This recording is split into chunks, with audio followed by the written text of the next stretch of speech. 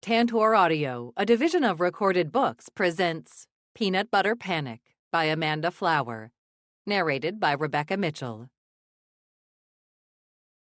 Chapter 1. Careful! Don't drop the turkeys! We will be ruined if we don't have turkeys on Thanksgiving.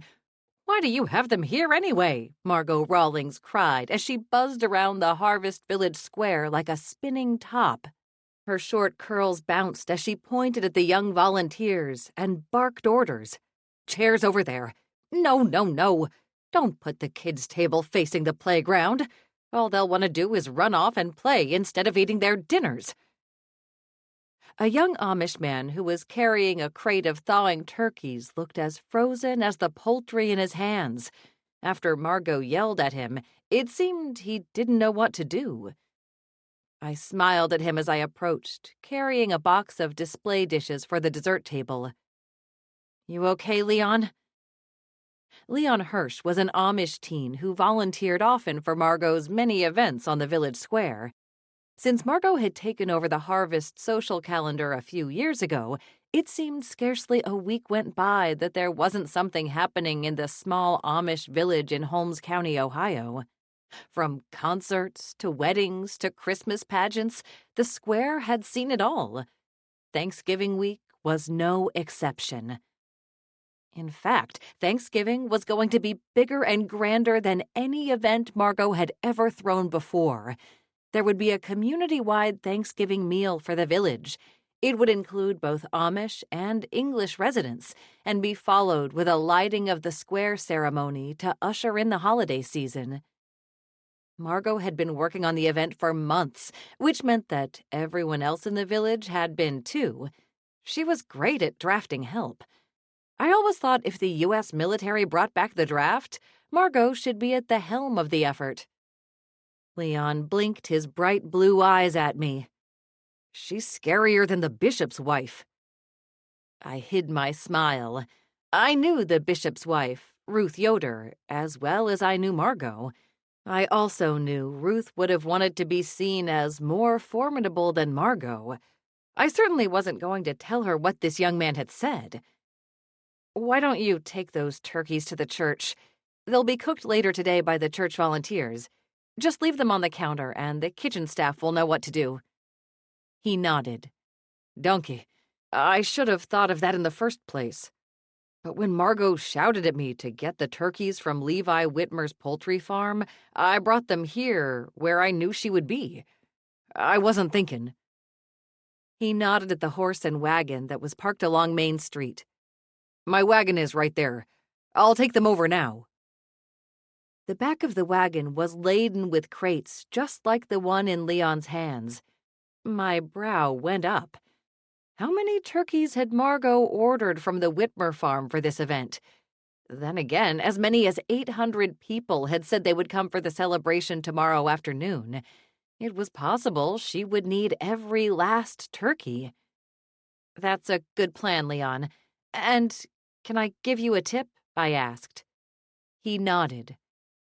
"Give yourself a break. You're doing a fine job. Just remember, Margot is, well, let's just say she is very exacting. For better or worse, she treats everyone the same. It's not you." He licked his lips and nodded. "Danke, Bailey. The Esch family is right. You are very kind for an Englisher." I smiled, taking no offense at the "foreign Englisher" comment. It was one I had heard before, and many times since I'd moved from NYC to Harvest. With the crate in his arms, he hurried back to his wagon, loaded the turkeys into the back with the others, and drove around to the church, which was just on the opposite side of the square on Church Street. It was a gray and cloudy day, as was typical at the end of November, but there was a bright blue patch of sky above the church's tall white steeple. The forecast for tomorrow, Thanksgiving morning, was clear skies and warmer temperatures. The weather was something that could never be guaranteed in Ohio, but I hoped for the sake of the festivities that the prediction was accurate. I could only imagine the flurry of activity that must be happening in the church kitchen at the moment. When Margot and Juliet Brooke, the pastor's wife, had put their heads together to sponsor a village-wide Thanksgiving dinner, I don't believe they realized how much work it would take. Then again, maybe Margot, who was one of the hardest working people I had ever met, knew. However, I bet all the activity had taken Juliet by surprise. "Bailey King?" Margot pointed at me. "Just the person I wanted to see." I sighed.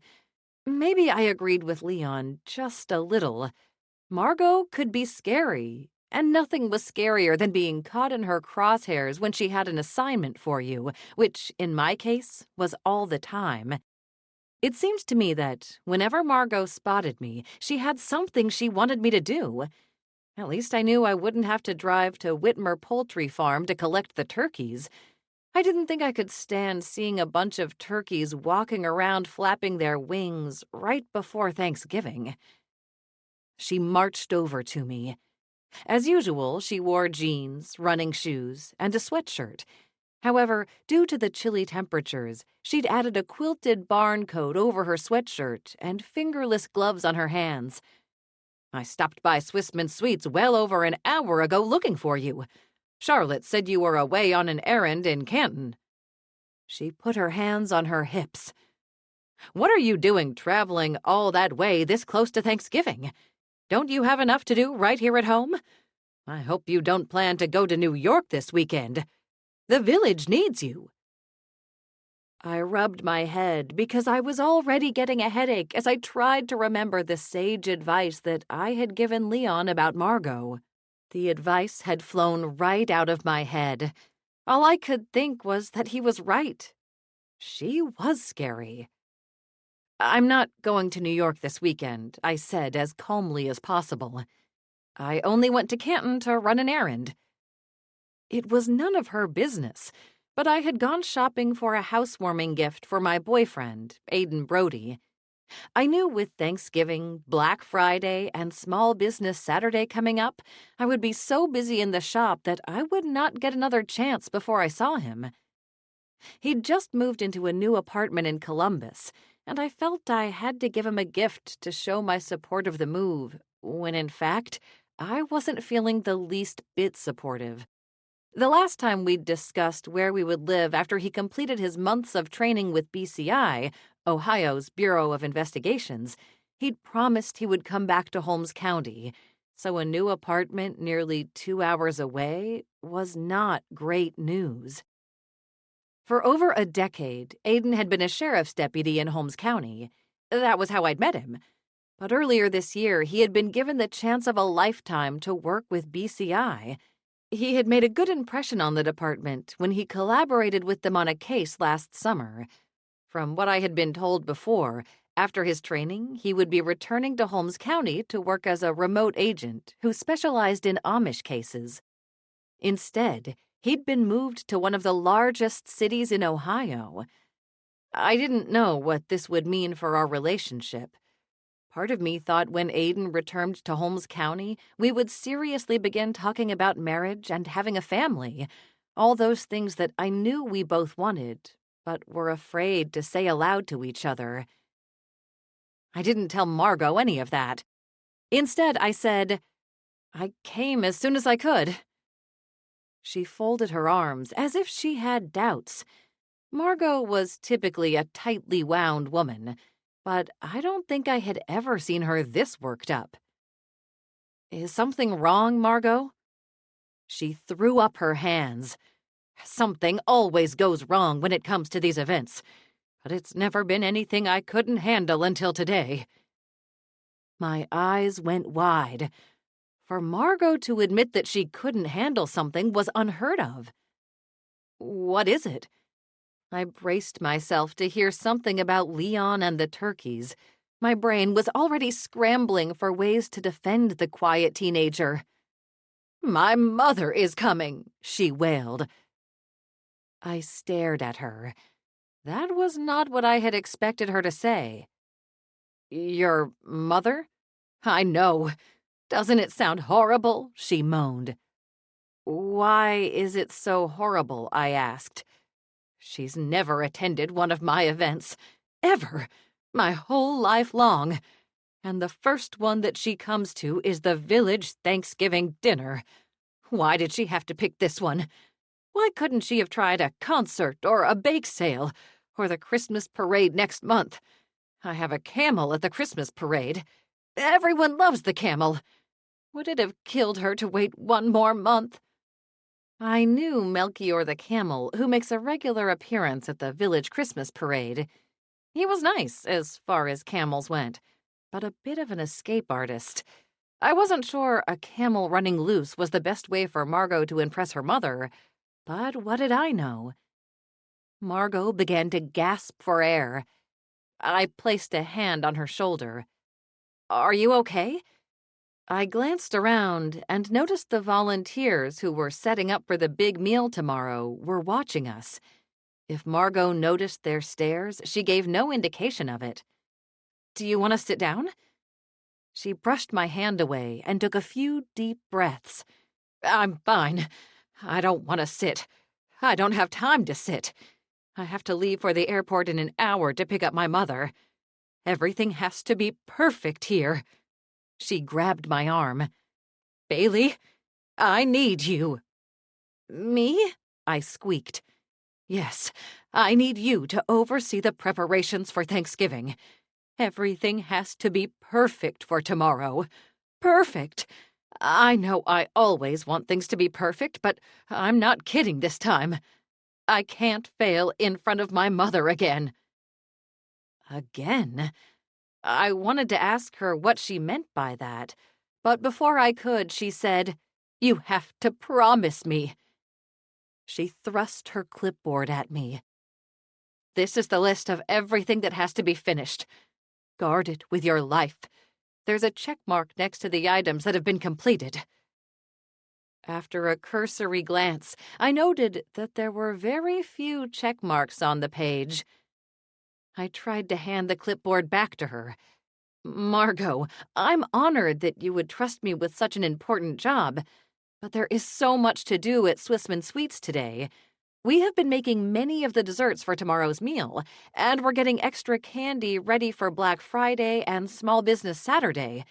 This is our biggest weekend of the year." She would not take the clipboard. "You don't understand. You have to help me." "What about Juliet?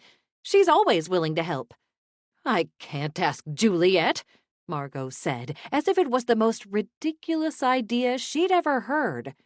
"She's in charge of the food preparation happening at the church. And to be perfectly frank, you're the only one who even has any remote chance of doing the job as well as I can." I frowned. "Thank you?"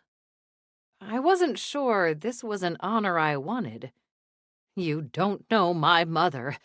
She expects perfection, always and in all things." I guessed Margot was in her 60s, so her mother had to be over 80 years old, and yet Margot still feared her? She took a breath. "Mother, the Honorable Zara Bevan, was a powerhouse attorney and the first female judge in Holmes County. She excels at everything she does." She paused. "Until she had me." I had known Margot for a while now, and I had never known her to undervalue herself. Even when something went terribly wrong at one of her events, like a dead body, she handled it with the efficiency and confidence of someone who always believed that they were in the right. However, at the moment, Margot looked anything but confident. She looked terrified. The Honorable Zara Bevan must be a force to be reckoned with indeed. "Where does your mother live now?" I asked. "Where is she coming from?" "Fort Myers, Florida. She moved there about 15 years ago. She can play outdoor tennis all year round down there. She says indoor tennis is not the same. She's 86 years old and still plays tennis every day. She was even in the Senior Olympics. How many people can say that their mother is a senior Olympian?" I can't think of any others, I admitted. It seems your mother has achieved a lot. You have no idea. All she does is achieve, and she expects the same level of achievement out of everyone around her. Out of me. Has it been a long while since she visited you in Harvest? I asked. You can say that. She hasn't been back since she left. I try to get down to Florida for at least a few days every winter to see her. But between you and me, I'm always ready to come home at the end of the visit. Actually, I'm ready to come home before the visit even starts. I don't know how I'm going to survive this weekend. She grabbed my shoulders and shook me slightly. Bailey, I need your help. I'm desperate. I glanced down at the clipboard again and thought about the mile-long list that I had left on the kitchen island back in Swissmen Sweets just a few minutes ago. How was I ever going to get all of this done? But I said, all right, I'll help you. Really, there was nothing else I could do. Chapter 2. Margot was a smart woman, and she didn't wait around to see if I would change my mind. To be honest, I regretted my promise to help as soon as the words were out of my mouth. I didn't have time to take on this massive project. But even if I could work up the nerve to say so, I never got the chance, because Margot ran across the green to the church as if the heels of her sneakers were on fire. I could only assume her getaway car was parked in the church lot. I looked up from Margot's list, which seemed to grow longer by the second. What on earth did dancing pilgrims mean? As far as I knew, there was no dancing at the first Thanksgiving, and pious pilgrims would not be the first group of people that I thought of cutting a rug. Also, did she want to offend the many Amish in attendance? Amish folks didn't dance at all. Everything okay? A kind yet gravelly voice asked. Lois Henry stood a few feet from me. In her arms, she held a half-dozen woven cornucopias. I consulted the list. Sure enough, number 158 read that Lois Henry would be supplying the cornucopia centerpieces for the tables stuffed with fresh fruit and flowers. I'm all right, I said, just trying to take it all in. Lois cocked her head, and her bright, spiky purple-red hair caught in the sunlight. You don't look all right to me. Is that Margot's clipboard in your hands? Does she know that you have it? I would put it down on the ground and walk away slowly if I were you. She guards that thing like a hawk. She swiveled her head back and forth, as if waiting for Margot to jump out of the bushes that circled the large white gazebo in the middle of the village square. One chunky plastic green earring hit the side of her face as her head turned. Lois never met a piece of costume jewelry that she didn't love. She gave it to me, I said. She had to go to the airport to pick up her mother. She asked me to take over checking things off the list for tomorrow. It's quite a list. I flipped to the last page. There are 311 items on it. I let out a breath. Oh, wow! Lois gasped. Zara is coming back to the village. We had better batten down the hatches. There are going to be fireworks. I stared at her. You know Margot's mother? Sure do. She whistled. The woman is a powerhouse to be admired and feared. I held the clipboard to my chest. That was the impression I got from Margot, too. She held up the cornucopias. Let me set these down and we can tackle that list together. I'd really appreciate that, Lois. To say that I'm stretched to my limit would not be an exaggeration. This is a big weekend for retail, and your business is booming. She dropped the cornucopias onto the same table where I'd left my display dishes when I went to rescue Leon. How do you know Zara? Margot and I grew up together. She was behind me a few years in school, but the school was small. Everyone knew everyone else. Her mother was something. Back when we were kids, there weren't as many single moms as you have today. I think a lot of women stayed married because they felt like they didn't have any choices. Not Zara, though. She was divorced and put herself through college and law school. All the while she was raising Margot, too. Lois placed a jeweled hand to her chest. As a strong woman who has been a single mom and married 4 times myself, I can appreciate that. Do you know why Margot wouldn't want to see her? I asked, and then I held up my hand. You don't have to tell me. I'm prying into their relationship, and that's personal business. Maybe you are just a little bit, she said with a wink. But I'm not going to tell you anything that people over 50 in the village don't already know. Margot's mother can be harsh.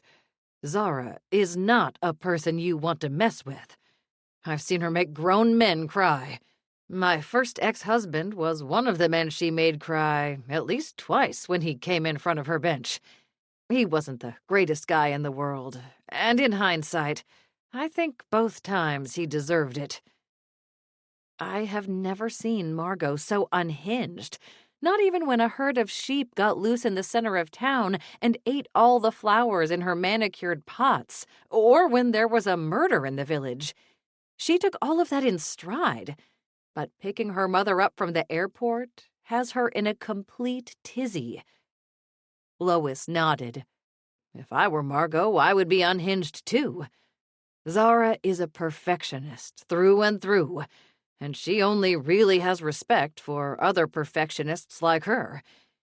As hard as Margot tried, she never measured up to her mother's standards of greatness. She wasn't pretty enough, athletic enough, or smart enough. She was a good student, but never had the highest grades. Hearing this made me sad. But I would say that Margot is very successful. With everything she's done for the village, she should be proud to show her mother her accomplishments. Lois twirled one of her large rings around her finger.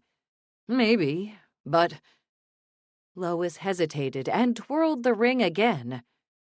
Zara was such a perfectionist. She was, well, rather obsessive.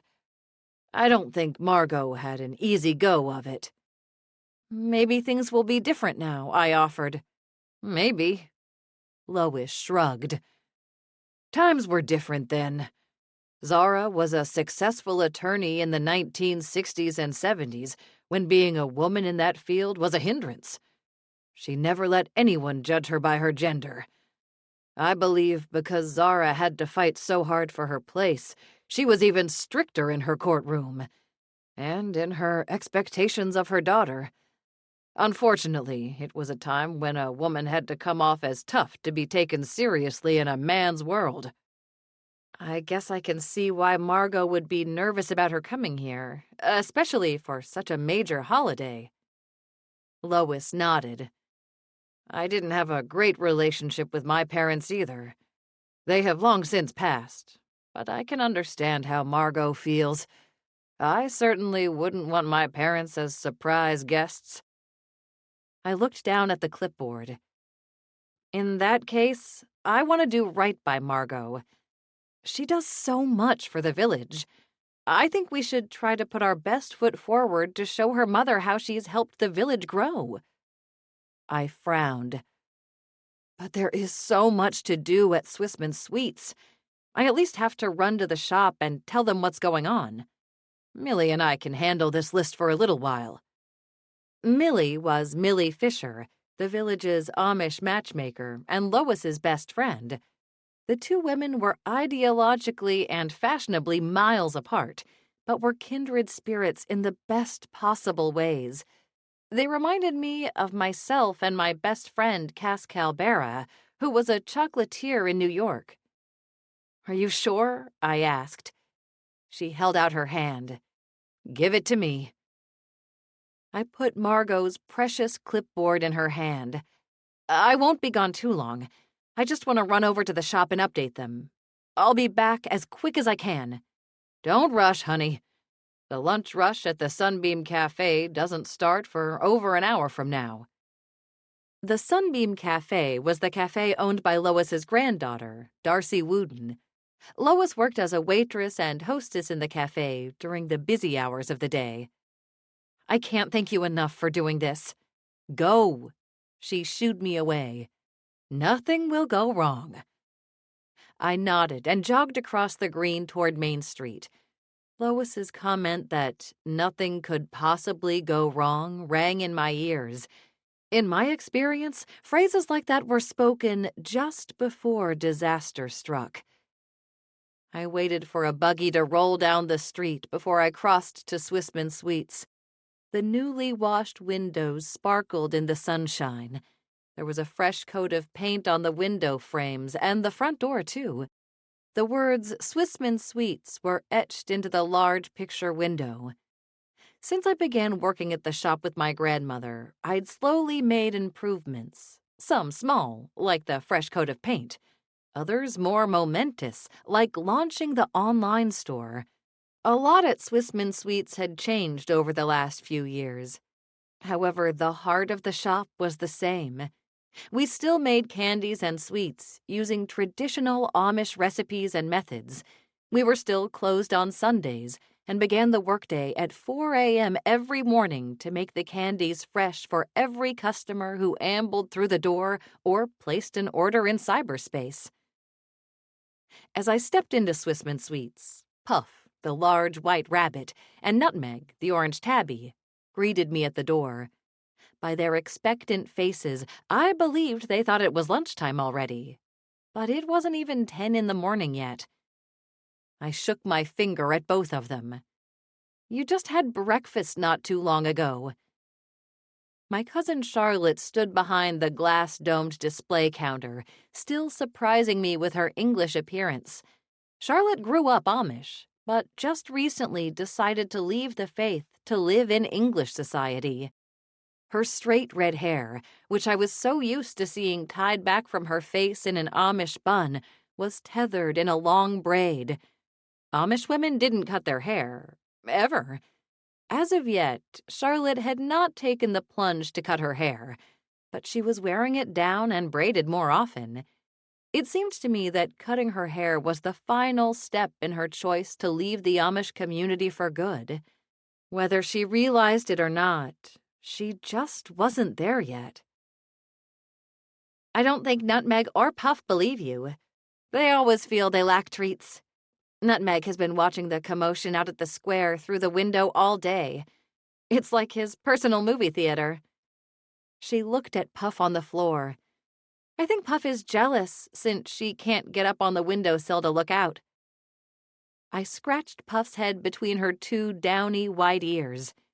You will get extra carrots tonight. I promise. She twitched her nose. I was certain that she was making a mental note about the treat. If I forgot, she'd remind me. Puff loved carrots. Why were you over there so long?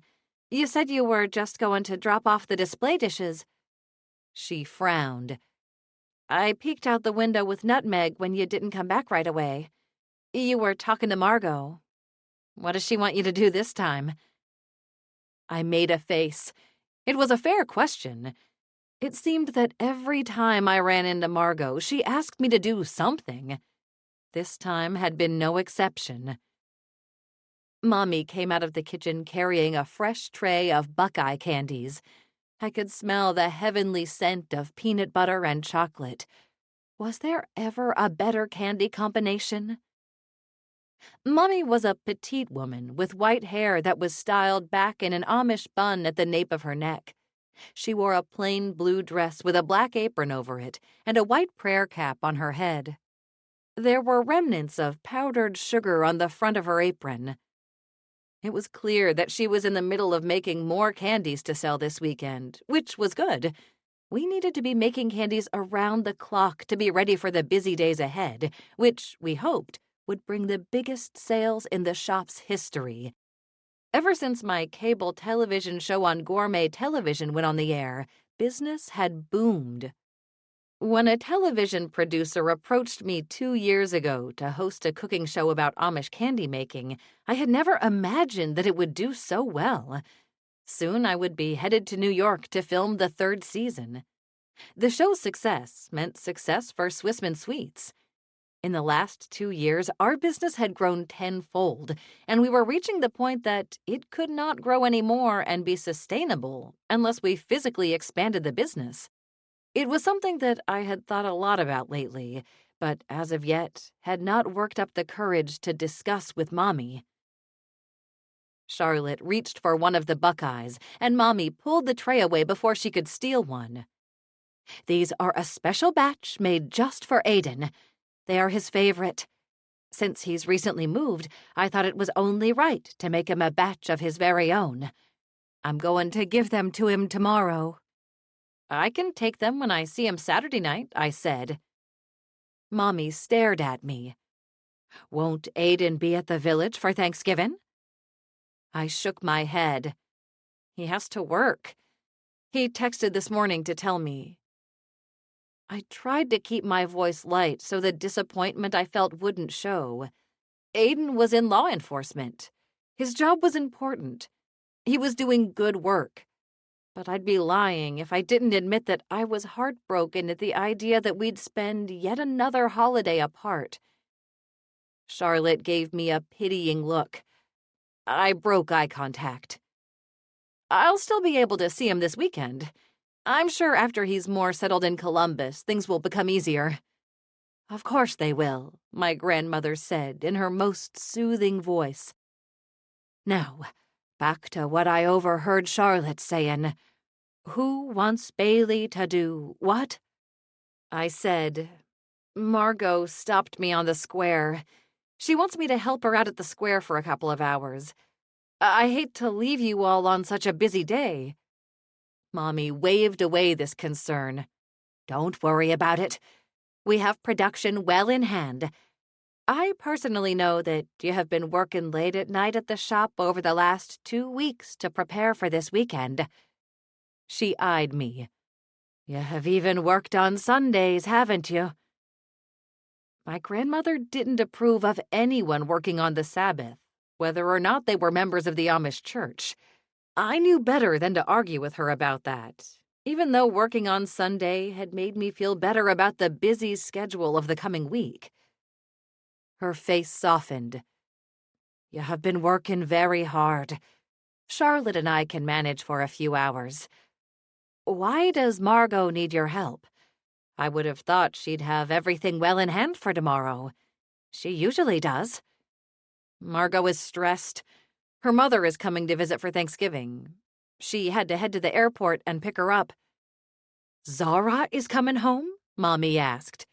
"You know her too?" I asked. "Too?" Mommy's eyes went wide.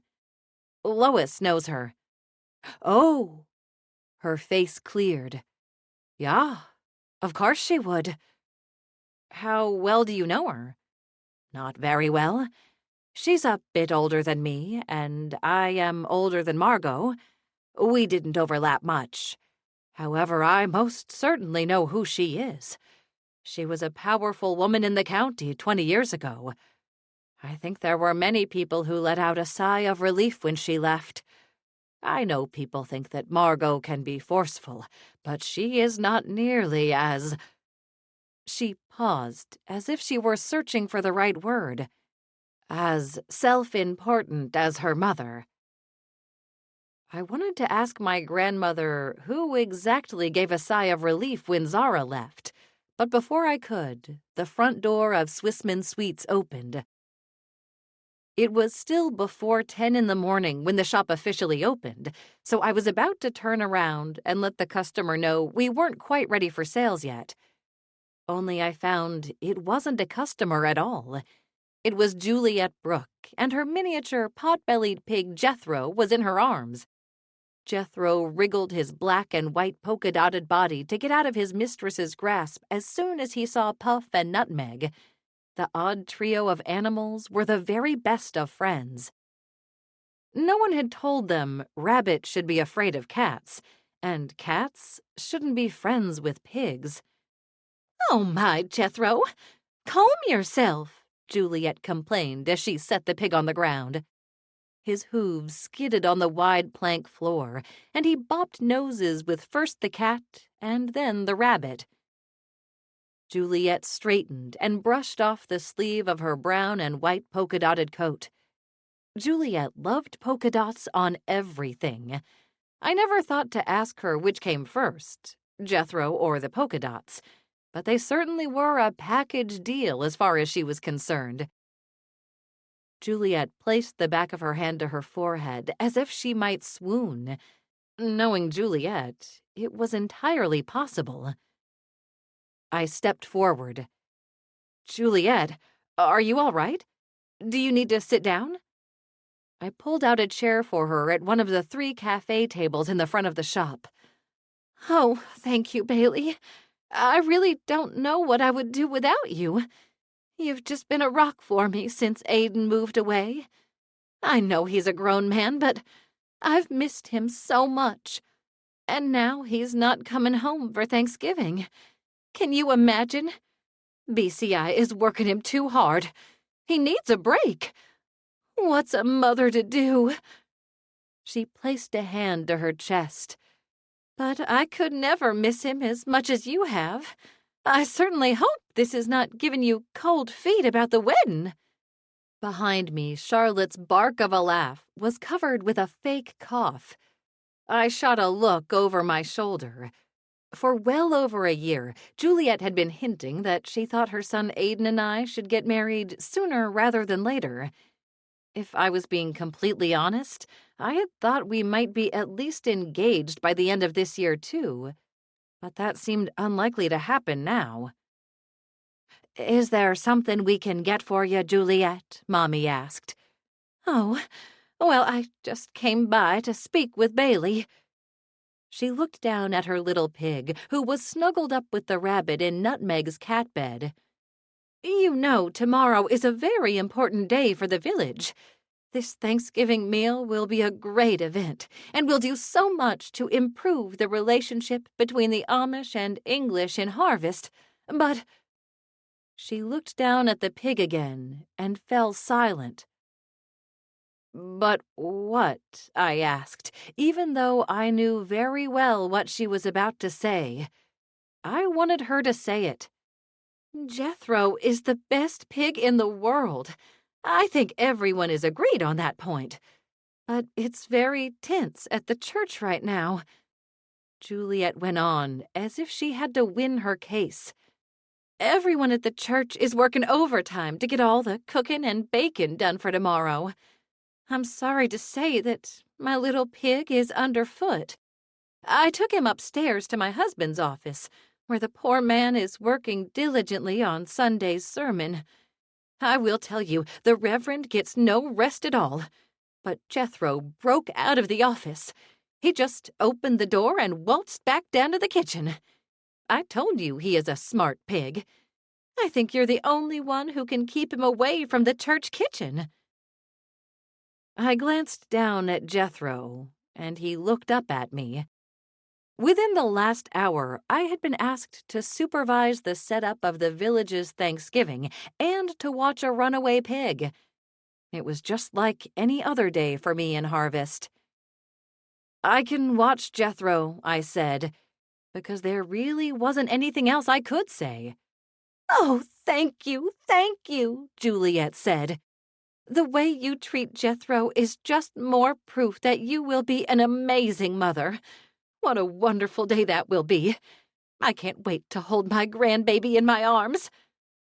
Her native Carolina accent grew thicker as it always did when she spoke with emotion. After Juliet left, Charlotte chuckled. "I'm sorry, Bailey. I shouldn't laugh, but it seems to me that you always get stuck with that peg." It seemed to me that was true, too. Chapter 3. Before I left the shop and went back to the square to relieve Lois and Millie, I went over the very long to-do list that we had planned for the candy shop that day. Our other shop assistant, Emily Keem, A young Amish mother with the most gorgeous natural blonde hair arrived to help for the day. Mommy and Emily would work in the back of the shop making candies for online orders and to sell in the shop over the holiday weekend, while Charlotte would work up front. When she didn't have customers, she would package candy and fill display cases. I looked up from the list. I shouldn't be on the square for too long. Maybe Margot will only be gone for an hour or two longer. Mommy patted my hand. Do not worry. We will do very well, just the three of us, until you return. I squeezed her hand. I know you will. She smiled. Maybe next year business will calm down a bit. We have been working nonstop for too long. I noticed the tiredness on her face and the beads of sweat across her brow. I bit the inside of my lip. My grandmother's comment did not bode well for my plan to expand our candy business. I hadn't even told her that I had been looking for places to convert into a candy factory. I bit my lip a little harder. My ambition to expand the business was for her, too. With more space and more employees, she would be able to semi-retire. I knew that it would be impossible to convince her to retire completely, but it pained me to see how hard she pushed herself to keep the business going, especially when I was away filming in New York. Even if I found the perfect location, she still had to agree to it. That wasn't going to be easy.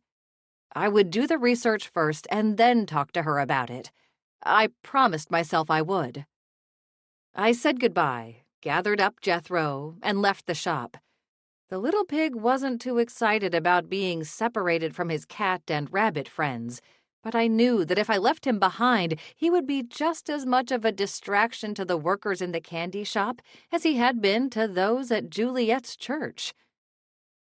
When I crossed Main Street to the square, I immediately noticed how much had been completed in the short time I had been gone.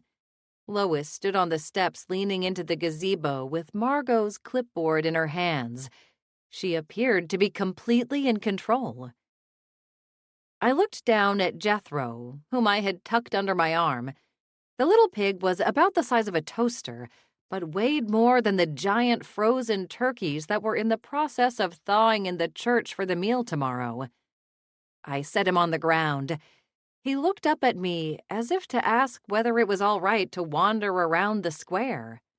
Don't leave the square, I said, or eat any food that you might find sitting around. Just remember, it's not there for you. He wiggled his snout. I didn't take that for affirmation that he would do what I asked. Jethro was a sweet, funny, and adorable little pig, but no one would say that he was obedient. Not even Juliet. Lois waved to me and came down the steps. I see you have been saddled again with the village pig. I looked down at Jethro, who had his snout buried in the grass and was deeply inhaling all the wonderful scents. Juliet said he was making things a little challenging in the church as the Thanksgiving meal was being prepared. I imagine that he was. Lois handed me the clipboard. While you were away, we got 6 items checked off the list. There are maybe 5 more tasks that you can get done today, but the rest will have to be left for tomorrow. Millie Fisher walked over to join us. She was an older Amish woman with white hair and friendly eyes. She wore a navy blue dress under a brown barn coat and a white prayer cap on her head. Will Margot be here tomorrow to oversee final arrangements? Millie asked. I accepted the clipboard from Lois. I assume she will, but now that I think about it, maybe I should have asked her. I don't honestly know when she plans to come back from the airport. I bit my lip. Had you heard something different? She shrugged. Nay, I was just so surprised when Lois told me that Margot left in the middle of settling everything for Thanksgiving. That's not like her at all. And then again, I can't remember the last time Zara came to the village. Me either, Lois said. I had just assumed she was dead. Lois, Millie gasped. That's a horrible thing to say. The woman is in her late 80s. It's not unlikely that she might have passed, and as far as I know, Margot never speaks of her. Millie shook her head. I do want to thank you both for helping me out. I glanced at Main Street, hoping to see Margot's car, even though I knew it was too early for that. The airport was almost an hour away. It would be at least 2 hours before she came back, and that assumed Zara's flight was on time. Lois waved her hands. No need. It was fun. Both Millie and I like to give orders. Speak for yourself, Lois, Millie said in return. I did. Her friend grinned. I just happened to speak for you, too. Millie rolled her eyes. I stifled a laugh at the image of an elderly Amish woman rolling her eyes. After the pair left the square, I spoke with several of the young Amish volunteers and found that everyone knew what they should be doing. Lois and Millie had done a great job of assigning and confirming everyone's tasks. There wasn't much left for me to do. I wondered if I could sneak away to the candy shop, which had just opened for the day. There was already a line outside. People were dropping in to buy candies for their Thanksgiving get-togethers. It wasn't a long line, but I knew the ladies in the shop must have their hands full. Jethro was under the long Thanksgiving table that stretched from one end of the square to the other. That table alone could seat 40 people. Other tables of varying size peppered the square. In all, there was outdoor seating for 400 people, and inside the church there was an additional 400 seats in the fellowship hall for those who preferred to eat indoors. That was 800 at Thanksgiving. Harvest had a little over 1,000 residents. Many of them were Amish and living outside of the village proper. Margot guessed that around 200 residents would not come to the meal. People had been asked to sign up. Over 600 did. Providing enough seating for 800, Margot believed she'd covered all her bases, and knowing her, she had food for at least 1,000. Bailey King, I need to talk to you. A sharp voice broke into my thoughts. Now, there were only 2 people in Harvest who shouted at me like that. One of them was Margot, and I knew she was at the airport picking up her mother. The other was Ruth Yoder. Ruth Yoder was the bishop's wife in my grandmother's Amish district. It was the largest district in Harvest, and the majority of the Amish living in the village were members or related to a member. Ruth took pride in the district's status in the village, and she didn't stand for any threat to her community's reputation. She and Margot were like oil and water. Ruth was a stocky woman with broad shoulders and steel gray hair that was pulled back into a severe Amish bun at the nape of her neck. She marched over to me with anger and determination in every step. Quickly, I scanned my memory for what I might have done to offend her. The truth was, it could have been anything. Ruth was one of the most easily offended people I had ever met. It was almost as if she sat at home thinking over what happened throughout her day and how upsetting it all was. Bailey King, I need to talk to you. Her tone was firm. Jethro ran down the length of the table and hid under a bush next to the gazebo. To be honest, I wished I could join him. I didn't want to have this conversation with Ruth either. It wasn't that I disliked Ruth. I knew she meant well, and no one cared more for her community. But the manner in which she went about showing that love could be off-putting, to say the least. She stood in front of me and put her hands on her hips. Is it true? Tell me. Is it true? She waited. Is what true? I asked. I knew it was a dangerous question. Clearly, I should know exactly what had her so worked up, but I didn't have an inkling. Zara, she practically shouted. Leon, who was unloading folding chairs from a box truck a few feet away, jumped. "Zara, you mean Margot's mother?" I asked. "Yeah. Will she be here for the Thanksgiving meal?" It seemed to me that this was a loaded question. I knew the answer, of course, but I guessed by the way Ruth said Zara like it was a four-letter word that it wasn't the answer she wanted to hear. "I will take your silence as a yes. We will not stand for it.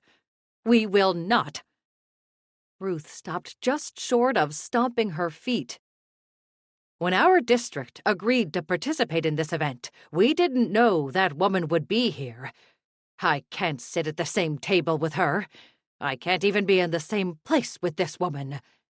Do you have any idea of the heartache she brought upon the Amish community in Harvest?" I blinked. No. That woman ruined countless lives with her harshness. You think Sheriff Marshall is hard on the Amish in Holmes County? He is nothing compared to her. I would take 3 Sheriff Marshalls over one of her. I stared at Ruth, whose face was impossibly red by this point. That was a serious statement to throw around. Everyone in Holmes County knew of the sheriff's dislike for the Amish. Hayden had stayed on as a deputy in the county for so long for that very reason. He wanted to be on hand to help his Amish friends. In the last election, no one ran against the sheriff. Even if someone had, he had been in the job for over 15 years. It was unlikely that he would have lost. The people who would vote against him were Amish, but the Amish, with very few exceptions, didn't vote. "What did Zara do?" I asked. "I don't have time to tell you everything she did. It would take a year to list it all. But in the time that she served as judge in this county, she unjustly sentenced dozens of Amish men and even a few women to prison." She took a breath. "One of those men was my younger brooder. He never recovered from it. To this day, even though he is out of prison and has been for over a decade, he won't talk about what it was like for him during that terrible time. He never married because of it. He was the end of the male line for my family. How do you think that made my parents feel, to know that their name would end with my brother? She ruined lives, then retired to Florida, as if the years she was a judge in our county meant nothing at all. It killed my mom. I know she died early of sadness at what happened to her son." This was news. I had always gotten the impression that Ruth's family was perfect. What had her brother done to have gone to prison? Had he been framed? Was that what Ruth thought? That he had been sentenced unfairly? "Why was your brother arrested?" Ruth narrowed her eyes at me, and immediately I realized I'd stated my question incorrectly. "You think it was his fault?" she asked. I held up my hands. "I just wondered what he was charged with. I'm not making a judgment as to whether he was innocent or guilty. What he was arrested for is beside the point." I didn't think it was, but I knew better than to say that. "Now, will she be there or not?" "I believe she will." She shook her head. "I was afraid you were going to say that. Then I have no choice but to advise my husband to forbid the members of the church from attending tomorrow. We cannot be at the same table with that woman, not after all the trouble she has caused our community." "Ruth, Thanksgiving is tomorrow. You can't make that decision so close to the event. There are so many people who are looking forward to it." Margot came first and foremost to my mind. She was already hoping to impress her mother with everything she'd done in the village to build the community. If the Amish in the village didn't show up for Thanksgiving, her goal would be ruined. Ruth pursed her lips. "Ruth, please don't do that. So many of your church members have helped and been involved in the meal. They will be sorely disappointed not to be able to attend. I would have thought, after all this time, Bailey King, you would finally realize how Holmes County works, but it is clear to me that you did not. I blame Clara for that. She should have taken a firmer hand with you. A firmer hand? I'm over 30 years old. I moved here as an adult with an established life and career. I'm not a child to be disciplined. Precisely. Sometimes I wish that you had just stayed away, Ruth spat. Margot thinks she is the reason that Harvest has become such a travel darling in the last several years.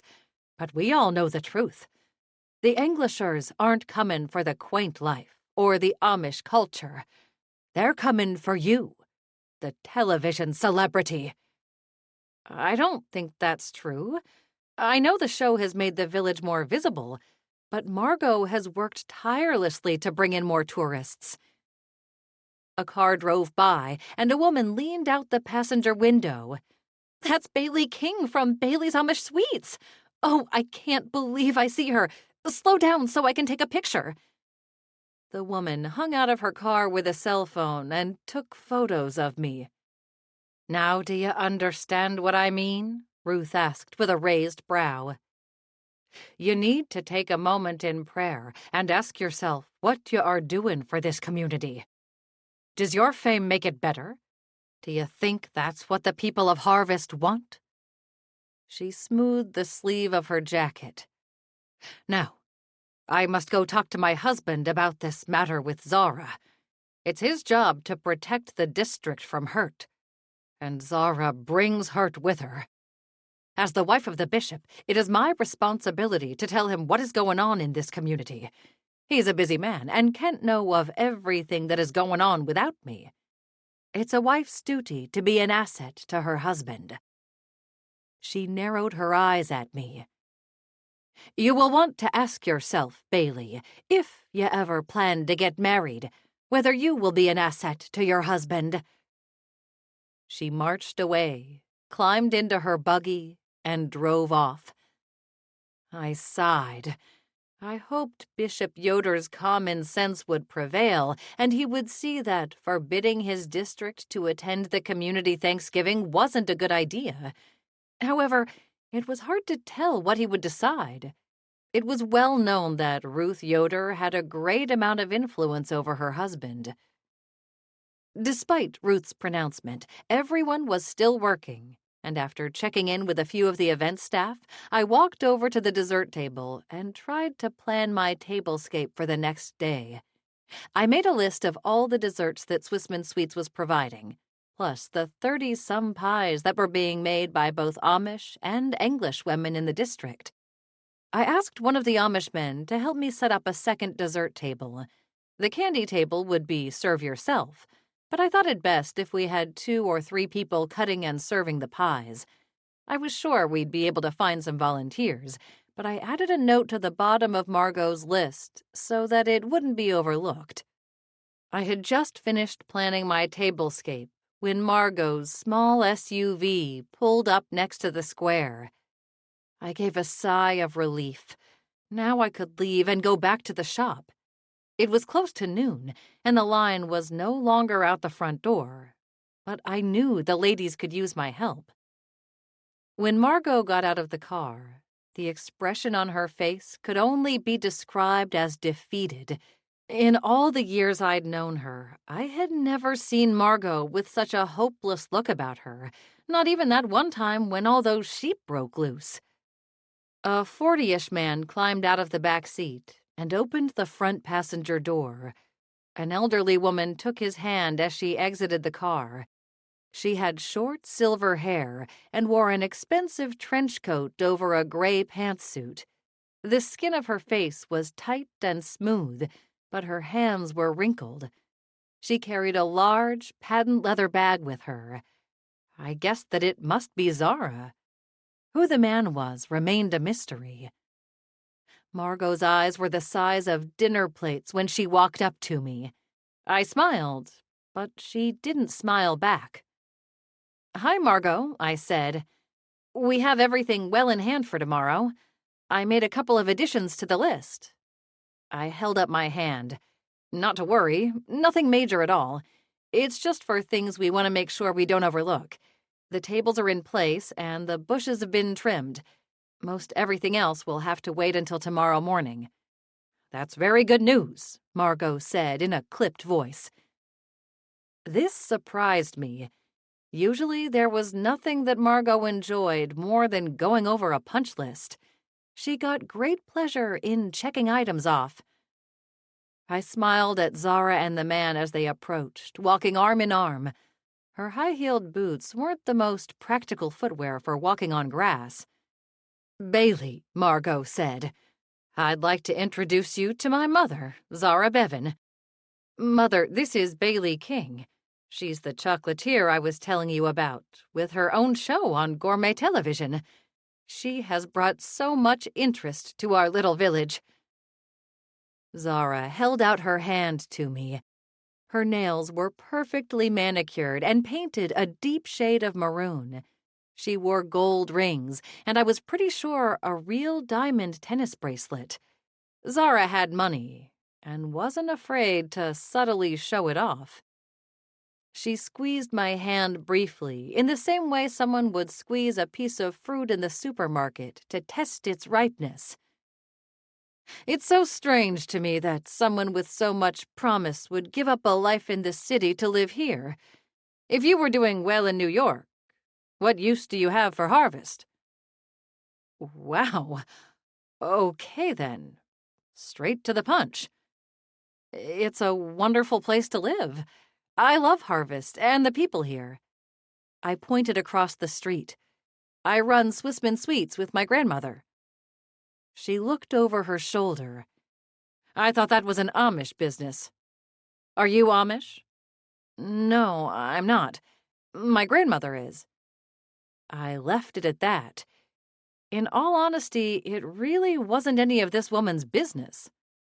Zara nodded. She was a beautiful woman. Even though I had been told she was 86, she didn't look a day over 60. If it had not been for her hands, I would have said she was even younger. Between Zara and her daughter, she looked like the younger person. Margot's face was blotchy, and her curls sprang out of her head as if she had been pulling on them all day. I took the deflation of her springy curls as a warning sign. Margot pulled on them when she was especially agitated. A growling sound came from the older woman's purse. I stared at it. Zara patted the bag. "Not now, Gator." "Hush, you." The growling only intensified. "It's my dog. I take him with me everywhere. He's tired from the flight and doesn't want to be confined any longer. I should let him out to have a runabout." She handed the bag to the man standing next to her. "Will you help Blaze?"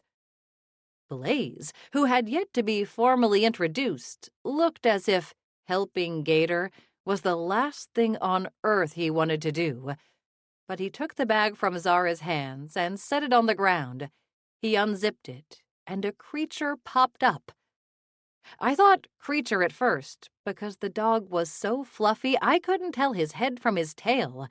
I found out quickly, though, because the little puff of a dog jumped at me with jaws out. I hopped back. "Gator, be nice," Zara said. The man grabbed Gator just before he could bite me. I didn't believe nice was something in Gator's vocabulary. He clipped a leash on Gator's collar and set him back on the grass. The little dog shuffled around our feet. I took care to keep at least one eye on him at all times. "It seems odd to me that you would come back to work for the Amish after leaving," Zara said. I bristled at her tone. "I don't work for the Amish. My grandmother and I are partners. I didn't leave the Amish either. I grew up in Connecticut." She pressed her lips together as if she didn't believe me. Likely due to her years with a gavel in hand, she appeared to be looking for cracks in my story. I could see as a judge she would be a tough woman to convince of one's innocence.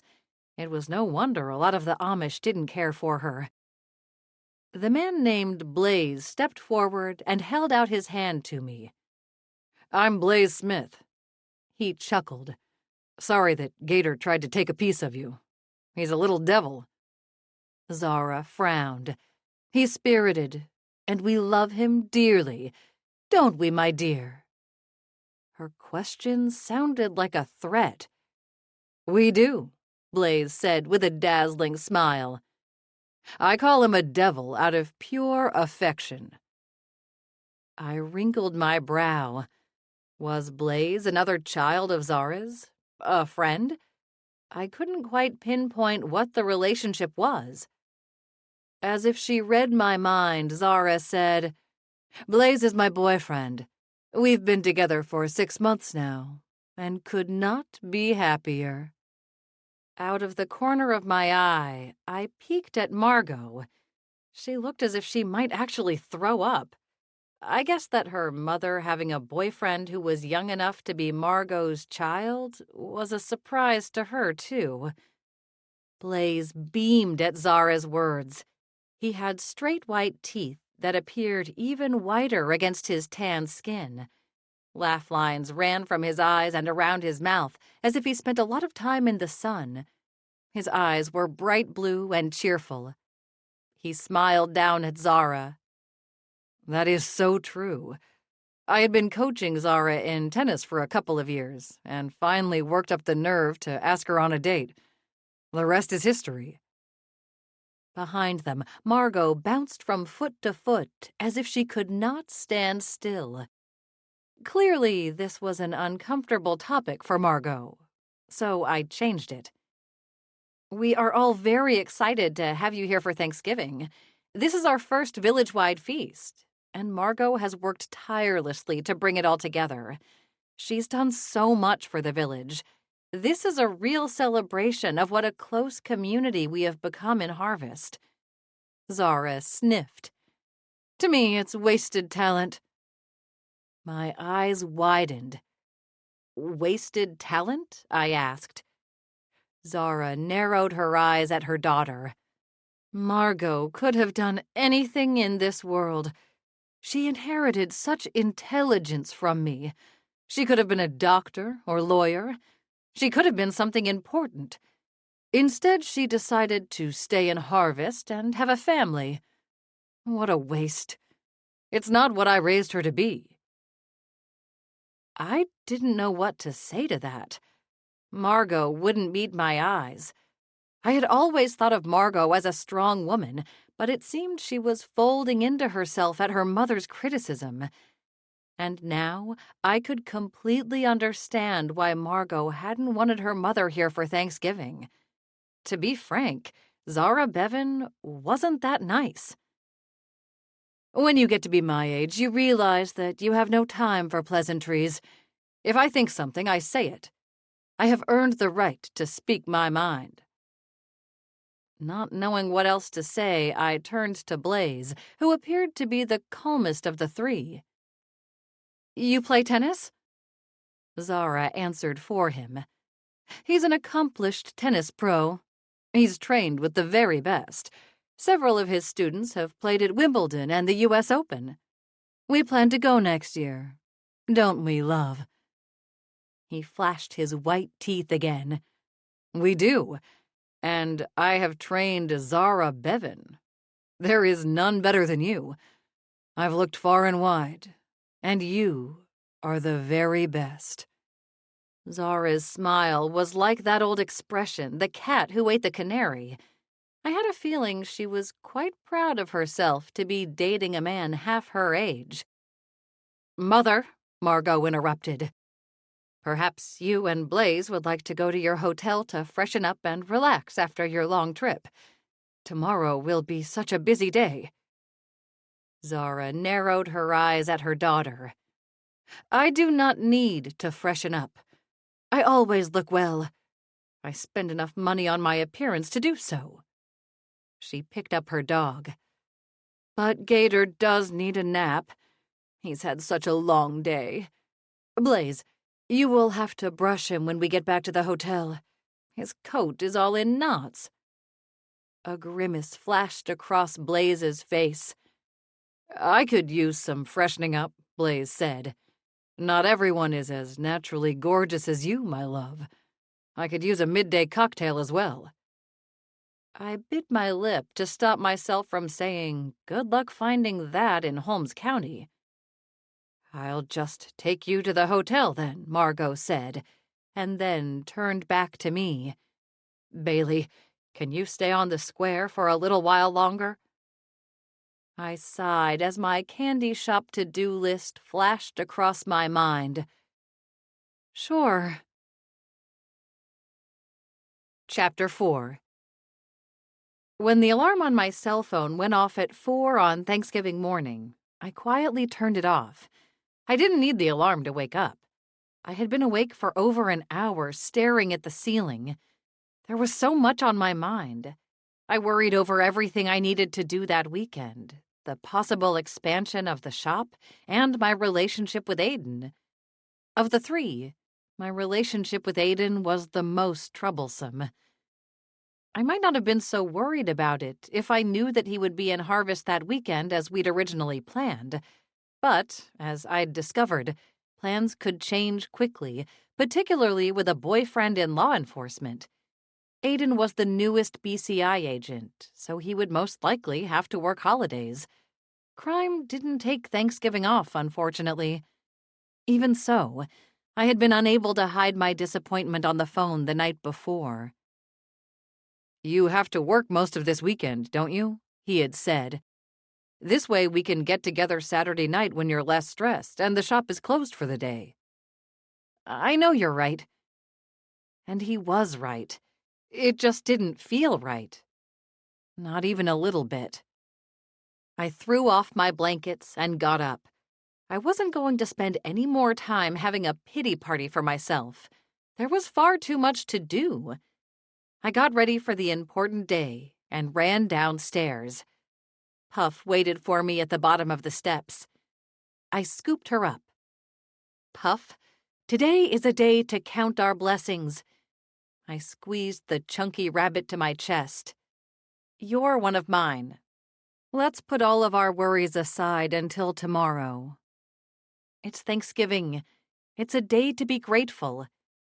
The rabbit wriggled her nose and tried to wriggle out of my arms. She liked to sit on my feet and enjoyed a good scratch between the ears, but she did not like to be held. One thing she disliked even more than being held was being forced to wait for her breakfast. She squeaked. It was a high-pitched sniffling sound and just about the only noise she made, but I knew it meant she had had enough. I put her down. All right. How about some carrots for breakfast, since it's a special day?" She shook her little cotton ball tail in anticipation. After I fed Puff, I corralled her in the kitchen for the day using a baby gate. Typically, I would take her to the shop, but there would be so much activity on the square, I knew she'd be much more at ease at home. The Thanksgiving celebration wasn't until 2 in the afternoon, but Margot expected Charlotte and me to be there at 9 to finish setup. That gave me a few more hours to get some work done at Swissmen Sweets. Many of the candies we'd made the day before had to be packaged.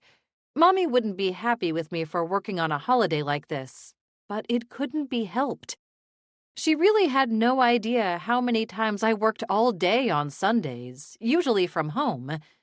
That had gotten worse since Aiden joined BCI. Before, we spent almost every Sunday together.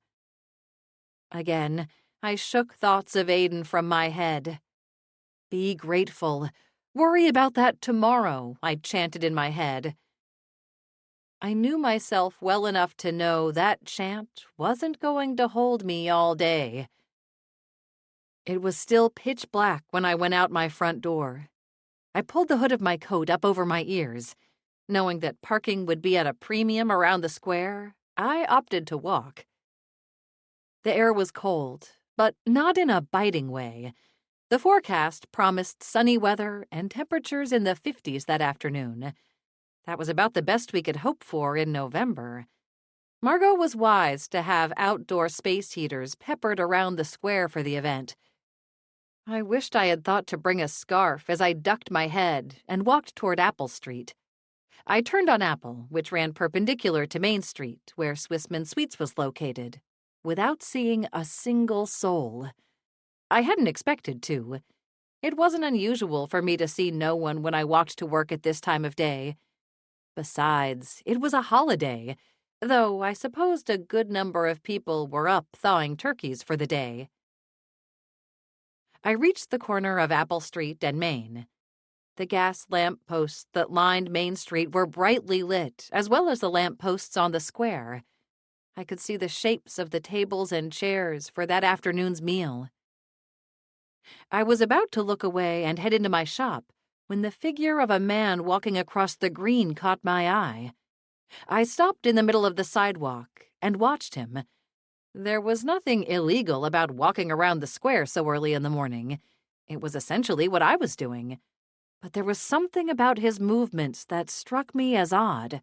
He was quite tall, and I wondered if it might be Abel Esch. I frowned. Abel would be just the one to be creeping around the square in the dark. Could he have already been released from prison?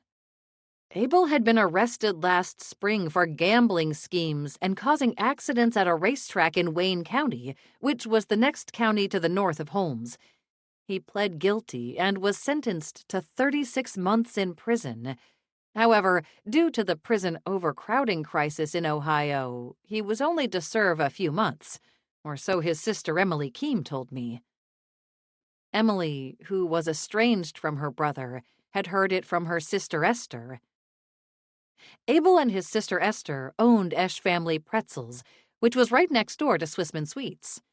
When I first moved to Harvest, my relationship with the Esch family was tenuous at best. Esther didn't care for me, mostly because she thought that I'd stolen Emily from the family business. After she married, Emily came to work part-time for me. She couldn't stand working for her overly critical sister any longer. Last spring, Emily and Esther made amends. Emily still worked for me, but the two sisters were speaking again. My relationship with Esther was much better, too. Although I wouldn't say that we were friends, she did wave to me when she saw me in the street. Sometimes. It was a slow process to win over Esther Esch.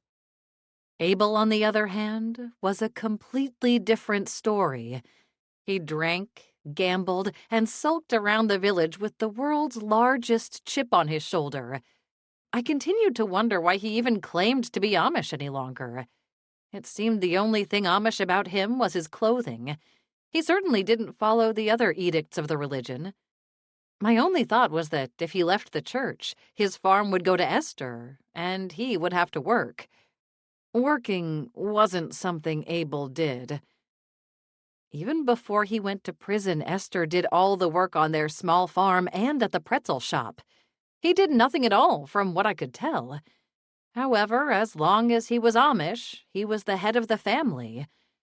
There were so many things about Amish culture that I admired, but there were parts that made me uncomfortable, too, such as Abel having authority over his unmarried sister just because he was a man. I wished that Esther could kick her brother out of the house. But if she did that, she would be the one in trouble with the district, not Abel. If he was released from prison, did that mean he had been welcomed back into the district and was living with his sister Esther again? I hoped for Esther's sake that wasn't the case. Whoever it was creeping around the square in the early morning crossed the street and walked into the cemetery. If I didn't think the person was up to no good before, I certainly did now. Whoever had a good reason to step into a cemetery in the dark? Now, I will admit that I had gone into the cemetery at night before, but it was to save Jethro, who had gotten lost.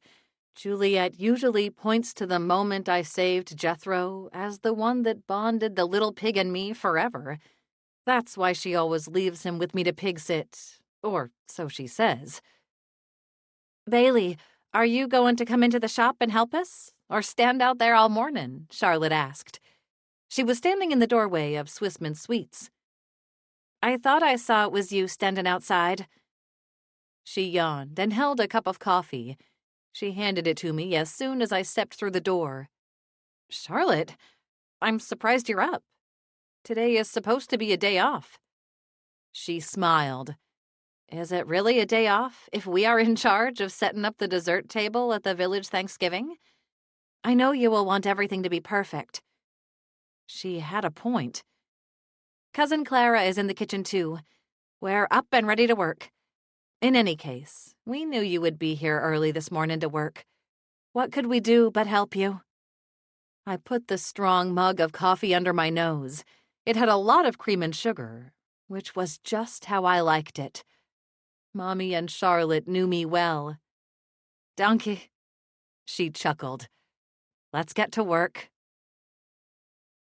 4 hours later, Charlotte and I rolled carts full of candy across Main Street.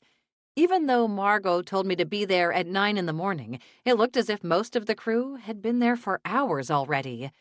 Volunteers were all over the square, making sure every last detail was in place. There was no food on the grounds yet, but plenty of decorations, tables, and dishes. "It looks like a scene out of a movie," Charlotte said in awe as she walked behind me. She was right. After so many events on the village square, I thought I would be used to such a scene. But it was clear Thanksgiving was special. Everything sparkled, and we had a gorgeous 50-degree day with bright blue skies. I recognized so many people there. I even saw my next-door neighbor Penny, who, as far as I knew, had never come to a square event before. Margot had been right that this event would bring even more people to the village center. She always seemed to be right about these things. The plan after the meal was to decorate the square for Christmas and have a tree lighting. Thanksgiving officially rang in the holiday season in Harvest, and Margot hoped that this would be the biggest Christmas season Harvest had ever seen. Or, at least, that was what she wanted until her mother and Blaze showed up. "Everything is so shiny, and everyone is smiling." Charlotte paused. "Everyone but Margot." She lowered her voice. "What's wrong with her?" I looked in the direction Charlotte indicated. Sure enough, Margot stood by the large Christmas tree that had been brought in from the Keem Christmas tree farm for the lighting ceremony. And she scowled at it. "I don't think she's very happy about her mother being here today," I said. "Why's that?" Charlotte asked. I knew I shouldn't have said anything. Charlotte was just as curious as I was and would continue asking questions until she got what she thought were satisfactory answers. "I'll tell you later. Let's get the dessert table set up. It's going to take a while." She shrugged and followed me to the table.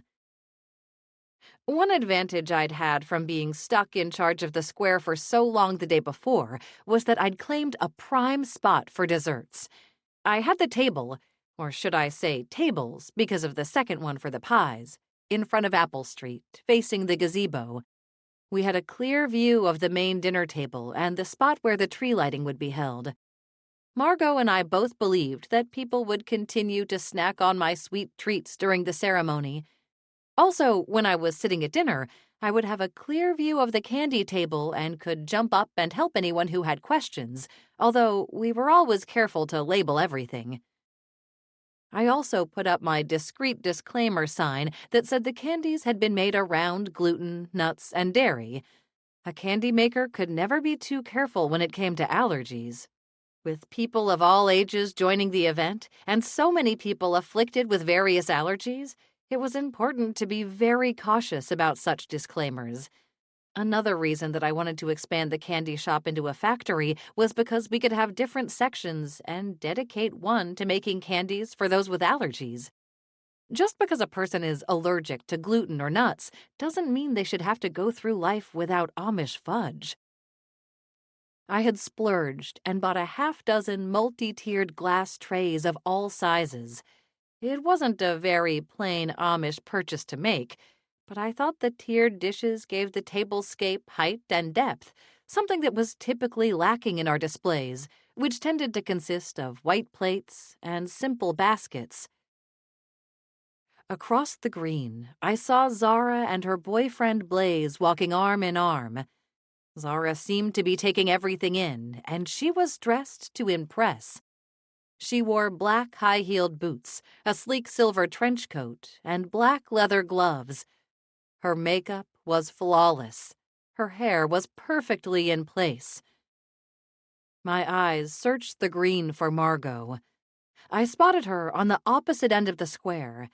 She appeared to be in animated conversation with Juliet and Reverend Brooke. Where her mother was elegant, Margot was, well, Margot.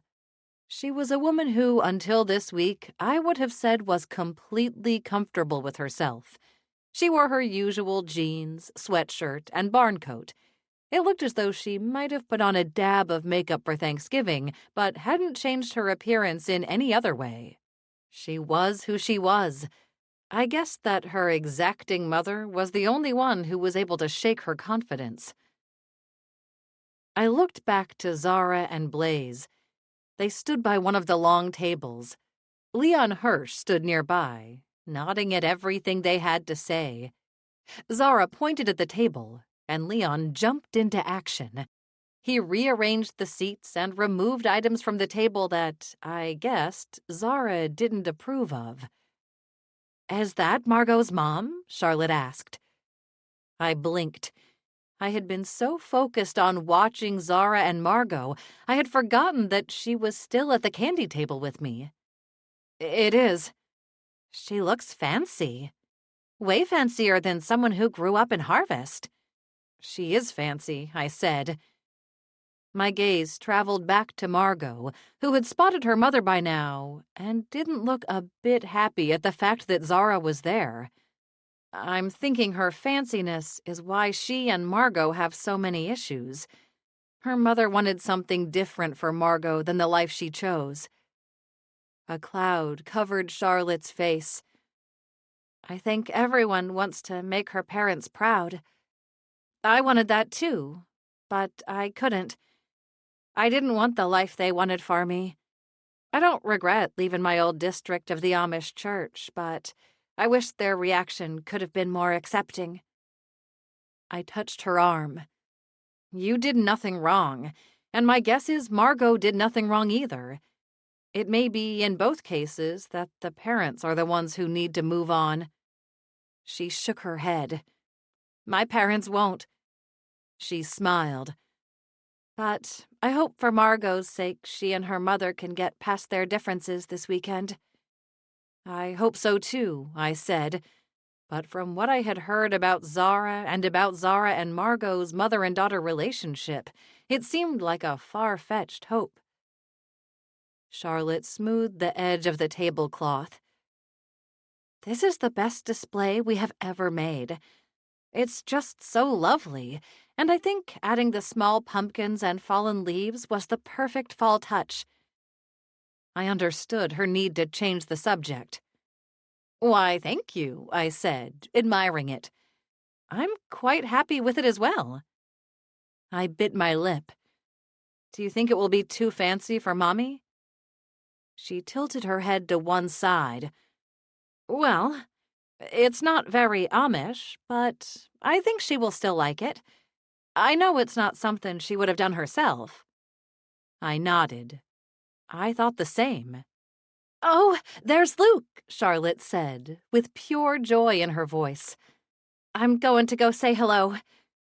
She plucked a cellophane bag of Buckeyes from the table. "Do you mind if I give him these right now? He likes them just as much as Aiden does, and I have a feeling they are going to go fast. Don't worry about Aiden. Cousin Clara kept a large batch of them back at the shop just for him." "Go ahead," I said with a smile. I kept that smile on my face as more and more buggies and cars rolled up to the square.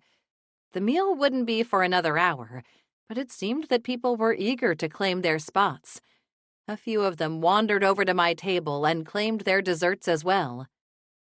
You're the television star that Margot introduced us to yesterday, Blaze said to me as he walked up with that bright smile on his face. He wore a gray wool sweater over freshly pressed chinos and dress shoes. He looked very much like a tennis pro off the court. He stopped in front of my table.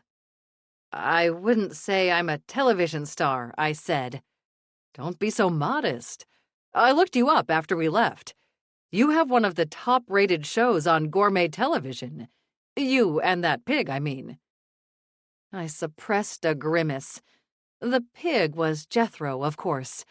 He had made a number of special appearances on Bailey's Amish Sweets. Juliet was convinced he would be the next Wilbur or Babe in the canon of world-famous swine. Blaze ran his hand through his hair, and it fell perfectly back into place. I was very impressed by your show. You have a face for the camera. I shifted my stance. Can I interest you in some Amish candy? When all else fails, turn the conversation to candy. That was my motto. He stiffened ever so slightly. No, thank you. I just wondered if I could ask you a favor. Something special. Just between us.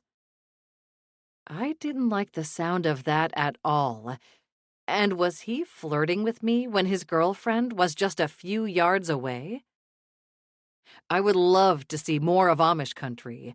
I don't know much at all about the Amish and am quite curious, Blaze said. But Zara isn't interested in being my tour guide. I was wondering if you could make some time tomorrow and show me around. I blinked at him, and I almost sighed with relief because I had the perfect excuse. It's nice that you want to learn something about the area, but I'm sorry. Tomorrow is Black Friday. I will be working in my shop all day. We will be very busy all weekend long. I hoped that he would pick up the not too subtle hint that I wasn't interested. Not even a little bit. He smiled as if my answer didn't bother him in the slightest. Oh, that's right. No one who works retail is off on Black Friday. That's usually the case, I agreed. Zara does have a sweet tooth. I know she will love all the offerings that you have here. She loves her chocolates. She has a piece of dark chocolate and a glass of red wine every night. She claims that's how she keeps her good health. Maybe tomorrow you can take a break and we can chat. I don't know if it's possible, I said vaguely, becoming increasingly more uncomfortable. I held one of the bags of Buckeyes out to him. Mr. Smith, would you care for some Buckeyes? They're one of Ohio's native treats. Get those away from me, he cried. I dropped the bag on the table. It bounced off the table and fell into the grass. I set the bag back on the table. Are you all right? He tugged on his collar. I'm sorry. I'm just very allergic to peanuts, so I don't want any of your Buckeyes. My allergy is severe. If I even touch peanut butter to my skin, I have a reaction. Oh, I'm sorry. I glanced down at the dozens of bags of Buckeyes on the table. I know it can be a very serious allergy. There are peanuts in my candy shop, so it's probably not the best place for you to visit tomorrow. If that's the case, you're right. I can't be around peanuts at all. His face broke into a perfect white smile. But it's good to hear that you are so understanding. Not everyone is, especially among the Amish. I frowned. Are you familiar with the Amish? I thought you said you knew very little about them. Oh! He shook his head as if clearing a conflicting thought away. I don't know much about Ohio Amish, but there are Amish communities in Florida, he said quickly. I nodded. Mommy and Charlotte had gone on Amish vacations before in Florida. Pinecraft is not too far from where we live in South Florida. Zara and I have gone there and played tourist several times. You always feel like you're playing tourist in Florida because there are so many out-of-staters around. It's hard to know who's local, who's seasonal, and who is just there to high-five Mickey Mouse. He smiled again. I'll be foregoing dessert today to play it safe. He smiled. I always bring my own sweets to a meal anyway. Your own sweets? He grinned. Marshmallow fluff. I put it on everything. I always bring my own jar to know it's safe. It's a good replacement for Amish church spread, which I could never have. I nodded. Amish church spread was peanut butter mixed with marshmallow. It would be a death sentence for someone with a peanut allergy. I frowned.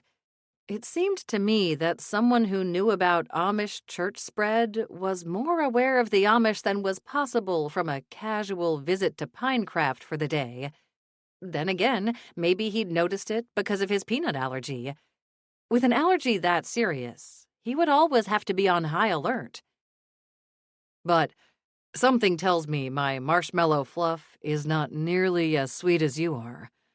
I would love to learn more about you. He winked. I didn't know how to respond to that. I watched him walk away with an icky feeling in the pit of my stomach. There were so many red flags about Blaze and Zara's relationship that had nothing to do with the age gap. I hoped for both their sakes they were happy. Chapter 5. The turnout for the first village-wide Thanksgiving was excellent.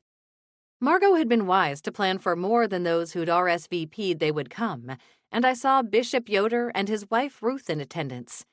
It appeared her scheme to convince the bishop to ban his members from attending had failed. However, I was surprised to see Ruth there when she was so dead set on not being in the same place as Zara Bevan ever again. Maybe she was just there to keep an eye on everything. Ruth did like to know what was going on. Of course, the bishop and his wife weren't the only familiar faces I saw. Everyone I knew in Harvest seemed to be there, from the owner of the market to Emily and her family of 4. Even Esther Esch was present and sitting with Emily and her family. Maybe the kindness of the holidays was a real thing after all. I noted that Abel wasn't there, so maybe he hadn't been released from prison yet. Margot stood at the top of the gazebo with a microphone. Usually she just used a bullhorn. This was a special occasion indeed. Everyone, Margot said, please take your seats. Reverend Brooke and Bishop Yoder will be giving the blessing. Finally, everyone was seated at the long tables around the square. Reverend Brooke and Bishop Yoder stood side by side in the middle of the gazebo so that everyone could see them.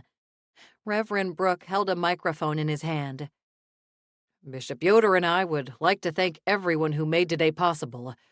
What a wonderful Thanksgiving it is that our two communities, the Amish and the English, can come together in thanksgiving to the same God and set our differences aside as we share a meal. We are so grateful to everyone who prepared the meal and spent the countless hours of planning to make today possible. In particular, Reverend Brooke went on, we would like to thank Margot Rawlings for another wonderful event. Everyone in this village knows who Margot is and how much she cares about Harvest. We are grateful for all your hard work. Not just today, but all year long. I stole a look at Margot. She sat rigid at the head of my table, which had a total of 40 people at it. She looked nervous, as if she expected someone or something to jump out and tell her that she was being tricked. Her mother and Blaze sat to her right. In front of him was a blue squeeze bottle that I guessed held his precious marshmallow fluff. Although I saw church spread on the other tables, I noted that there wasn't any at Blaze's end of the table. That was a relief. Of course, he or Zara would have asked for it to be removed. Blaze caught me staring and must have thought that I was looking at him. His face broke into a slow and what I assumed he believed sexy grin. I looked away.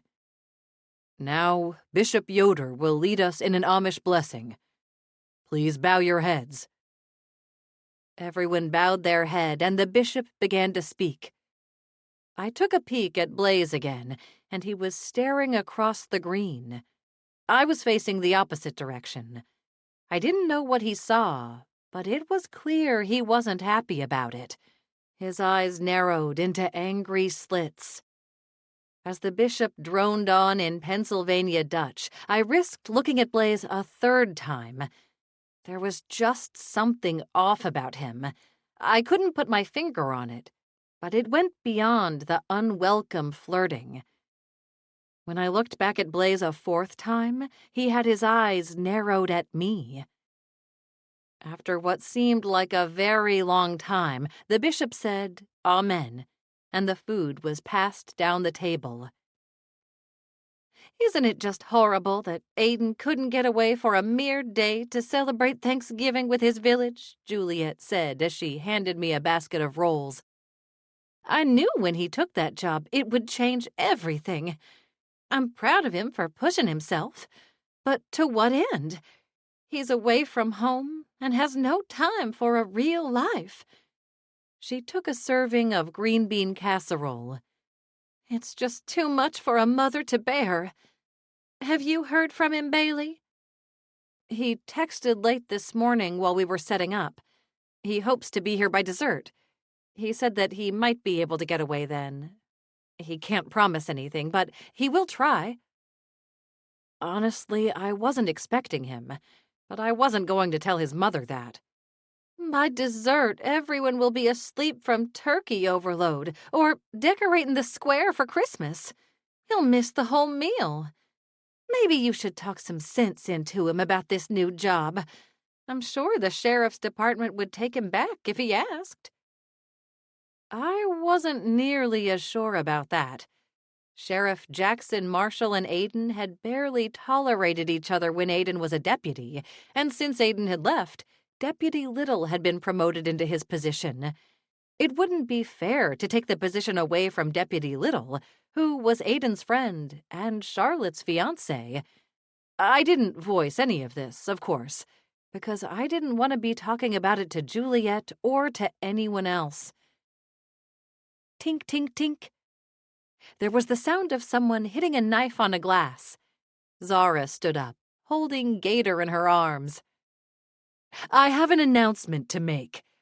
I know that I have been away from Harvest and Holmes County for a long while, but I recognize many of the faces of those sitting here, some of which I saw in court." She chortled at this comment, but no one else found it amusing. "Since I spent most of my life in Holmes County, it only seems right that this should be the place where I make our big announcement." She placed a hand on Blaze's shoulder. "Blaze and I are engaged, and we are getting married this Christmas." Margot paled. The table fell silent. Zara's eyes narrowed. "I would think that a Christian group like this would offer congratulations to the happy couple." Congratulations were murmured down the table, and there was half-hearted clapping as well. Zara looked to her daughter. "Margot?" Margot blinked at her. I just remembered I left my bullhorn in my car.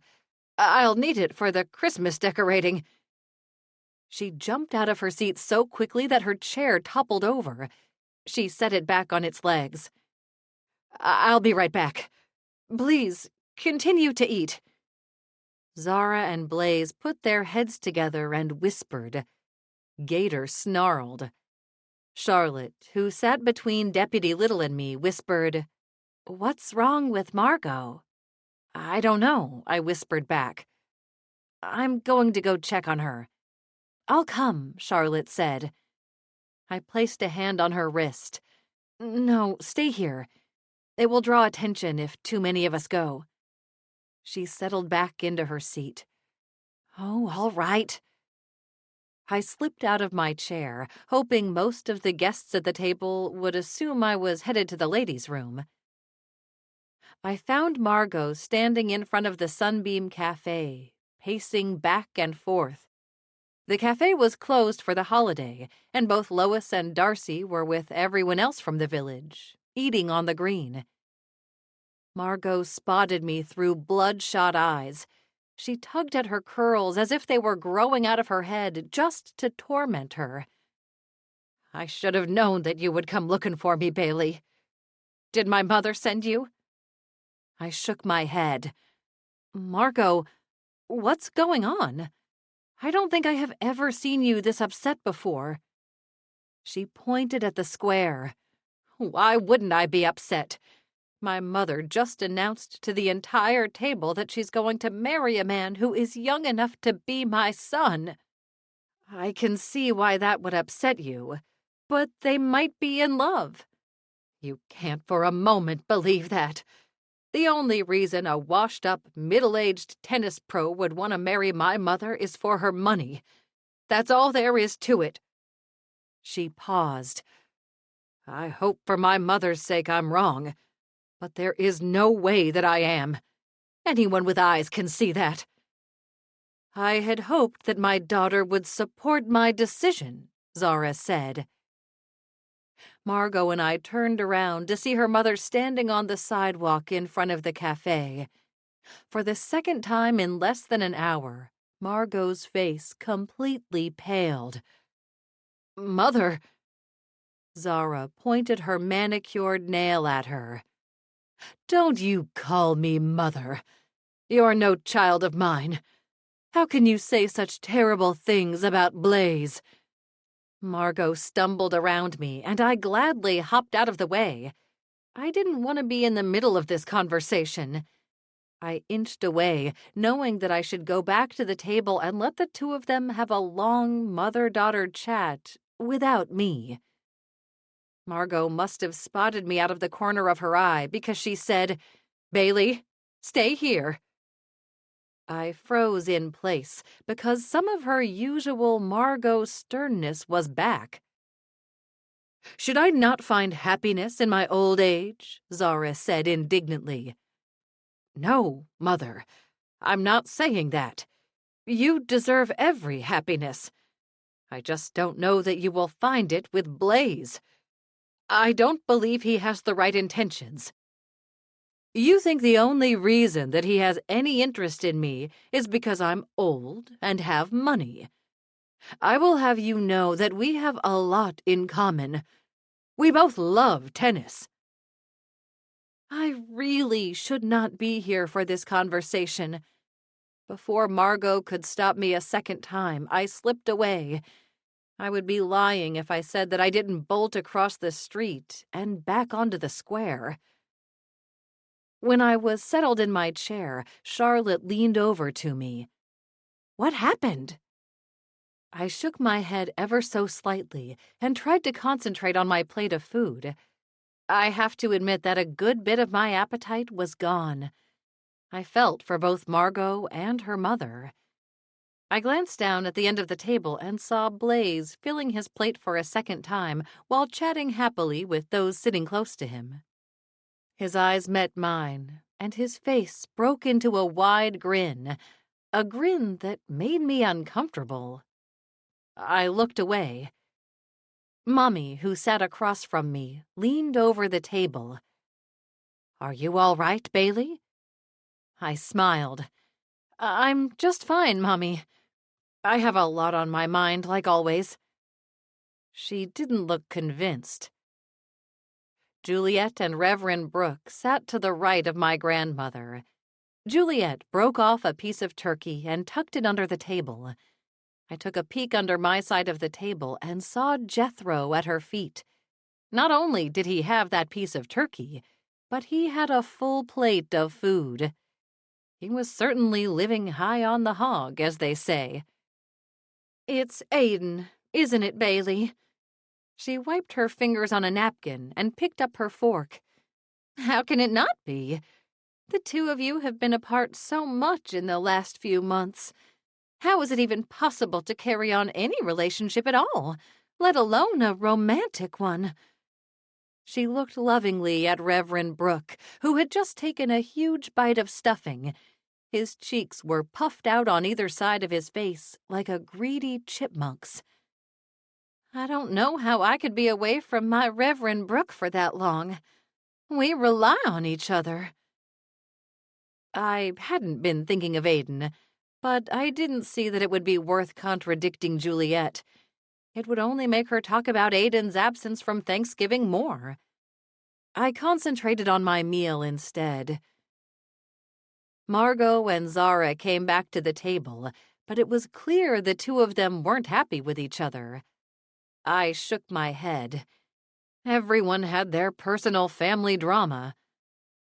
I resumed eating and talking with my family and friends. Gradually, the mood seemed to lift until there was a commotion at the end of the table. Zara jumped up from the table and screamed. Next to her, Blaze's face was bright red and blotchy. He held onto his throat and collapsed forward, face first, into his mashed potatoes. There was another scream. I guessed it was Zara again. Gator growled under the table. Juliet must have heard him because she scooped Jethro up into her arms, out of harm's way. Jethro was twice the size of little Gator, but no one would think he could stand up to the tiny dog if they came face to face. Deputy Little ran to the end of the table and pulled Blaze's shoulders until he was sitting upright. Margot cleaned Blaze's face with a napkin. "He's having an allergic reaction," Zara cried. "Did he eat peanuts? Did someone give him something with peanuts?" My heart stopped as I thought about the Buckeyes on the dessert table that I had offered to Blaze. Had he taken one after all? He was so clear about his allergy. It was unlikely he'd knowingly eat anything with nuts in it. He had almost seemed scared of being close to the table. Seeing his allergic reaction now, I could understand why. "Where's his shot? Where's his shot?" Zara was screaming. She dumped his satchel on the grass. "Where is it? He carries an allergy shot with him at all times." She rifled through the debris on the ground, but there was no shot. A flyer caught my eye. It was a handwritten advertisement for the Whitmer Poultry Farm. Why would Blaze have that in his bag? Was it a place he wanted to go while in Holmes County? It seemed to me to be an odd choice. "Does anyone have an allergy shot on them?" I jumped on my chair. "A man is having an allergic reaction to peanuts." I received blank stares. "An ambulance is on the way," Charlotte said, holding up her new cell phone. It still seemed odd to me that she now carried the device. Deputy Little and two other men knelt by Blaze's chair and turned him on his side.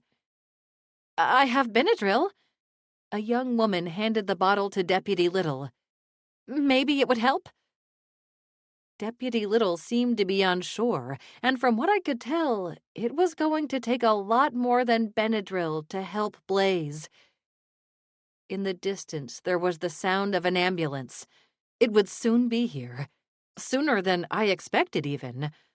Harvest didn't have its own police or EMTs. Everything came from the county, which covered a wide area. The ambulance must have been close when Charlotte made the call. This was very good news. Surely the ambulance would get here in time to give him a shot. "He's not breathing," Deputy Little said. Zara began to wail. Margot tried to comfort her mother and was pushed away. Deputy Little and another deputy out of uniform moved Blaze from the chair to the ground. They laid him on his back and started CPR. When the ambulance arrived, 3 EMTs jumped out of the vehicle and ran across the square. Deputy Little and the other officer moved out of their way. The EMTs worked on Blaze for a few minutes while Deputy Little and the other officer ushered everyone away from the table. I edged out of the way, but remained in a spot where I still had a clear view of what was going on.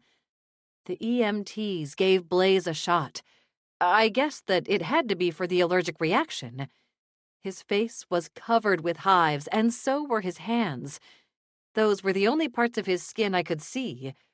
With such a reaction, I guessed he might even have hives in his mouth. Over my shoulder, I looked at the dessert table. At the end was the Buckeye display. Mommy had been so proud of those Buckeyes when she made them. Could they have led to this tragedy?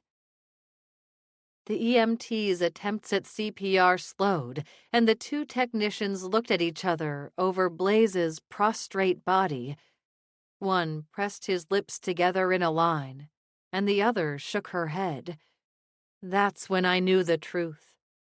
Blaze Smith was dead. Chapter 6. The EMTs carried Blaze away on a stretcher, but no one commented that he was dead. I believed the EMTs and I were the only ones who knew that. Zara and Margot hurried after them. They would both know the truth soon. "What an awful thing to have happened," Juliet said. "What do we do?" a woman asked no one in particular. "Do we go back to our meals as if nothing happened? That poor man. I hope they are able to help him. Please, everyone, go back to your seats." It was Ruth Yoder speaking this time. With Margot out of commission, she had rushed in to take charge. "Bishop Yoder will lead us in a prayer for the ill man, and then we will continue giving thanks for the good things that God has done for us." Bishop Yoder said a prayer that was thankfully much shorter than his meal blessing, and for the most part, everyone went back to their seats. Everyone except Deputy Little. Quietly, the deputy cleared away Blaze's dishes. I noticed, instead of taking them to the trash cans at the end of the square, he carried them to his department SUV. He put them in containers from the back and spoke with another deputy, who accepted the containers and drove away. Next to me, Charlotte chewed on her lip. She had seen the same thing, and she had been around enough murder investigations to know what it meant. "I think we are ready for dessert," Ruth said. "Bailey?" I jumped in my seat when Ruth spoke my name. What?" "Dessert," she said in her customary sharp voice. "You were in charge of that, weren't you?" I stood up. "Right." I began to clear away my plates. "Charlotte, can you tell the ladies who agreed to cut the pies for us that we're ready?" She nodded and took the dirty dishes from my hands. "I've got these, Bailey." I thanked her and went to the dessert tables across the green. "Bailey," Deputy Little walked up to me. "I need to know which of your desserts have peanuts in them." My shoulders fell. Blaze is dead, isn't he? It was something I already knew, but I still dreaded his answer. "I'm afraid so. He went into anaphylactic shock. Because of what Zara said, we assume it was from eating something with peanuts." "It didn't have to be from my desserts. It could have been from any of the dishes that were served today," I said. "They were made by so many people. How are we to know that someone didn't use peanut oil on something? From the looks of it, Blaze's allergy was serious. If it was that bad, peanut oil could have been enough to cause a reaction." "You're right. But we know that some of your desserts have peanuts in them." He eyed the Buckeyes. "So this is the best place to start." I closed my eyes and reminded myself that he was just doing his job. "Take the Buckeyes, then. And on the pie table, there is a peanut butter pie. Don't forget the peanut butter church spread that will be on every table." "Thank you. I did forget that. It's so ubiquitous to Amish dining, I don't even see it anymore." In some ways, Amish church spread was like ketchup. Not that it was put on the same food, but because it could be found on every dining table in every Amish restaurant, whether you wanted it or not. It was a creamy mixture of peanut butter and marshmallow fluff that was a favorite for Amish yeast rolls before a meal. It was so sweet that it might rot the teeth right out of your head, and a diabetic might pass out at the sight of it. If Blaze accidentally ate any peanut butter, my money was on that spread and not my Buckeyes, especially because we'd talked about them, and he knew full well not to touch them. I'll have the lab test that, too. Maybe they will be able to find the source of the peanuts in his system by testing the concentration of peanuts in the desserts and the church spread, he said. Little, be straight with me. He sighed as if he didn't like what was coming next. How much trouble is Margot in? You're assuming this is a homicide, he said. It would be pretty difficult with everything Blaze ate today to prove that he didn't ingest something like peanut oil, as you already suggested, merely by accident. Okay, but assuming this is a homicide. He sighed even louder this time. Assuming that. How much trouble is she in? Well, I would say that she would be a strong person of interest. She made it no secret that she was upset with her mother's engagement. Then, less than an hour later, her mother's betrothed is dead. That will raise some questions. But she wasn't at the table when it happened. Neither she nor Zara were at the table then. That is true. But that doesn't mean she didn't have anything to do with it. Again, assuming it was a homicide, which I'm not. Oh, me either, I said. He rolled his eyes. Bailey, do you need any more help with the desserts? Mommy joined us at the dessert table. She looked from me to Deputy Little and back again. Oh dear, what is wrong? The two of you have such long faces. She clapped a hand to the side of her face. Nay, don't tell me that poor man was murdered. Deputy Little frowned at me. It's your fault that her mind would even go there. I knew this was true. Blaze died from an allergic reaction, I told my grandmother. There's no reason to suppose it was murder. No, there isn't, Deputy Little said as evenly as possible. Let's serve the dessert, suggested my grandmother, who felt the best way to remedy any situation was to hand out candy. She picked up a tray of individual servings of pumpkin fudge. Some people have already left their tables to start decorating the square for Christmas. It is best that we continue on and keep Blaze and his friends and family in our prayers. We must also think of a way that we can be a comfort to Zara during this time. It will be difficult for her to be away from home. She took the tray and walked back to the people who were milling around the table. My grandmother was right. People were decorating the square. White twinkle lights were in the process of being wrapped around the gazebo's posts, and ornaments and velvet ribbon were being strung from the pine trees. That is good advice, Deputy Little said, and gave me a pointed look. It took everything in me to resist scowling at him. When I first met Deputy Little, he was a fresh-faced junior deputy in the department who hung on to Aiden's every word. It seemed now that he was no longer working in Aiden's shadow, he had come into his own. I should be proud of him for that. He was engaged to my cousin, so he would be family soon, but I didn't like having my questions shut down, no matter who was doing it. At the next table, a line formed as people waited for their pieces of pie. Everyone seemed to be over the shock of a man falling into his mashed potatoes in the middle of the meal. I picked up my own tray of candy, peppermint bark in individual cellophane bags. I'd decided to include it in this meal because of the holiday decorating that was taking place today, and as a nod to the start of the holiday season. As villagers, both English and Amish, decorated the square, and others cleaned up the meal, you wouldn't have suspected that anything ever went wrong in this little village. As I'd thought many times before, it looked like a Norman Rockwell postcard, where everyone was smiling and giving their neighbor a hand. but I knew otherwise.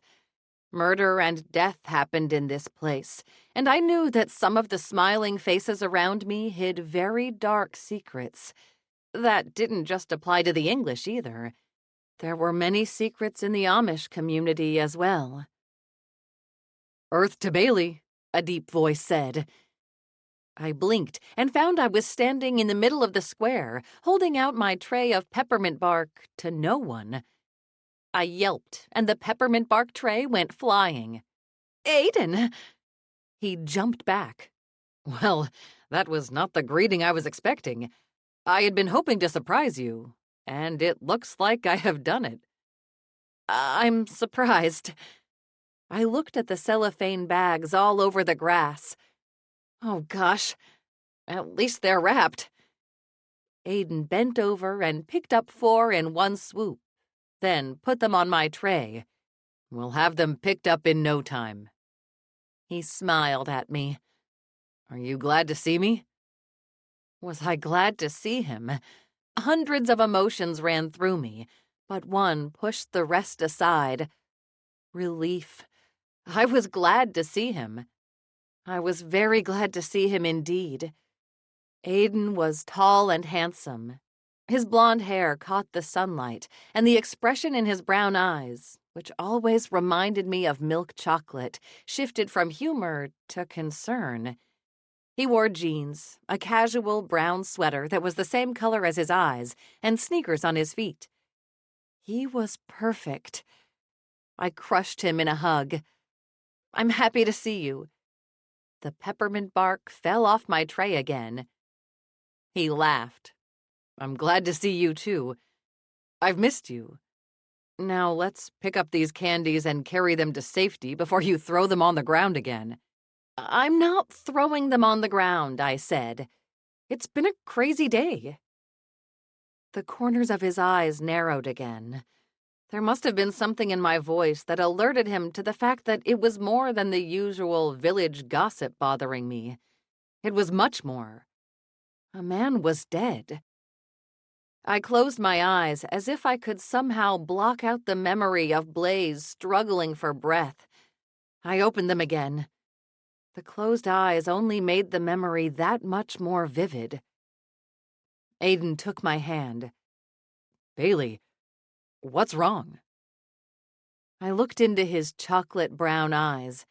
When we first met, it was his eyes that I noticed.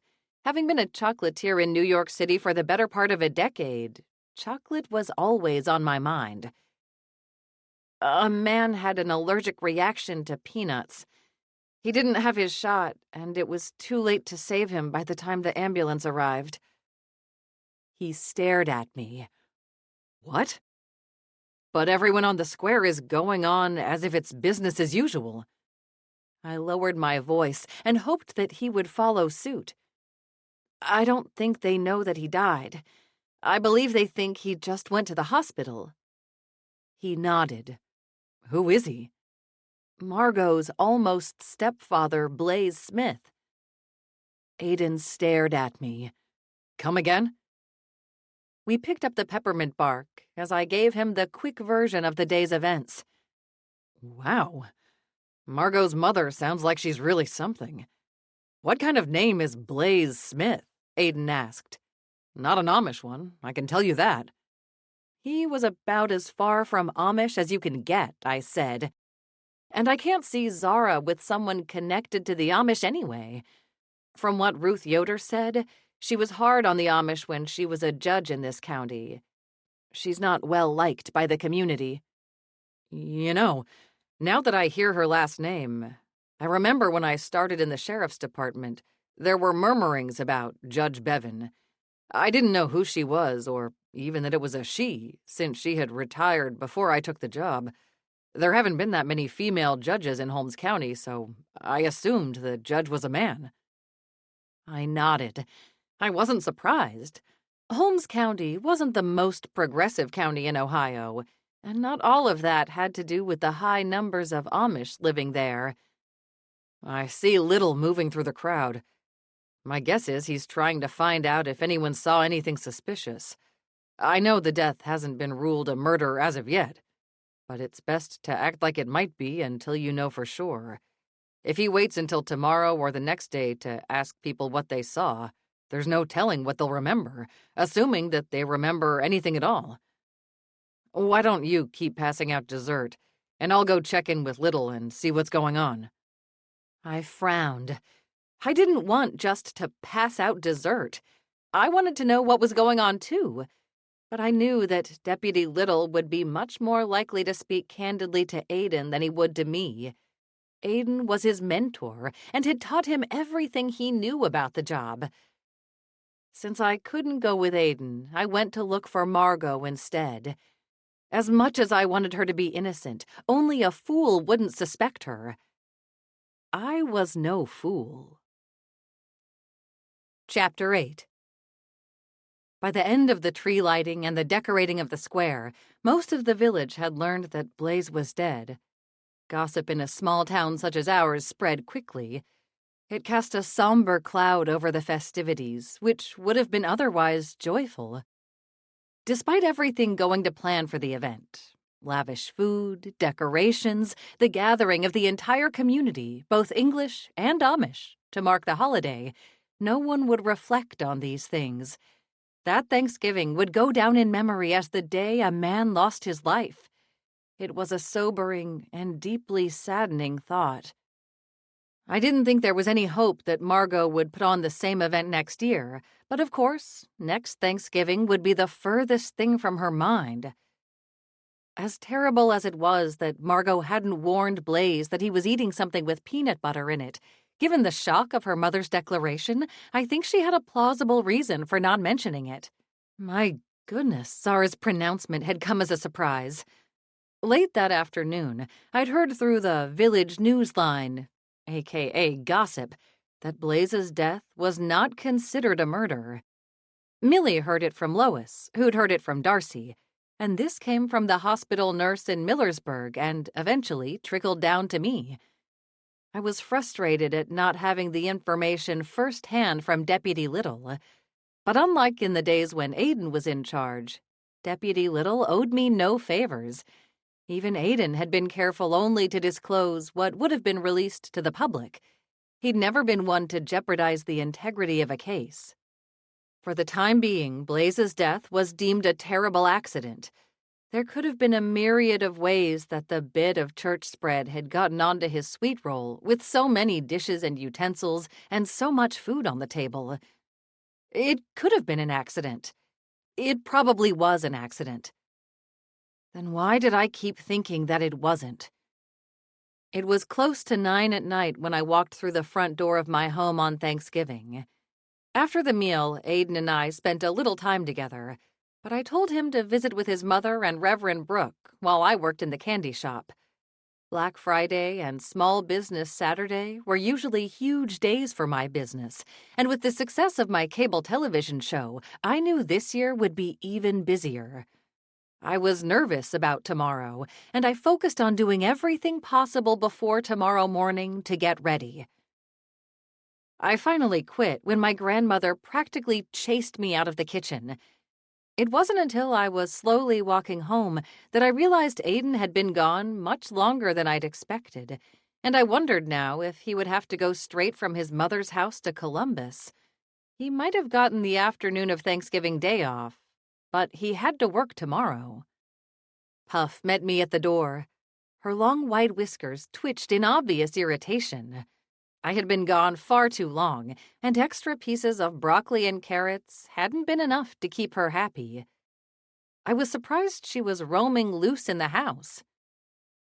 "Weren't you corralled in the kitchen?" I asked. She twitched her whiskers again at me. I walked through the living room to the threshold of the kitchen. Immediately, I saw how she'd done it. She'd pushed a low step stool in front of the baby gate, hopped on that, and from there was able to jump over the gate. "You're a clever girl," I said, "and I think you have spent too much time with Jethro lately. He's teaching you all of his bad behaviors." I removed the gate, and Puff hopped straight to her empty food bowl. "I don't usually feed you this late at night, but it is Thanksgiving." I put some pellets in her dish and added a stalk of celery from the fridge. While Puff ate her late dinner, I texted Aiden to tell him I was home, and if he couldn't come over before he went back to Columbus, I would see him Saturday evening. After sending the message, I stared down at my phone. It would be odd for Aiden to head back to Columbus without at least saying goodbye to me. But maybe not so odd. One thing that I'd realized over the last few months was that our relationship was more disconnected than ever. The fact that I could envision him potentially leaving without coming to say goodbye only further emphasized the distance between us. It was something I would have to address with him. If we were going to live 2 hours away from each other for at least another year, we had to discuss what effort each of us would have to put into our relationship to make it work. I knew that many couples managed long-distance relationships and thrived. I knew it was possible, but it would take some effort. If Aiden left Harvest without saying goodbye to me, it made me wonder if he really wanted to put the work into us. I shook my head and turned off the kitchen light. I checked the windows and doors. It was close to 9:30 now, and Aiden would know that I was headed to bed. I had to be at the shop at 4 in the morning. I would have to go to bed now if I had any hope of getting the rest I needed to make it through the busiest days of our entire work year. Puff kept on eating with the light off. Nothing got between that girl and a meal. You could tell from her round shape. I had a feeling the next time she went to the vet for a checkup, I was going to get a stern warning about her weight. I had just reached the stairs when the phone rang. I assumed it was Aiden, and relief flooded into my veins. I really did want him to say goodbye, even if it was just a quick phone call. But I was wrong. When I looked at the screen, I saw that it was a phone number I didn't recognize. Normally, I would just let it ring over to voicemail, but I answered the call.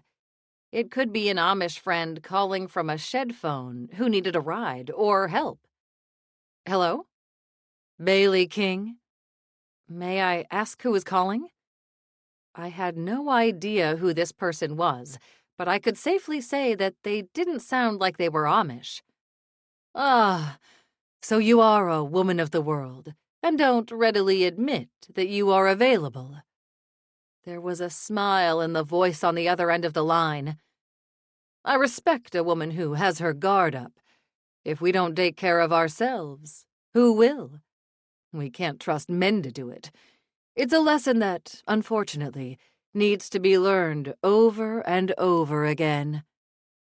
Zara? I'm flattered that you recognize my voice. It must be true what everyone in the village says. You are a detective. I'm not a detective, I said. How many murders have you solved now? She asked. I didn't reply. Exactly. You might not be a trained detective, but you have done the legwork. That's good enough in my book. I have a job for you. A job?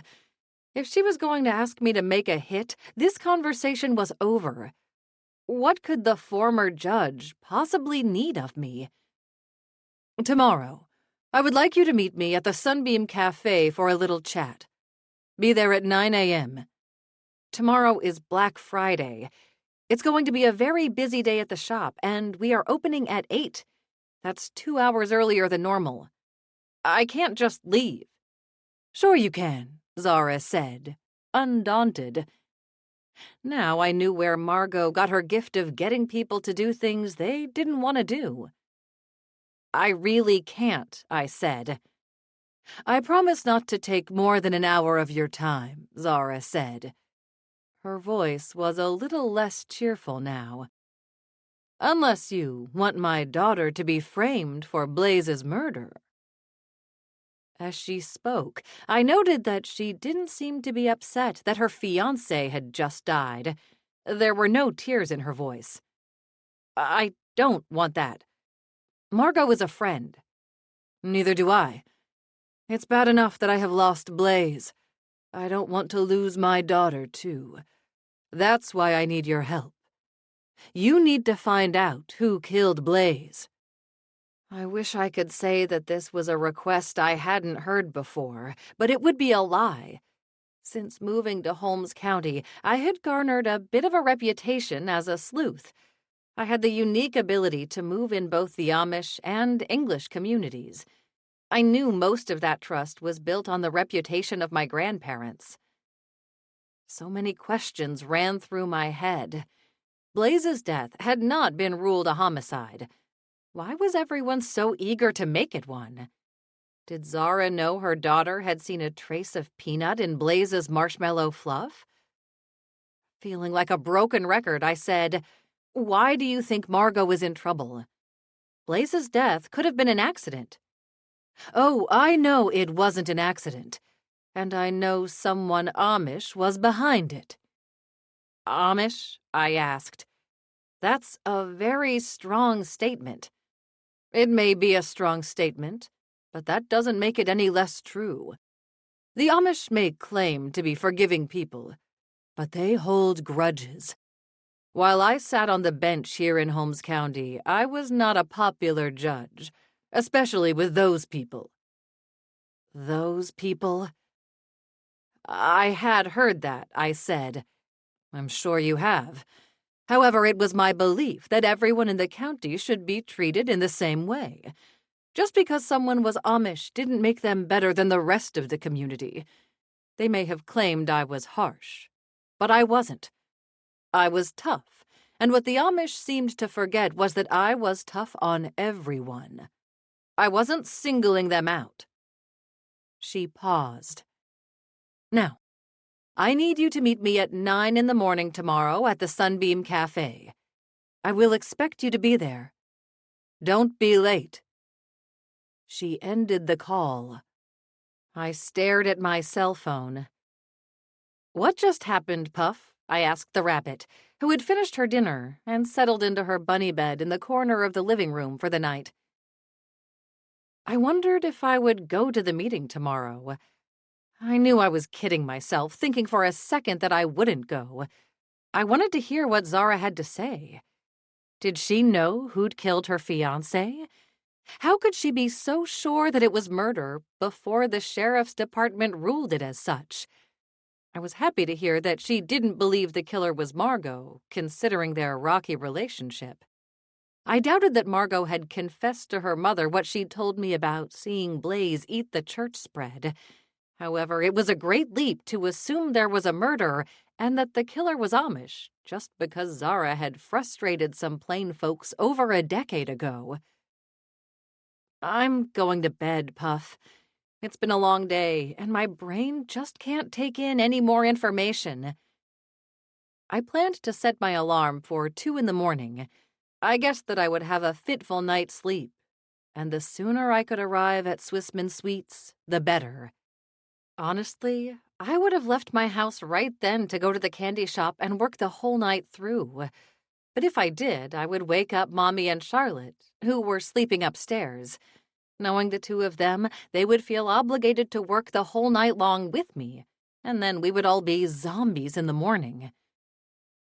Moving slowly, I'd gotten halfway up the stairs when I stopped at the sound of a knock on the front door.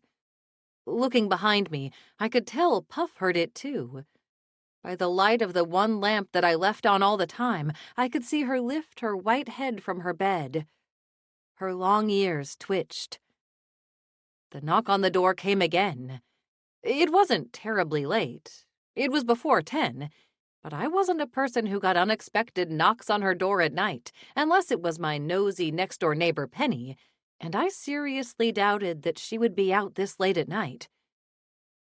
I walked over to the door and peered through the peephole. Aiden stood on my doorstep holding a duffel bag. I opened the door. "Aiden, what are you doing here?" He came into the house, dropped his duffel bag on the floor, and kissed me on the lips. "That's what I wanted to do when I saw you on the square, but it didn't seem right under the circumstances." I stepped out of his embrace and asked again, "What are you doing here? I thought you had to get back to Columbus." He frowned. I didn't tell you I was leaving. But when I didn't see you, I trailed off. You thought I would leave the village without saying goodbye? His brow furrowed.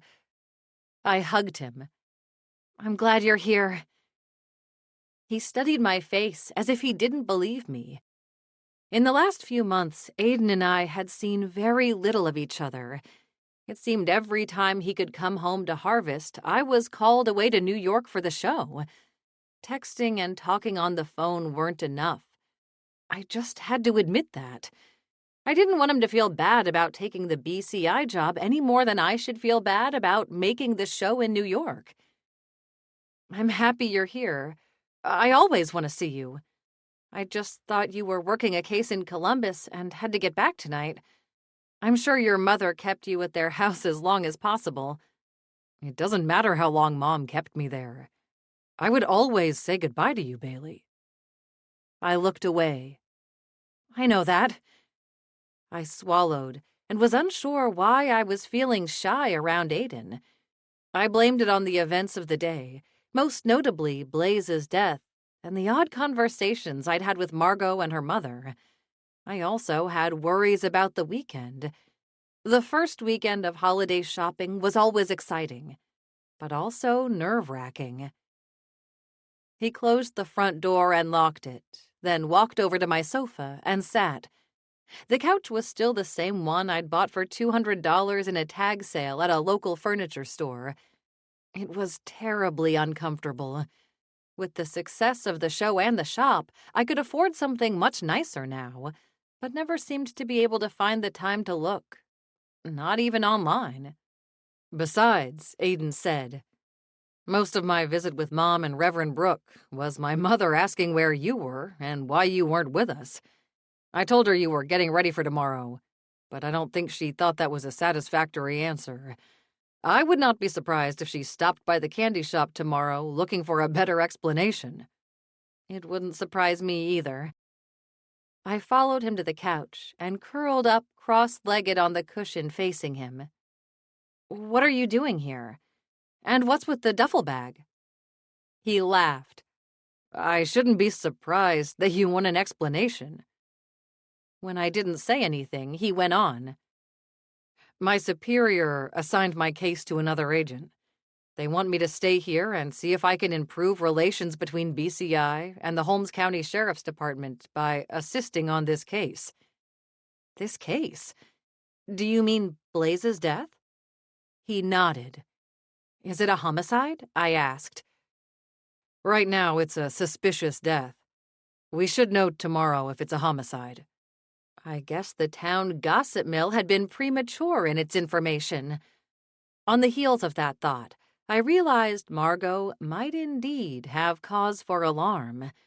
Lastly, my mind was still trying to work its way around the notion that Aiden would be assisting with a case here. Do they really think it's a good idea for you to help the sheriff's department? Sheriff Marshall, to put it mildly, is not your biggest fan. BCI hired me because they thought I could be a bridge between the Amish and English communities, not just in Holmes County, but in all of Ohio. This is my first chance to prove to them that they made the right choice. I'm not questioning your ability, Aiden. I would never do that. He took my hand in his. I know that. I'm just tired, and that's making me short-tempered. Also, I know you're right that Sheriff Marshall is not going to make it easy. I held his hand and was quiet for a moment, and then I added, You said you're on this case because the Amish are involved. Who are the Amish? Blaze was from Florida. Zara's not Amish, and neither is Margot. Who else is involved? He pressed his lips together, and I knew there was something he wasn't telling me. Was it because he was with BCI now? Had I lost his trust? He used to share more about cases with me. I considered telling him what Margot had said, and that Zara had asked me to meet her at the Sunbeam Cafe the next day. But then I decided against it. I felt I needed to hear Zara out first, and then I would tell Aiden. I wasn't going to keep information from him. I was just waiting. That was different. Even as I rationalized the decision to myself, I knew it wasn't different. Not really. Aiden was watching me again, and his shoulders sagged. It seemed to me that he wasn't up to having the conversation we so desperately needed to have. I knew it was just a matter of time. But it was still Thanksgiving, a Thanksgiving that had gone terribly wrong. I wasn't in the mood to add more hurt to a troublesome day. So, you are working this case and need a place to stay? I gestured to the duffel bag by the door. He nodded. The Bureau offered to get me a room at one of the local hotels, but I said it wasn't necessary. I hoped that I could bunk with you. He took my right hand in both of his. Bunk with me? He made it sound like a kid's sleepover party. I'm sure your mom would want you to stay with her, I said, not sure why I was so hesitant. It wasn't as if Aiden hadn't spent the night in this house before. He smiled, as if he were expecting that answer from me. I know she would. But while I'm here in Harvest, I want to spend as much time with you as I can. I know I've been absent these last few months. He held onto my hand more tightly. I think in our heads we knew it would be like that. But in our hearts, we had no idea how hard it would be. I gave a sigh of relief. Even if we weren't ready to have a deep conversation about it, I was grateful that he had acknowledged how hard it had been to have him away from the village. It made me a little more hopeful about the conversation I knew was coming. I'm not asking for anything other than to spend time with you. I'll sleep on the sofa. He patted the hard seat. It will be perfect. I gave him a look. This couch is no better than sleeping on a concrete floor. It's a nice concrete floor, he said with shining chocolate brown eyes, and I had a glimpse of the man I had fallen in love with. Aiden, you barely fit on the couch. At least let me get the air mattress out. I use it when Cass is visiting here from New York. He cocked his head. It's kind of hard for me to imagine Cass sleeping on an air mattress. Are you crazy? She doesn't. I sleep on the air mattress, and she sleeps in my bed. That sounds about right. I went to get the air mattress, sheets, blankets, and a pillow to give him. The activity kept my mind off everything that had been preoccupying me just an hour before. Sorry that the air mattress has to be in the living room. It's the only place where it will fit. It's a queen-sized bed, and the 2 bedrooms upstairs are both too small for it. I know I've talked about converting the other room from an office back into a bedroom, and truly, I will. He smoothed the sheets and blankets over the air mattress. This is perfect. Plus, I will be closer to the floor. Puff might like that. She might also nibble on his toes the way she did mine when I slept on the air mattress, but I thought better of telling him that. I nodded. Well, I have to be out the door by 3 a.m. tomorrow. It's Black Friday and the shop will be crazy. I'll try not to wake you when I leave. 3 a.m.? That's early even for you. It's a big day. He looked up at me from the mattress. Are you nervous about tomorrow? I nodded. It's an important day for the shop. But I didn't tell him that wasn't the only reason I was nervous. I had no idea what Zara had in store for me. I couldn't ignore the fact that Blaze's death was much closer to being ruled a murder than it had been an hour ago. If BCI wanted Aiden in Holmes County to help, the Bureau must have a good reason for it. I just wished I knew what it was. Part of me wanted to ask Aiden outright, but in my heart I knew that if he didn't tell me, I would be disappointed. And that wasn't fair. Aiden was a man of the law, and he had to maintain his moral integrity. Just because I liked to snoop and had been known to be successful following up on leads, it didn't mean I had a right to insert myself into an active investigation. Amateur sleuthing required a great deal of balance, I realized. Enough meddling to get the answers, but not so much as to obstruct justice or negatively impact the prosecution of a criminal. "The shop will do great," Aiden said, dragging my thoughts back to the present. "And so will you.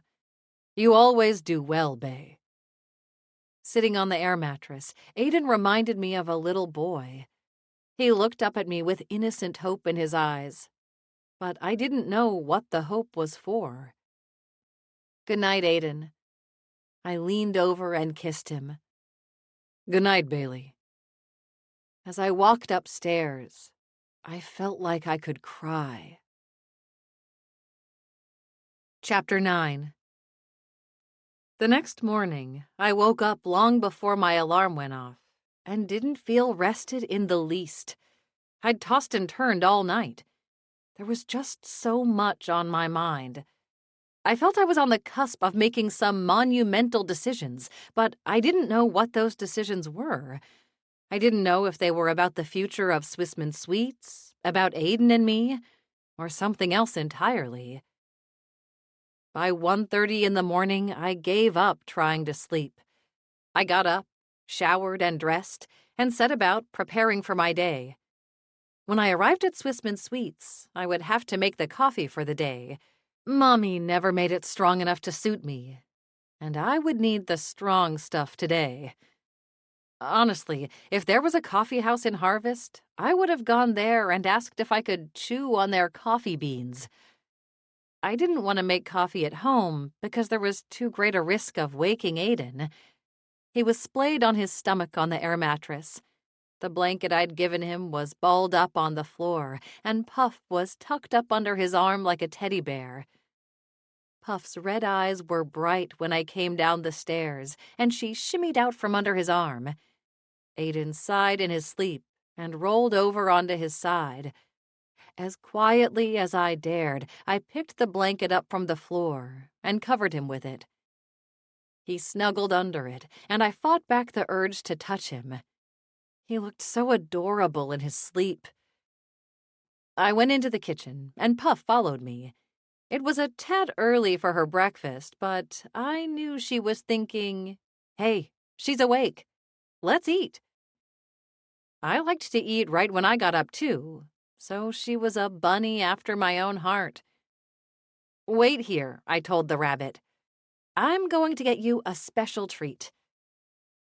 Her white cotton ball of a tail wiggled in anticipation. The treat was the least I could do, since I didn't plan to take Puff to the shop for the next 2 days. It would be just too crowded, and I didn't want her getting stepped on by tourists in desperate need of Amish fudge. I went outside to gather some leafy greens from the garden for Puff. As of yet, we had not had a hard frost. I knew it was coming any day. It was just a few days from December, after all. Until then, I was happy to see that the lettuce I grew specifically for Puff was limping along until winter. There would be just enough to make her happy, but I would supplement it with some fresh cabbage from the fridge as well. I only had the back porch light to guide my way to the garden. There was a chill in the air as I pinched off what was left of the greens. "Bailey King? Is that you?" a woman asked. I threw the lettuce and spinach in the air and grabbed my chest. I spun around and looked directly into the porch light. I had to blink a few times to make out the form in my driveway. "Penny?" I asked. My neighbor opened the gate and came into the yard. Penny looked like she was Amish, but she wasn't. She was conservative Mennonite, which meant she dressed plainly but could drive a car. She also went to church in a church building on Sundays, instead of inside someone's home as the Amish did. "Penny, what are you doing outside at this time of night?" The question came out more harshly than I wanted it to, but she'd startled me. "I could be asking you the same thing." I shook my head and began picking up the pieces of lettuce and spinach that I could find in the dark. Admittedly, I didn't find many of them. I got up in the middle of the night to fetch a glass of water and came over because I heard some activity in the backyard, and I noticed a strange car in your driveway. I just wanted to make sure you were all right, she said hotly. Neighbors should keep their eyes on their neighbors. Penny did a very good job at that. Aiden stepped out the back door in his sweatpants and no shirt. He had a gun in his hand.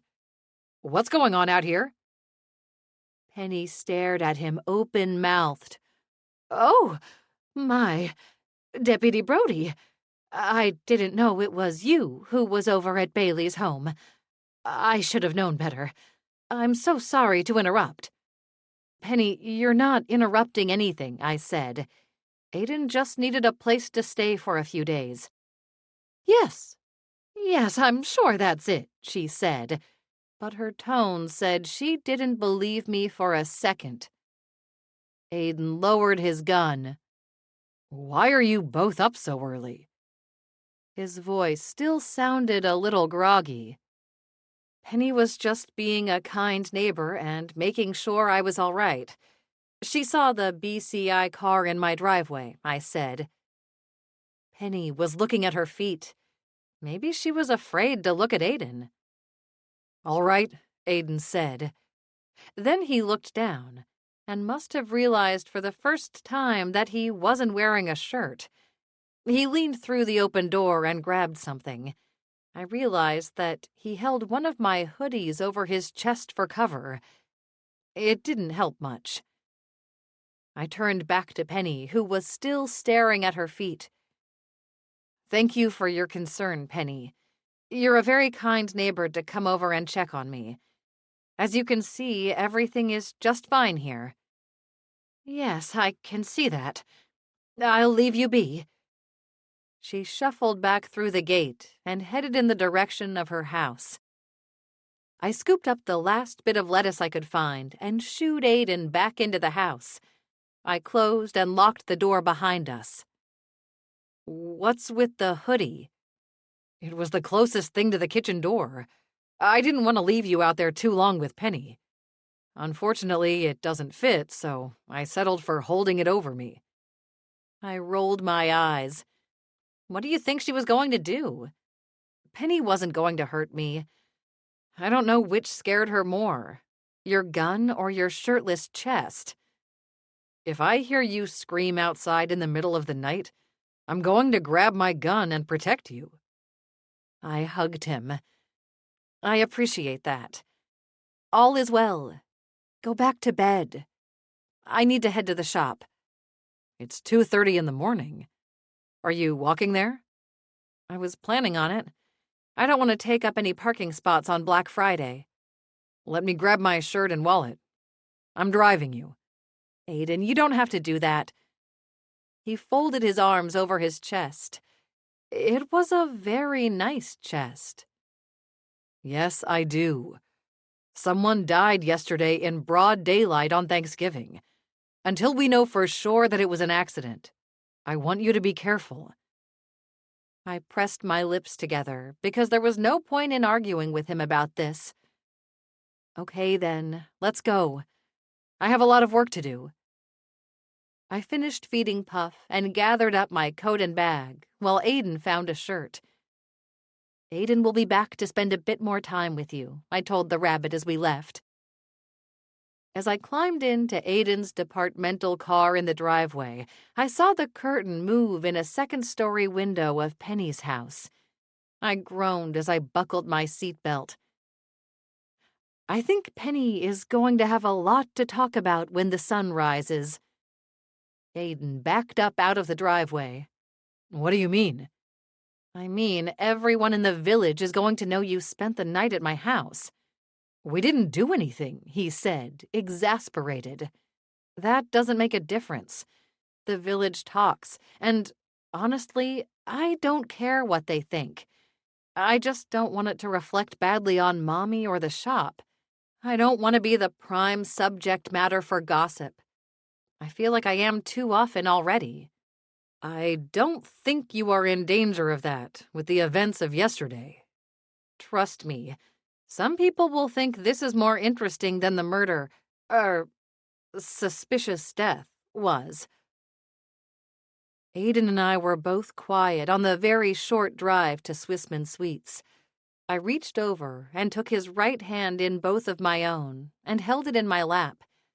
It felt warm and strong. I hadn't realized in the time we were apart how much I had missed just holding his hand.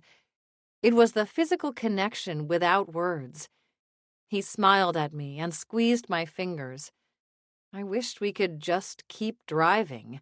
I wished we'd drive straight out of harvest together and into the sunset, as if we were in an old black and white film. However, I would never leave like that. Neither of us would, actually. We were far too responsible. I felt my responsibilities weighing heavily on my shoulders. Those responsibilities ruined our little moment, and I pulled my hand away. In my head, I went over the list of things that I needed to do when I got to the shop before my meeting with Zara. Honestly, I was a bit surprised that she'd called me. From what everyone said, she didn't have much use for anyone in Harvest. Why would she want to talk to me? I had a bad feeling about seeing her. It also made me wonder why she'd come back for Thanksgiving. If she and Margot had a tense relationship, and Zara hated everything about Holmes County, why would she come back? Was it just to make the announcement about her engagement? And to what end? To rub the romance in her daughter's face? I didn't have the best relationship with my mother either. We got along well, but we'd never been close. The same went for my father. It was my Amish grandparents I had always gravitated to, so I guessed it shouldn't be much of a surprise that I ended up living in Holmes County. The square was quiet. All the gas lampposts were lit, and the Christmas lights shimmered all over the square. All we needed was a fresh layer of snow, and Harvest would look like a holiday postcard. I frowned when I thought I saw someone walking through the square. This was the second early morning I'd seen the mysterious figure. When I looked again, I didn't see anyone. I shook my head and wrote it off as sleep deprivation. I really needed to make that extra strong pot of coffee. I thought about mentioning the figure to Aiden, then thought better of it. He had already pulled his gun out once that morning on my behalf. Whoever it was, if there was even someone there, was clearly gone. Aiden stopped the car in front of the shop. I could see the lights were already on inside. I wasn't surprised. I knew Mommy and Charlotte were nervous about the busy day ahead too, especially since we were opening 2 hours earlier than normal. "Be careful today," Aiden said. "I have a feeling something strange is going on in the village. Today we will know if Blaze's death was a murder, but I'm thinking that it will be. I don't want you to be caught up in this as you have in past cases. What happened to Blaze should be none of your concern." He had no idea that 2 people had already reached out to me about the case for help. I would tell him, but I would wait until after I met with Zara. Maybe something she said would change my mind and make me not want to help. Probably not. I leaned over the seat and gave him a quick kiss on the lips. "I have to run. You be careful today, too." "I'm always careful, Bailey. I know you are. Just like me." He snorted a laugh. "You're one of a kind, Bailey King. It's one of the things I love most about you." My heart fluttered with hope as I got out of the car. It was the first feeling of hope I'd had in a while. Chapter 10. As expected, Black Friday at Swissmen Sweets was busy. What I hadn't expected was that there would be a line outside the shop as early as 7 in the morning, even though we weren't to open until 8. Emily looked out the window. It's the Jethro bars. That's what's got them coming. I finished loading the front domed candy counter with 15 different kinds of fudge. We had even more in the back, ready to refill at a moment's notice. It looked as if we might need it, too. It could be the quality of our candy, I said. As part of our promotion to encourage people to stop by on Black Friday, the first customers would receive a custom Jethro chocolate bar. The bars were a mix of white and milk chocolate, shaped in the image of Jethro. In addition to getting one of the most popular candies in the shop, they had a chance of a photo op with Jethro in person. Aiden's mom was particularly excited about this. Jethro had shot to stardom by appearing on my television show. The Jethro episodes were the most popular and the most difficult to film because he knocked over or ate many of the ingredients. I think maybe that's why viewers liked the episodes so much. They featured a lot of mishaps, and even I'd found myself laughing at Jethro's antics. He sure did ham it up for the cameras. You really think it's just the candies? Emily asked. Not all things Jethro? Because I don't think the people standing in line would agree with you. There was clapping and cheering outside. It seemed that the pig of the hour had arrived. From my spot at the counter, I could see Juliet in a blue and purple polka-dotted trench coat and large tortoiseshell sunglasses. She held Jethro and waved to all of Jethro's admiring fans. The front door opened, and the bell on the door rang. Yes, yes, we will take time to meet all of you. Jethro has been waiting to spend time with his public. Juliet blew kisses to the crowd. Jethro held up his snout in a regal way. The door closed behind Juliet. She set Jethro on the floor and whipped off her sunglasses. Did you see the crowd? They're all here for Jethro. I knew he was meant for great things. This could really be the event that changes the course of his career. She pointed at me with the hand now holding her sunglasses. I told you, Bailey, time and time before, that Jethro is the heart of Bailey's Amish Sweets. Everyone outside is proof of that. You'll have to ask your producer to give Jethro a larger role this season. The show will end up with an Emmy if you do. Jethro waddled over to the cat bed, where Nutmeg was resting. The two animals touched noses. Where do you want us to set up? Jethro is going to be in a lot of pictures today, Juliet said excitedly. Do you think we should make it a kissin' booth? Emily looked from me back to Juliet. A kissin' booth? Juliet's eyes sparkled. Yes, Jethro can kiss people on the cheek and they can get a picture with him. It's a wonderful idea. Why don't we start with the candy bars and go from there, I suggested. Bailey, you're right. I'm getting too far ahead of myself, aren't I? She beamed. I'm just so glad you chose to make Jethro a part of this special day at Swissmen Sweets. Thank you for bringing him. You're right that he's well beloved on the show, and I know there must be many people here early for a chance to meet him.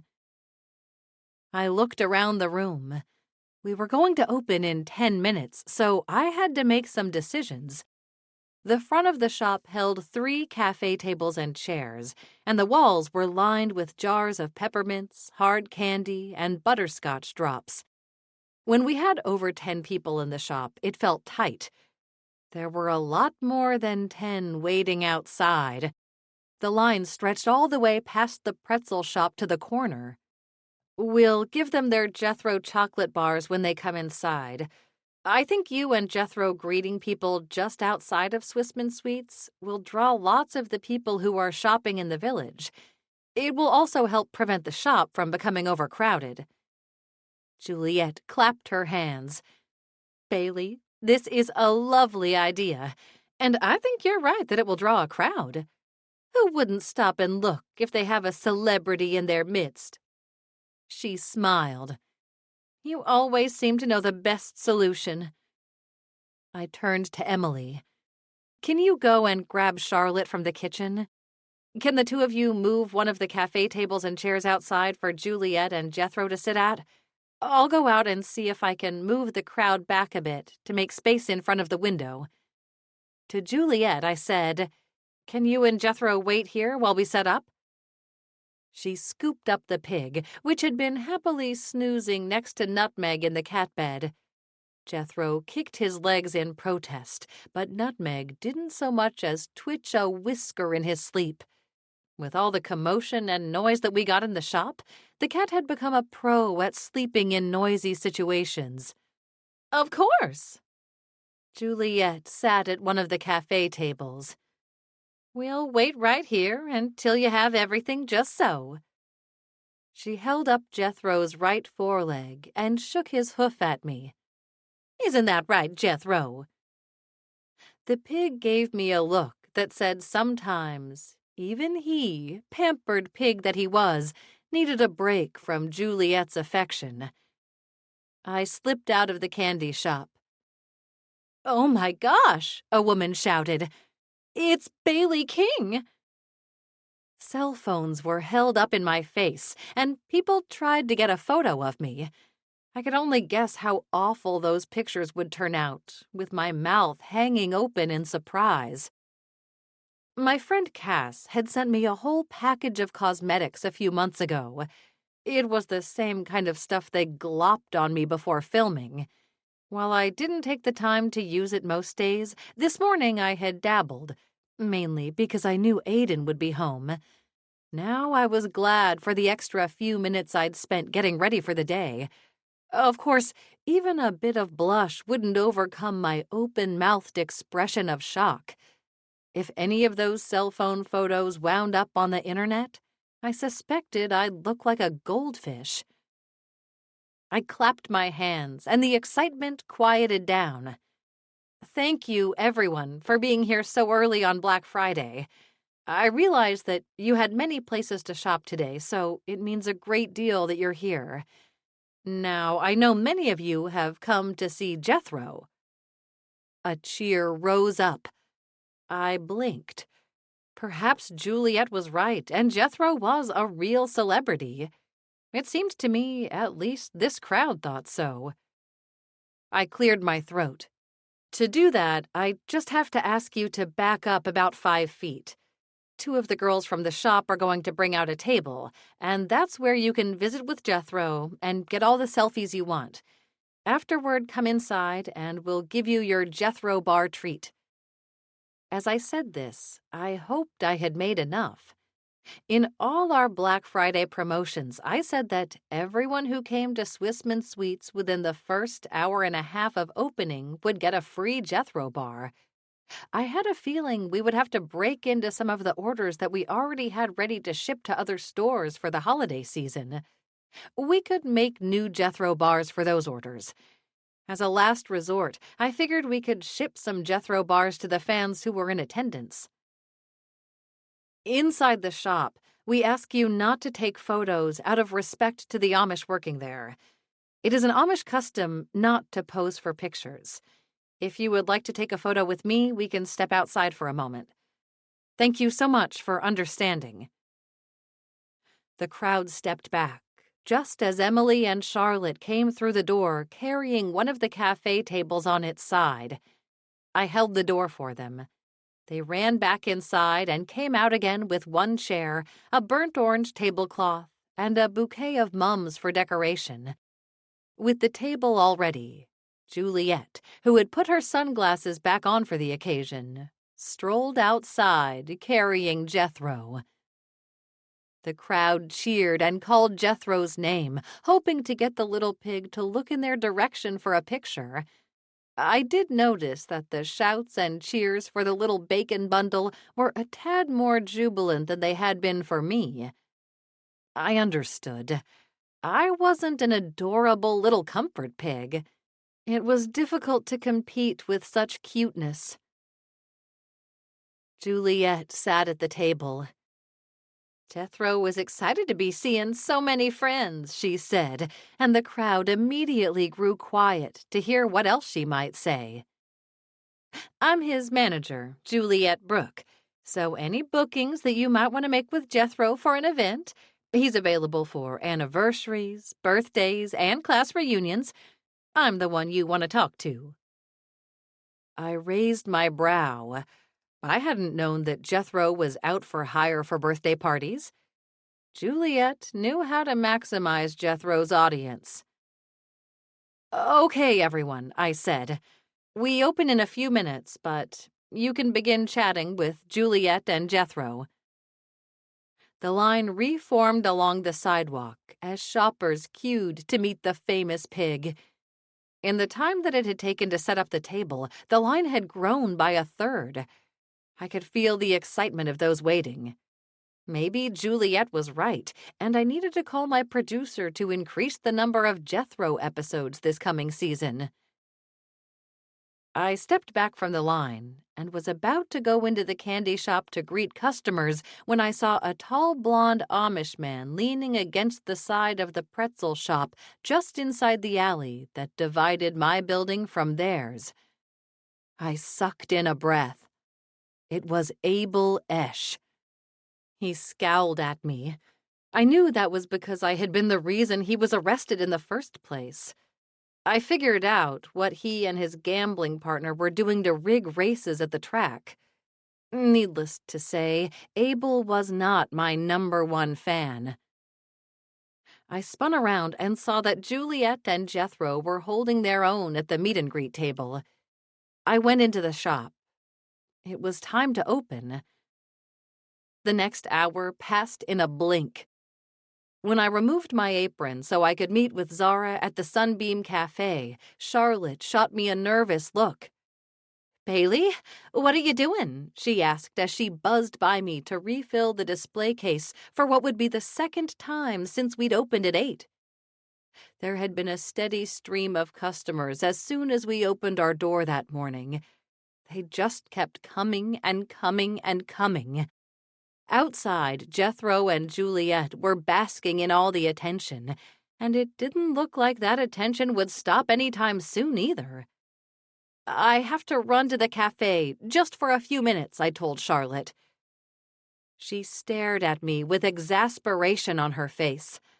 "The cafe? Now? Can't it at least wait until we are done handing out Jethro bars?" "It can't," I said. "I know it's a terrible time, but I have to go." She slid a tray of pumpkin fudge into the display case and asked under her breath, "Are you meeting someone about Blaze?" I wrinkled my nose. She straightened up. "I knew it! I knew it! Shh! Now I really have to go or I'll be late." "Fine, go. But you'd better tell me everything when you get back." I slipped into the empty kitchen. For once, everyone was at the front of the shop selling candies instead of 2 people up front selling and 2 people in back making. I went out the back door into the alley behind the shop. Here, there was a small horse shed where Mommy kept her horse and buggy. Although the horse shed was technically hers, she let other Amish park their horses and buggies there to keep them out of the wind and rain in bad weather. Esther's horse was in the shed next to my grandmother's. I glanced at the back door of the pretzel shop.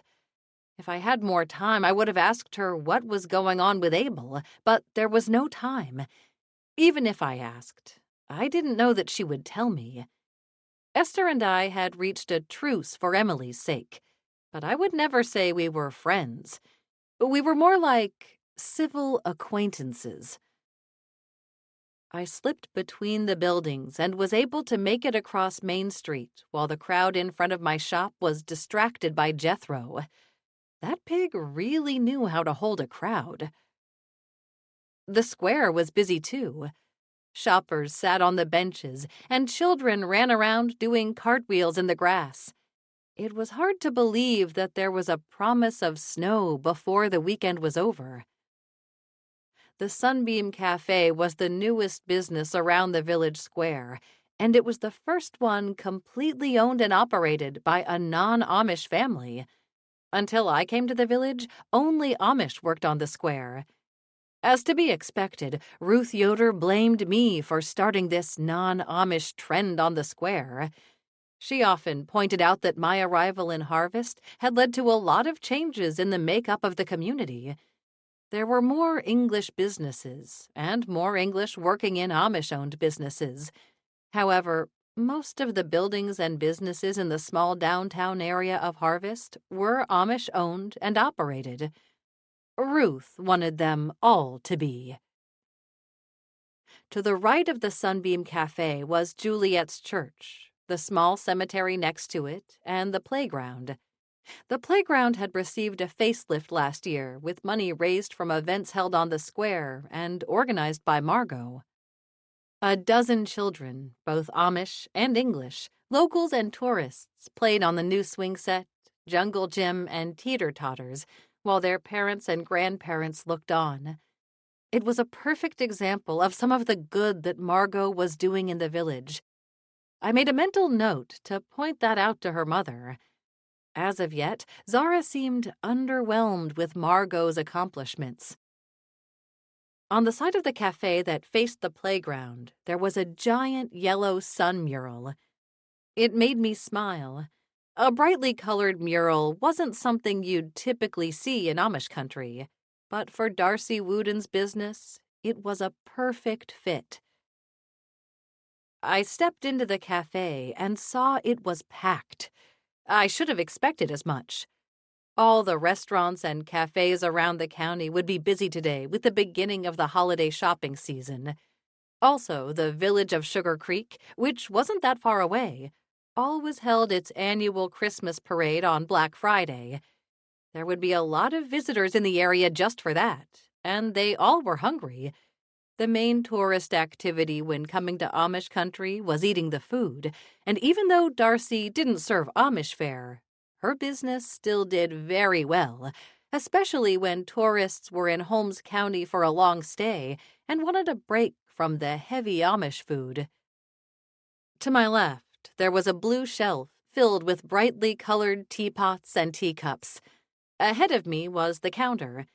The 3 stools at the counter were full, and behind it, Lois refilled a coffee pot from a massive machine. A small open window allowed me to look into the back kitchen.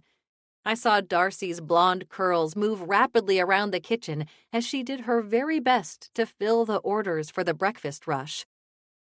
I realized this was the worst possible time for Zara and me to meet in the cafe. It would be crowded and loud, and Lois and Darcy couldn't afford to lose a table if we stayed too long. To my right was the main dining area. There were 3 small tables by the large front window, and the rest were peppered around the room. There were at least 2 people at every table I could see. Coming here had been a very bad idea. Bailey! Lois pointed a stack of menus at me. She's in the back corner. I didn't bother to ask Lois how she knew who I was looking for. I wove through the tables, apologizing to the people I bumped. In the very back corner, Zara sat with a cup of black coffee, petting her tiny puffball of a dog. I immediately got the image of Cruella de Vil. "Bailey, you're late," she said, looking up at me. "I'm sorry. It was difficult to break away from the shop. It's a busy day." "Yes, you've told me that before." She frowned. "Don't just stand there staring at me. Have a seat. I don't care for being loomed over." I slipped into the wooden chair. She set her purse with the dog inside it on the chair between us. Her nondescript puffball of a dog stuck his head out of the bag. I started to pet him, but he nipped at me. Well, I supposed it was nice to know where I stood with Gator. He certainly had the perfect name. "Gator," Zara said, "don't go trying to bite people. I don't want to be sued." It was interesting that she was concerned about possible lawsuits rather than someone being hurt. However, I imagined that Gator would bite if he felt the urge, so it didn't matter what Zara said to him. I took the liberty of ordering us both coffees. I told the waitress that you were coming over and to bring whatever you usually order. At that moment, Lois appeared at the side of the table with a coffee loaded with cream and sugar for me, and another black coffee for Zara. As she stepped away with her empty tray, she raised her brow at me, as if to ask what was going on. I wished I knew. I gave the slightest shrug. "Thank you for the coffee, Zara. That was nice of you." I wrapped my cold fingers around the warm mug. "That's the least I can do, since you are going to find the person who killed my Blaze." The coffee mug was a millimeter from my lips. I lowered it. What? Don't play coy with me. I know you must have already put feelers out about the case, and I know that you're friendly with my daughter. I assume she asked for your help as well." I didn't say anything because, yes, Margot had asked. She'd pleaded, actually. I knew I had no choice but to help Margot, not just because I knew her, but because I honestly believed that she hadn't committed this crime. But I didn't say anything like that to her mother. "Why do you think your fiancé was killed when his death hasn't yet been ruled as a murder?" "Oh, but it has." I stared at her. She smiled. "I thought you would have known, since you are supposed to be such a talented sleuth, but it seems I will have to take the time to tell you." I wrapped my hands around my mug again to keep them warm and safely away from Gator, who was eyeing my right pinky with worrisome intensity. The lab tested Blaze's food. There were small traces of peanut on his plate. Now, before you ask, there were no peanuts in anyone else's food. Someone added the peanut to Blaze's food on purpose.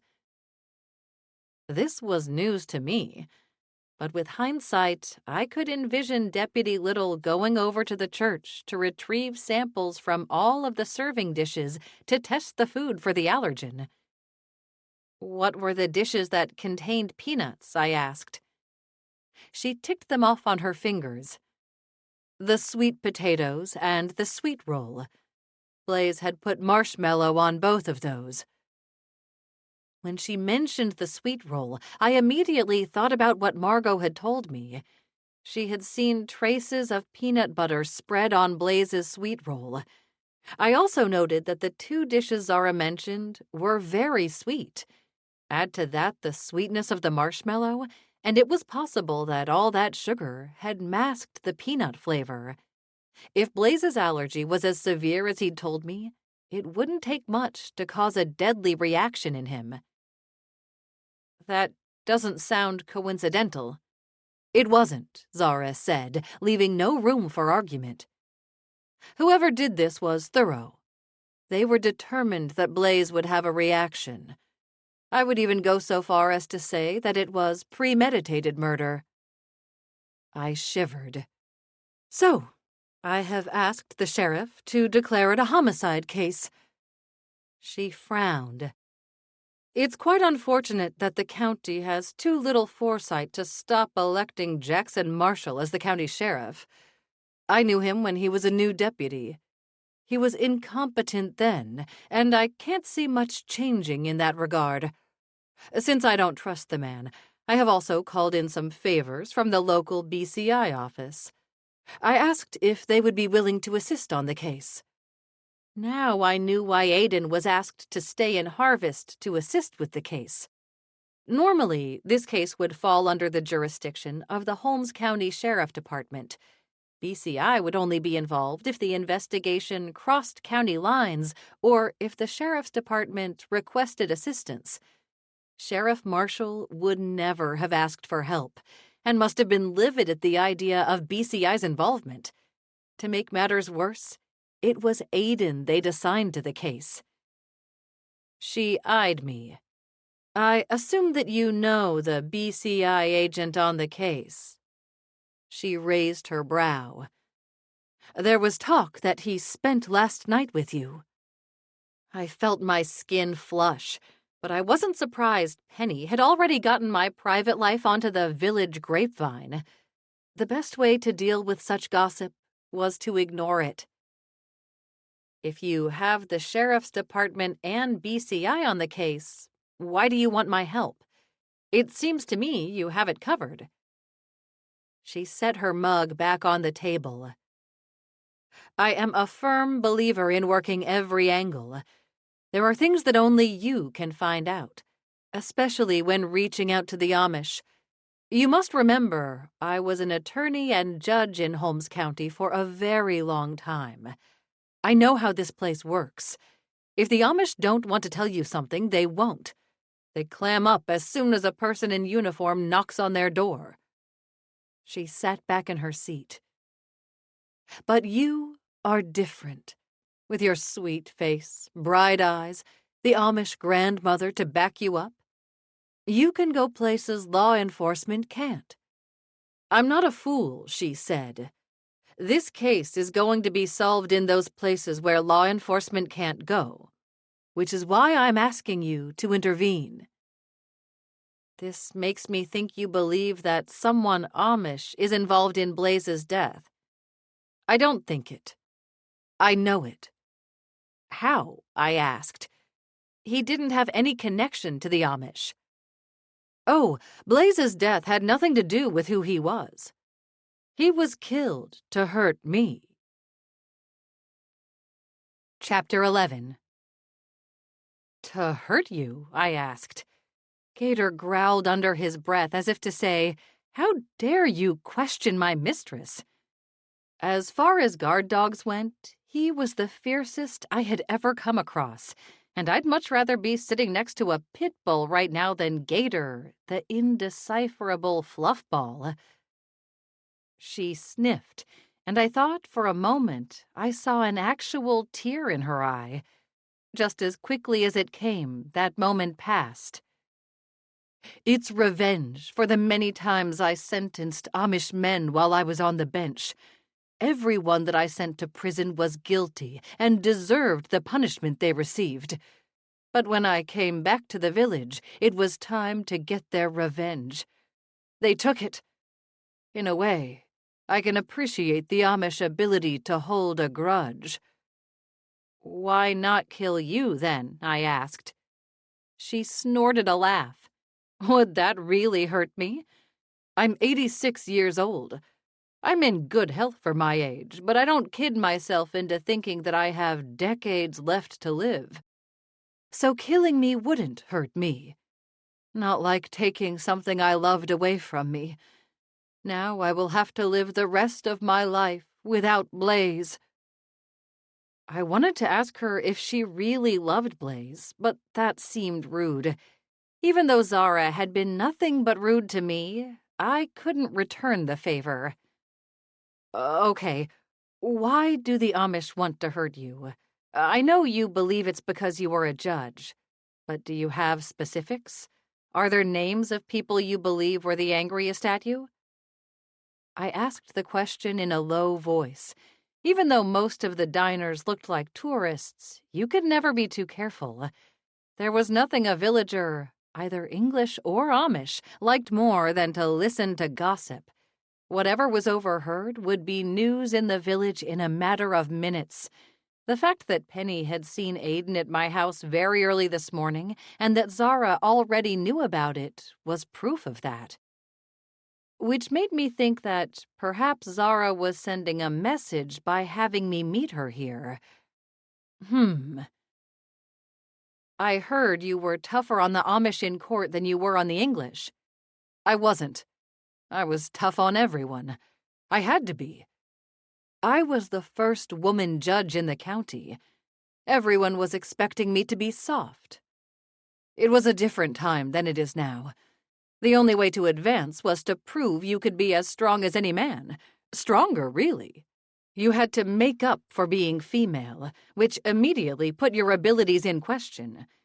You had to be tough back then to make it in a man's world. Women today complain and whine over how bad they have it. They have no idea. None. She slapped her hand on the table. They would curl up and die if they knew the sacrifices women before them had to make to give them the privilege to whine about the tough lives they lead now. They need to learn self-reliance. As for the Amish and their arcane and juvenile beliefs, I have no use for them. I believed in self-reliance, too. I was self-made in my way. But I didn't believe in stepping on others to reach the top. I didn't believe in belittling someone's belief system and calling it arcane and juvenile just because I didn't agree with it. I didn't agree with everything the Amish taught. Parts of their doctrine made me uncomfortable. I didn't like that women couldn't hold leadership roles. I didn't like that one man got to make the decisions for the group. But I did respect them. I respected the fact that every Amish person had the choice to leave their faith. I respected how hard that must be. I had just witnessed Charlotte navigate that struggle, and it had been painful to watch her feel torn between the life she had always known and the life she wanted to gain her own independence and the man she loved. I was married at 18, she went on. Pregnant at 20. By 21, I knew that was not the life I wanted. In truth, I knew at 18. I left Margot's father. She should be happy I didn't leave her with him. I could have. He was a terrible man. If Margot's father was so terrible, why would Zara even entertain the thought of leaving her child with him? Inwardly, I filed away these details. My opinion of Zara wasn't terribly high, and while I'd tried to stay objective when the other villagers had spoken negatively about her, it was hard not to have an unpleasant view of the woman, despite all her accomplishments. She wasn't particularly kind. Trying to put myself through college and law school as a single mother was near impossible, but it was my firm belief that I could do it. No one cares more about your career than you do. No one. Not your mother, not your partner, not the God the Amish speak about so often. If you want to go anywhere, you have to take yourself there. I'm living proof of that. Do you think anyone helped me along the way? I could certainly see how the difficulties of her life had made Zara hard, and maybe it was the reason she was tough on her daughter, too. She knew that to advance, she needed to be strong. So she wanted Margot to be strong. I could see the signs of that child rearing in Margot today. She was certainly able to manage a crowd with confidence, and she made her voice heard. But Margot didn't have the hard edges that her mother did. I wondered if that was because of their different life experiences. Zara went into the world of law, and Margot chose family and the world of a community organizer. As for the Amish, Zara went on, it may appear that I was tougher on them because I went into each case assuming that they were not saints. Too many people think they are automatically good because they are Christian and are so pious. There are a lot of pious people in this world who do terrible things. The Amish are no different. In my opinion, saints are a myth. I have seen too many Amish cases that involve domestic abuse, drugs, drunk driving, you name it. It makes you believe there is no good left in the world. I could see how she would feel jaded, but that made me sad for her too. If you saw absolutely no good in the world, then what would be the point of living at all? Why on earth would you think that your small life could make a difference? I had seen the dark underbelly of the Amish and the English, too, in recent years. I knew murderers. I had looked them in the eye and seen no light there. But I still saw good everywhere else. I had to believe in the good to keep my sanity and know that, by helping everyone I could, my own life wouldn't be wasted. Some of her tough veneer began to crack. It's why I got out. I was old enough to retire, and I am good at investing. I had created a nice little nest egg for myself by taking the right amount of risk. After my last term was up, I didn't run for judge again.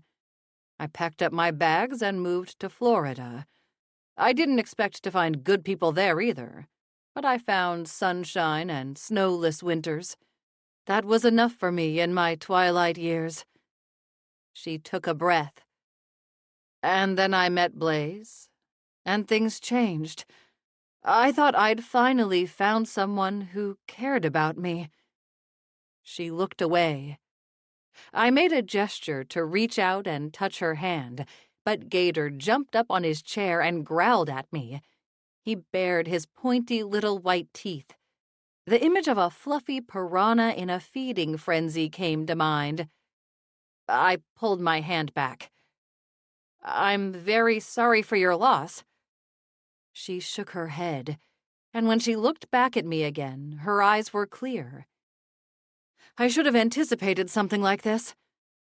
She opened her purse and pulled out a piece of paper. But since I was a fool for not seeing what was coming, I won't be a fool now and let Sheriff Marshall fumble through this investigation. I trust that you and your BCI boyfriend can find the killer. I bit the inside of my lip. I couldn't promise her I'd succeed, but I could promise that we would try. We will try. Good. She handed over the piece of paper from her purse. Here's what you need to get started. She slid it across the table to me. I didn't move to pick up the paper. What is it? If you unfold it and read it, you'll find out. Gator snarled next to me. I scooted away from him and unfolded the piece of paper to find a list of names. I read them to myself. Alan Shirk, Levi Whitmer, Clyde Clem. I looked up from the paper. Who are these men? They are the 3 most likely suspects, those who might still be upset that I brought them to justice. You want me to talk to these people? My daughter seems to think you're the best at these things. I suppose this is one time I have to take her word for it. I also did my own research. It seems you have had quite a bit of luck at infiltrating the Amish community in Holmes County in a very short matter of time. I don't infiltrate. The Amish are real people, and they are my friends, I said. Call it what you want, but we both want the same thing. We don't want my daughter to be framed for this murder. No, we don't, I said. On that we could agree. Her lips curled into a smile as she realized that she had me right where she wanted me. Of course I would help Margot. She frustrated me and twisted my arm to volunteer at just about every event she held on the village square. But she was a good person. Zara waved her hand, and the fluorescent lights overhead caught in her engagement ring. The ring was stunning, and as big as the gems I had seen on the fingers of the socialites on the Upper East Side who came into J.P. Chocolate's looking for a chocolate feature sculpture for their weddings. I guessed that it easily cost as much as the value of Swissmen Sweets. Can I ask you one more question? I said. She narrowed her eyes. Fine. Why were you going to marry Blaze? I asked. You think he wanted to marry me for my money? She smiled. I didn't say anything. Of course, that's why he was marrying me. I might be old, but I can assure you that my brain is in perfect working order. I never miss a beat, and I never lose my keys. My mind is a steel trap. She sipped her black coffee. So yes, I knew that he was marrying me for money. And do you know what? I shook my head. I didn't care. Blaze was a kind man, a man of his word. I knew what I was getting. In exchange for my money, I would have companionship and someone to care for me when I am too old to care for myself. That's what I was buying. Do you know how many of my friends have died old and alone in a nursing home? The nursing home takes all the money they have left, and their loneliness takes all their dignity. I'm not stupid. Maybe I will live to 100. If anyone can, it's certainly me. So I don't take any chances. I had the world's best prenup, and part of it stated that if I were to be incapacitated, Blaze had to care for me at home. If he wanted my money, he didn't have a choice. If he opted not to, and I was placed in a nursing home, then the home got it all, and he'd receive nothing.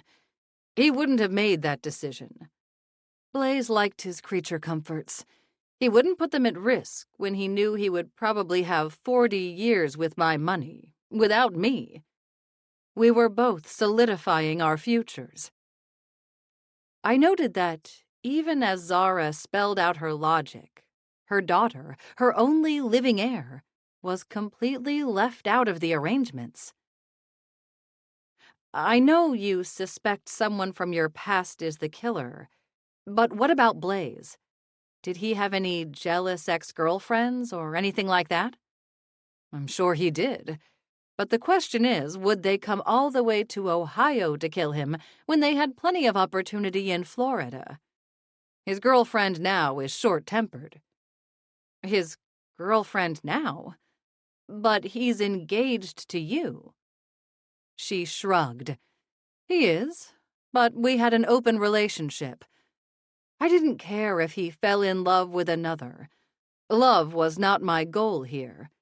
Security and safety were my goals. When you get to be close to my age, you will understand. You might look for a man now because of his looks, his humor, or his passion. But will he feed you soup when you're ill? That's what I was looking for.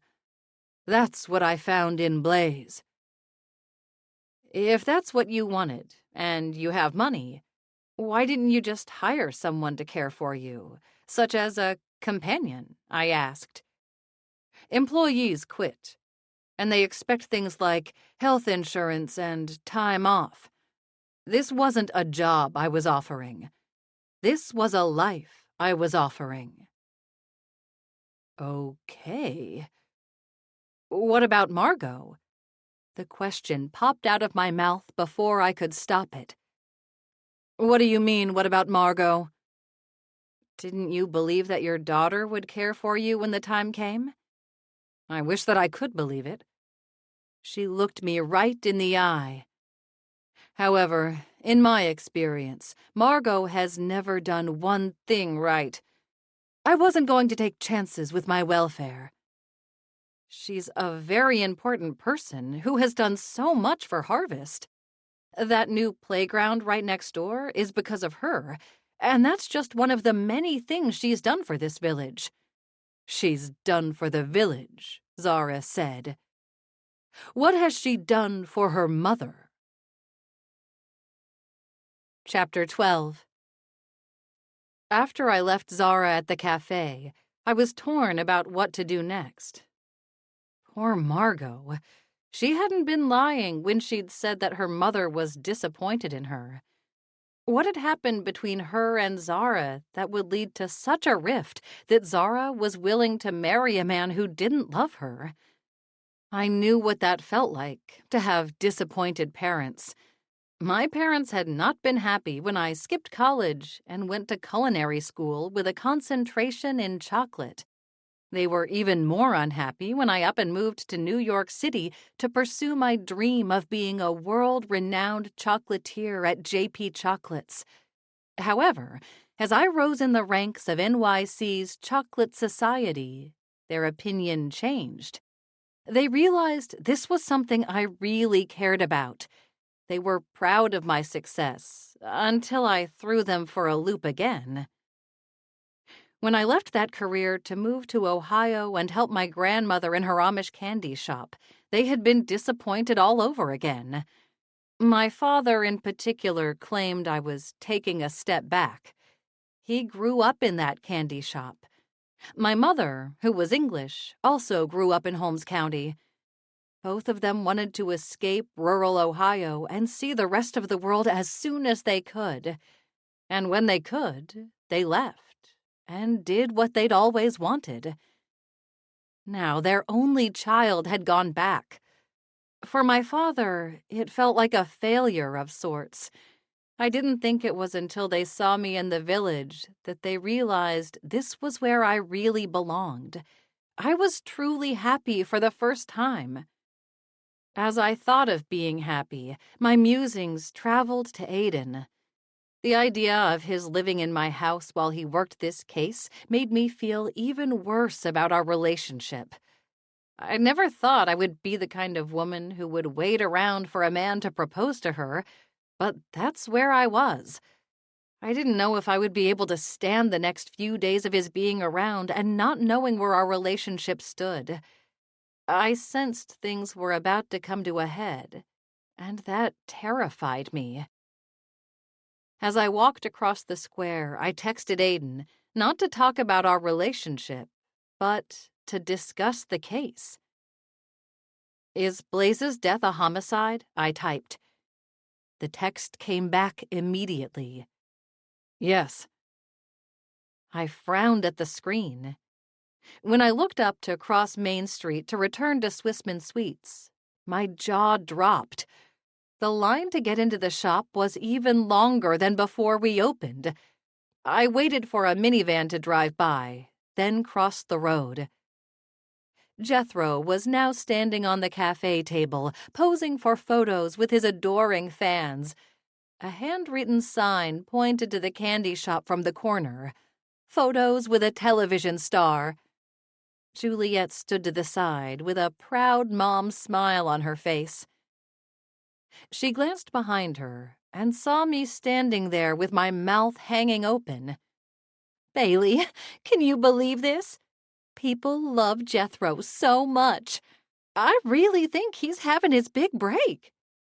If his big break was taking a picture with every tourist who rolled through Harvest, then yes, I guessed that he was. "It's amazing," I said. She clapped her hands. "I don't know when I have been so proud." She paused. "Of my pig. I'm always proud of my son Aiden, as you know." I nodded in astonishment. "Well, I had better go back inside and help with the candy." Juliet patted my arm. "You do that, dear. I have everything under control out here." She sighed happily.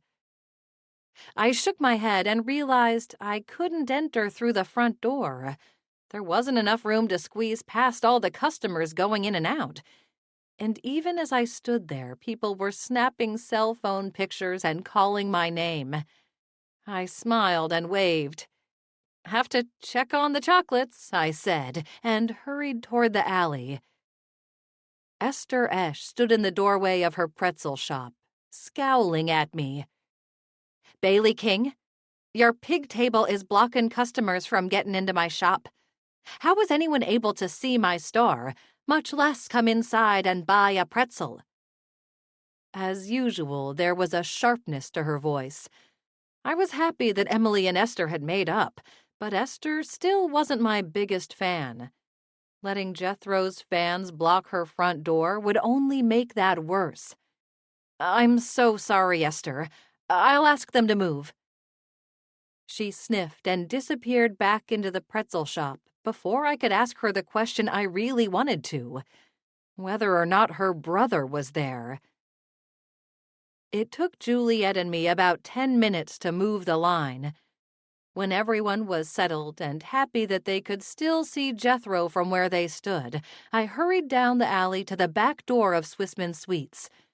Much to my surprise, I found Abel Esch behind the pretzel shop smoking. It seemed that I didn't have to ask Esther at all if Abel was back. It was clear he was. If it isn't the famous candy maker, Bailey King. He stepped in front of me. I frowned at Abel. I have work to do, Abel. Move out of my way. I know. All you do is work. He smiled. Perhaps that is why Aiden Brody lost interest and moved away. I can't say I blame him. There are more dutiful women out there who know how to take care of a man. I had the urge to punch him in the stomach to force him to move, but I resisted. Also, he was a lot bigger than I was, so I doubted a fist fight would end well for me. Please move, I said through clenched teeth. He stepped to the side, and I walked past him. Don't you have some work to do? I asked. The pretzel shop is busy, and I know Esther would be happy for some help. Esther is doing fine on her own. She always has. I would have thought that you'd come out of prison with a new attitude, that you would want to change yourself for the better. He laughed. If you thought that, you don't know me very well. I didn't say anything more, but went into the shop.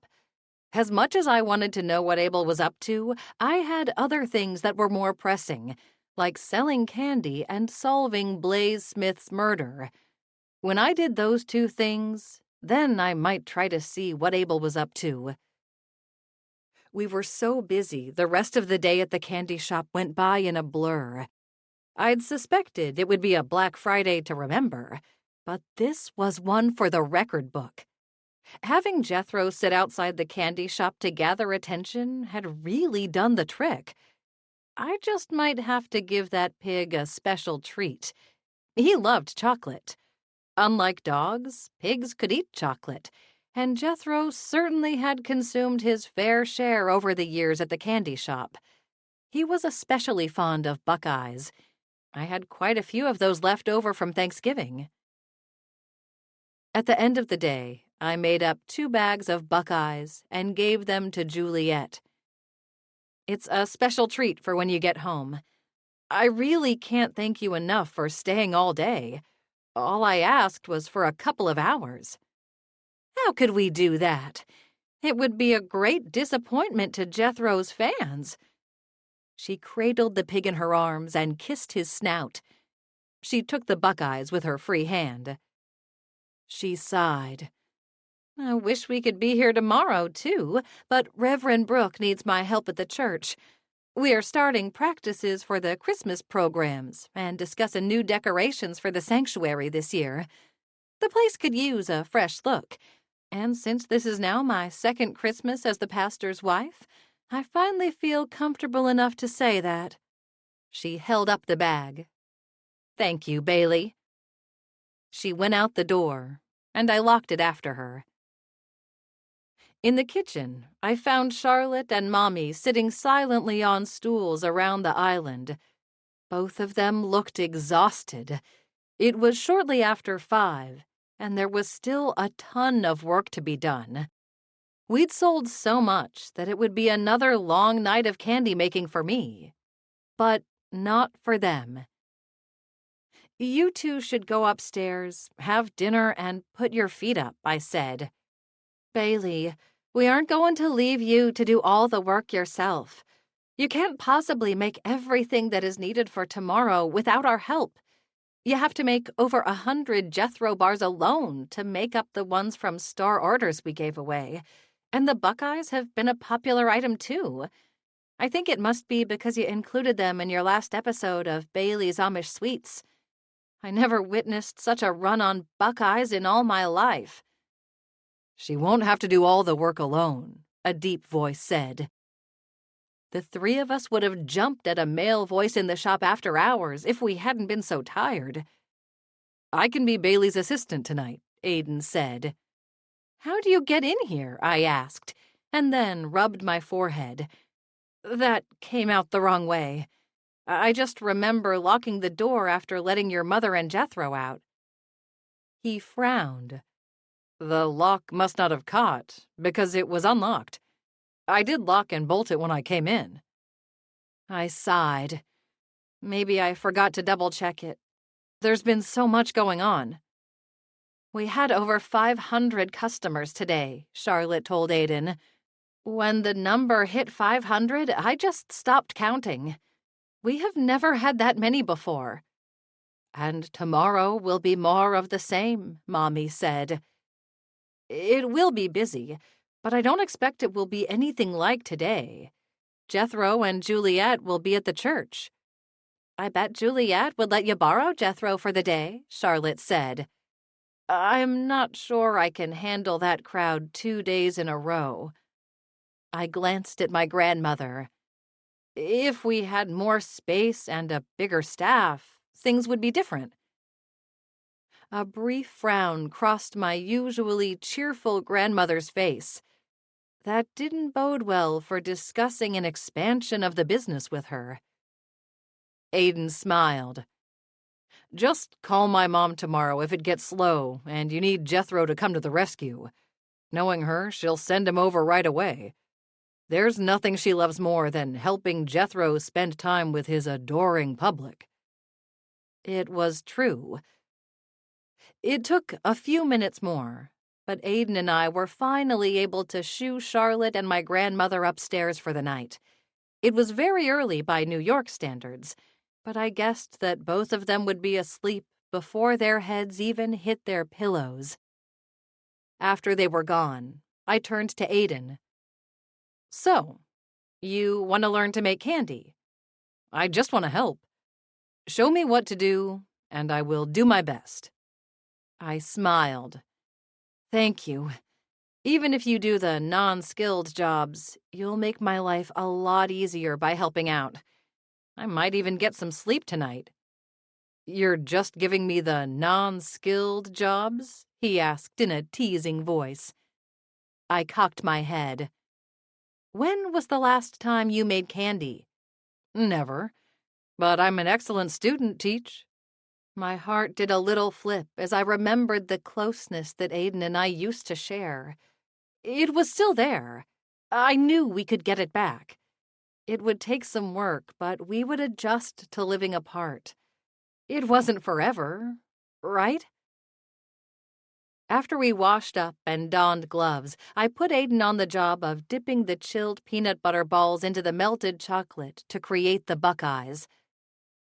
Aiden stared at the hot glass bowl of melted chocolate in front of him. How do I do this without burning my fingers off? I laughed and grabbed a box of toothpicks. Use a toothpick. I poked the center of one of the peanut butter balls with the toothpick and dipped it 2/3 into the chocolate. Then I pulled it out and set it aside on a tray lined with wax paper to dry. It's easy. I kissed his cheek. Easy for you. He smiled at me, and my heart felt like it might melt right into the chocolate. Do I get docked for all the peanut butter balls I lose in the chocolate? Definitely. It won't hurt much, though, since you're working for free. He laughed.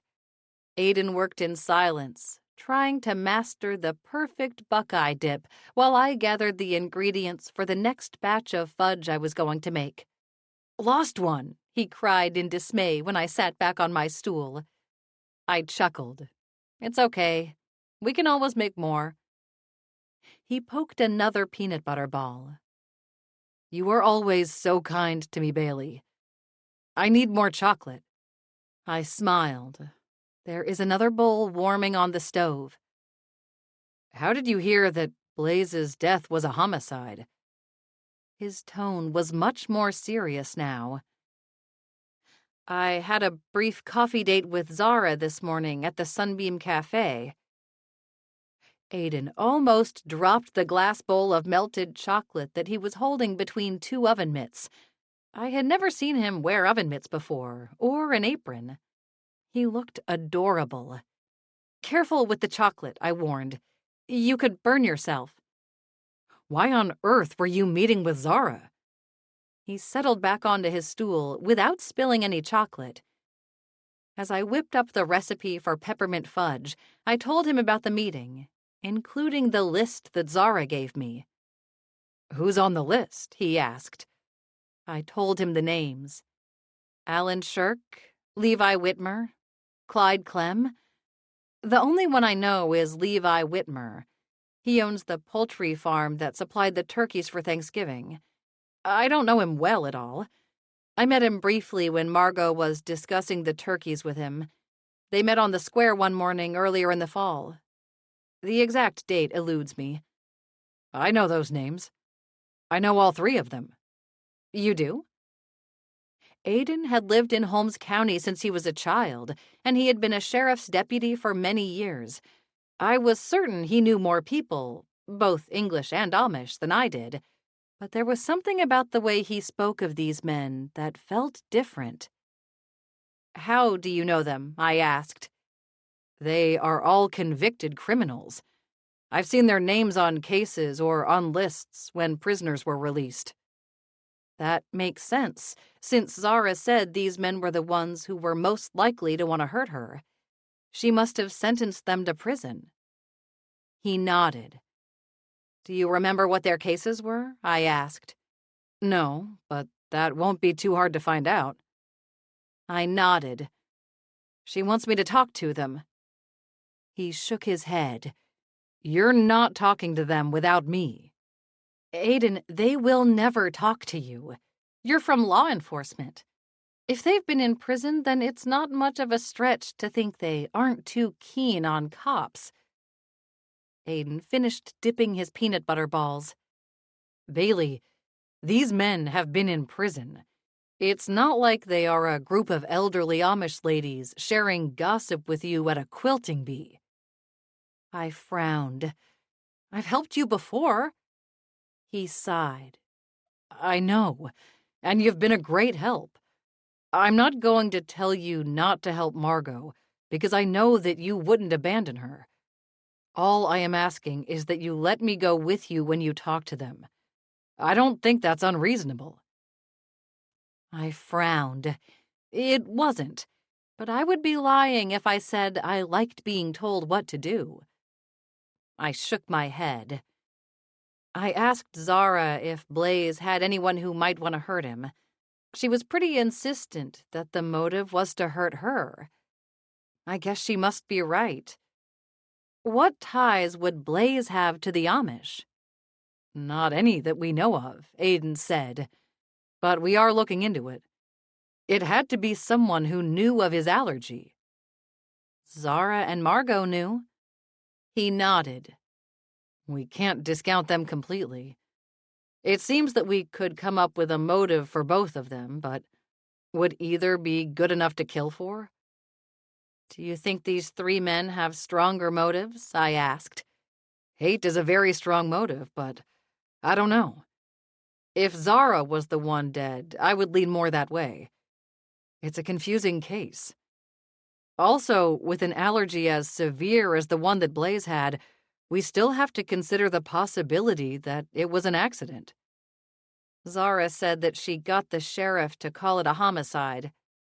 He frowned. I know. I started a recipe for peanut butter fudge. I wondered if it was wrong to make such a peanut buttery dessert while talking about Blaze. I changed the subject. Did you know Abel Esch is out of prison? Aidan's jaw tensed. How did he get out? Emily said it had something to do with overcrowding in the prison system. Aidan blew out a breath. Abel isn't the kind of convict you want to let out. It seems the powers that be didn't agree with you. I paused. Do you think he was involved in this at all? In the murder? I don't see how. We can't blame him just because we don't like him. Abel is conniving, but he assesses risk. I can't see him doing anything that could send him back to prison so soon without making him money. His crimes in the past have involved moonshine and gambling. Those are both ventures that he could use to make money. We need to talk to him. I mentally added Abel to the list that Zara had given me. I need to talk to him. You know Abel has no use for you, and he will be even less helpful if you talk to him. He had a point, but I was dying to learn what Abel knew about Blaze. Did he know about his peanut allergy? I thought back to the day of the Thanksgiving festival.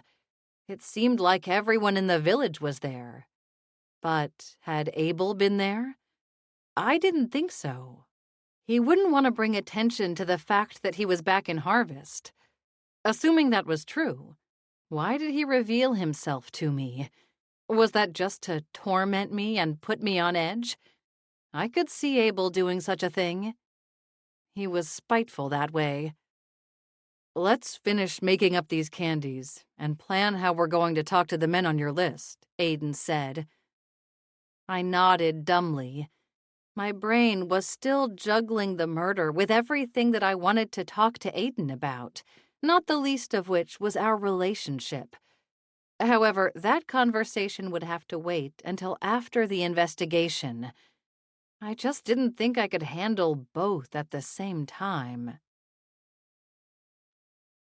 Chapter 13.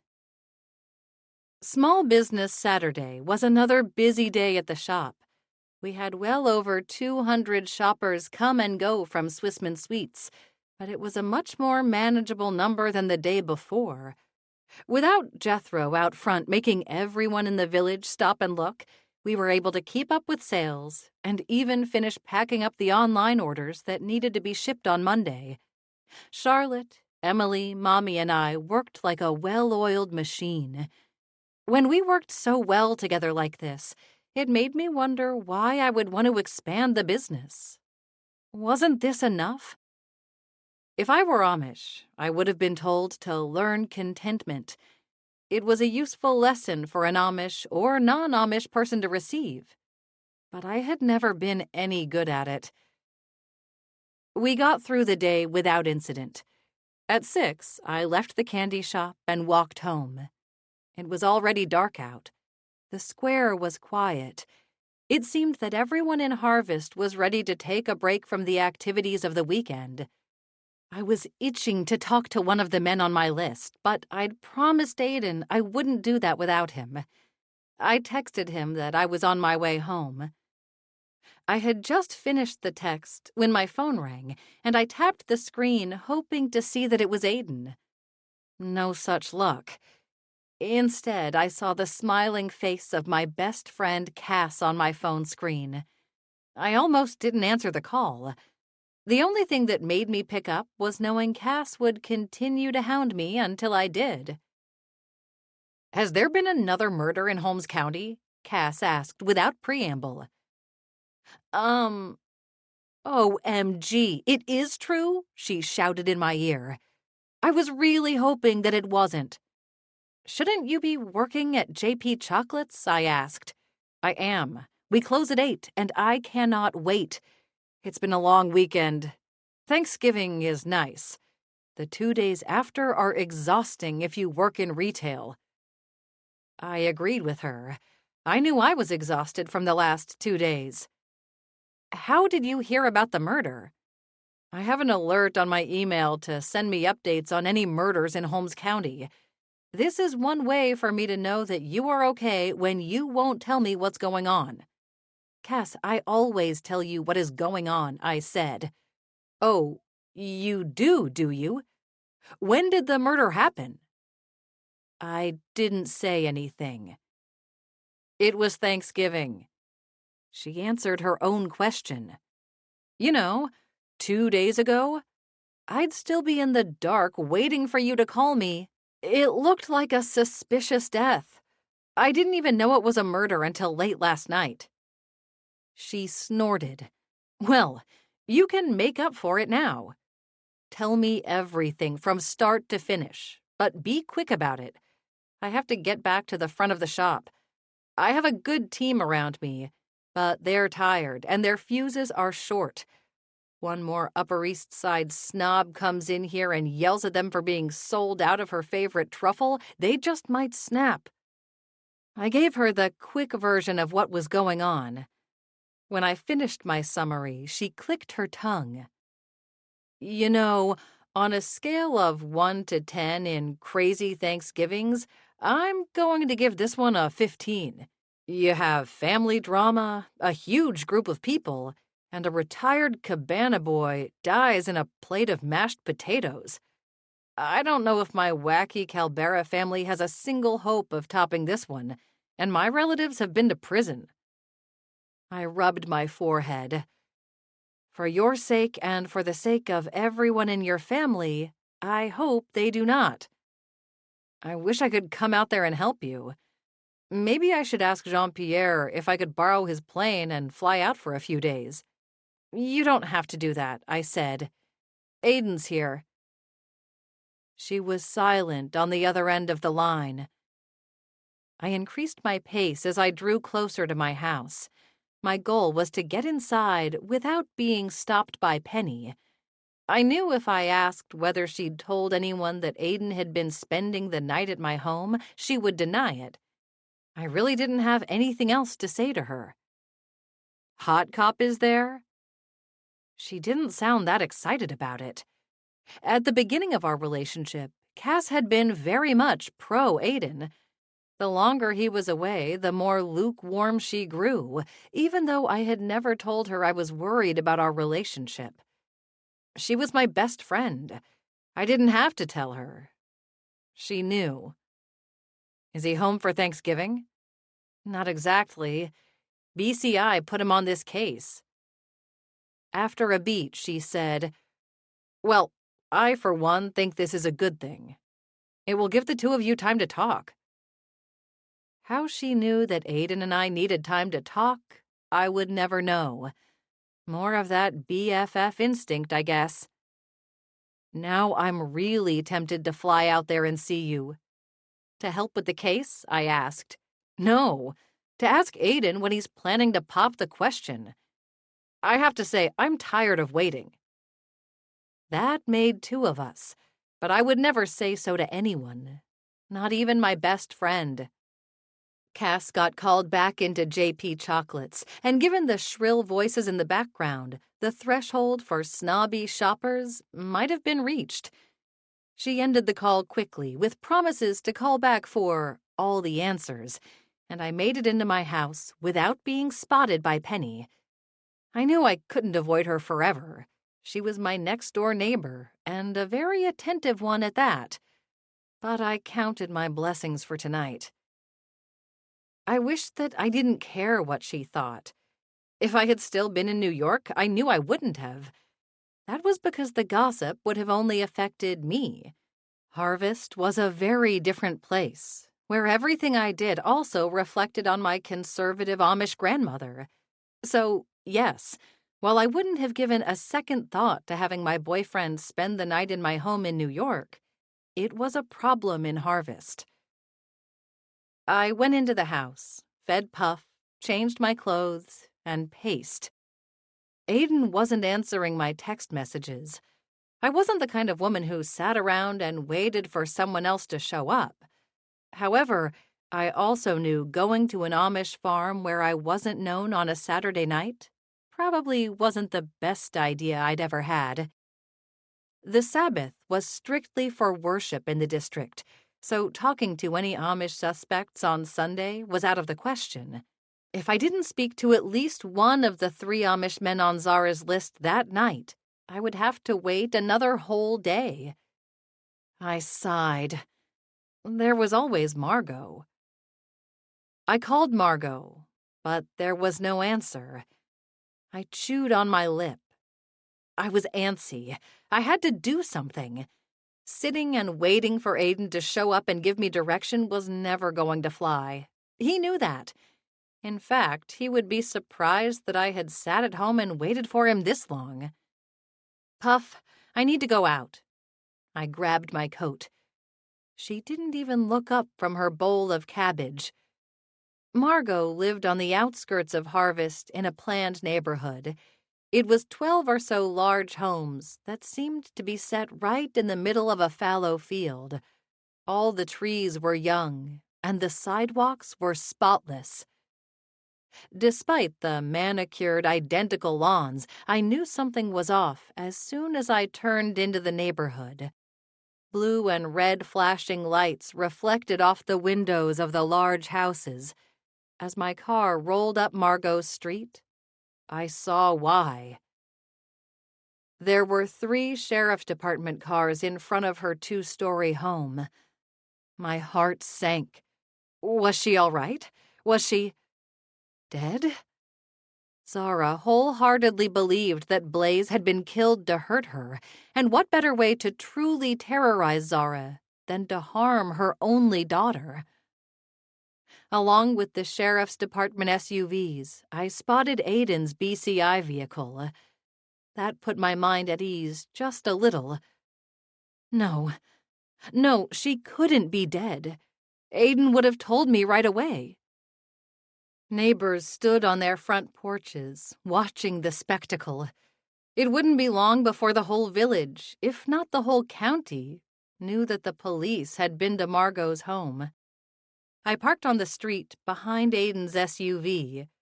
As soon as I got out of the car, I heard, "Bailey, what are you doing here?" It was Deputy Little. He stood by his car holding an evidence bag. It was too dark to see what was inside the bag.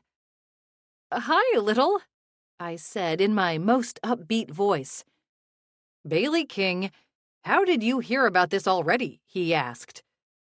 I had no idea what this was, but I wasn't about to let him know that until I figured it out. I shrugged. You know, this town talks. His eyes were wide. "But it just happened.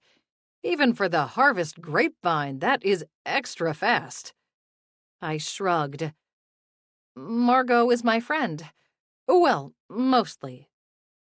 "What does this have to do with Margot?" I frowned. "This is her house, isn't it?" He looked back over his shoulder at the scene. "It's her house, but we aren't here to talk to Margot." He narrowed his eyes as if he was beginning to suspect that I had no clue as to what was happening, and, of course, I didn't.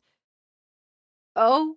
I asked, afraid that I was letting on that I really had no idea what he was talking about. "We are here to talk to her husband. He's the suspect." "Suspect for the murder?" I asked. "You know that it's a murder, too?" He rubbed the side of his temple. "No one is supposed to know that yet. The sheriff was very clear on that. I know he doesn't like bad press.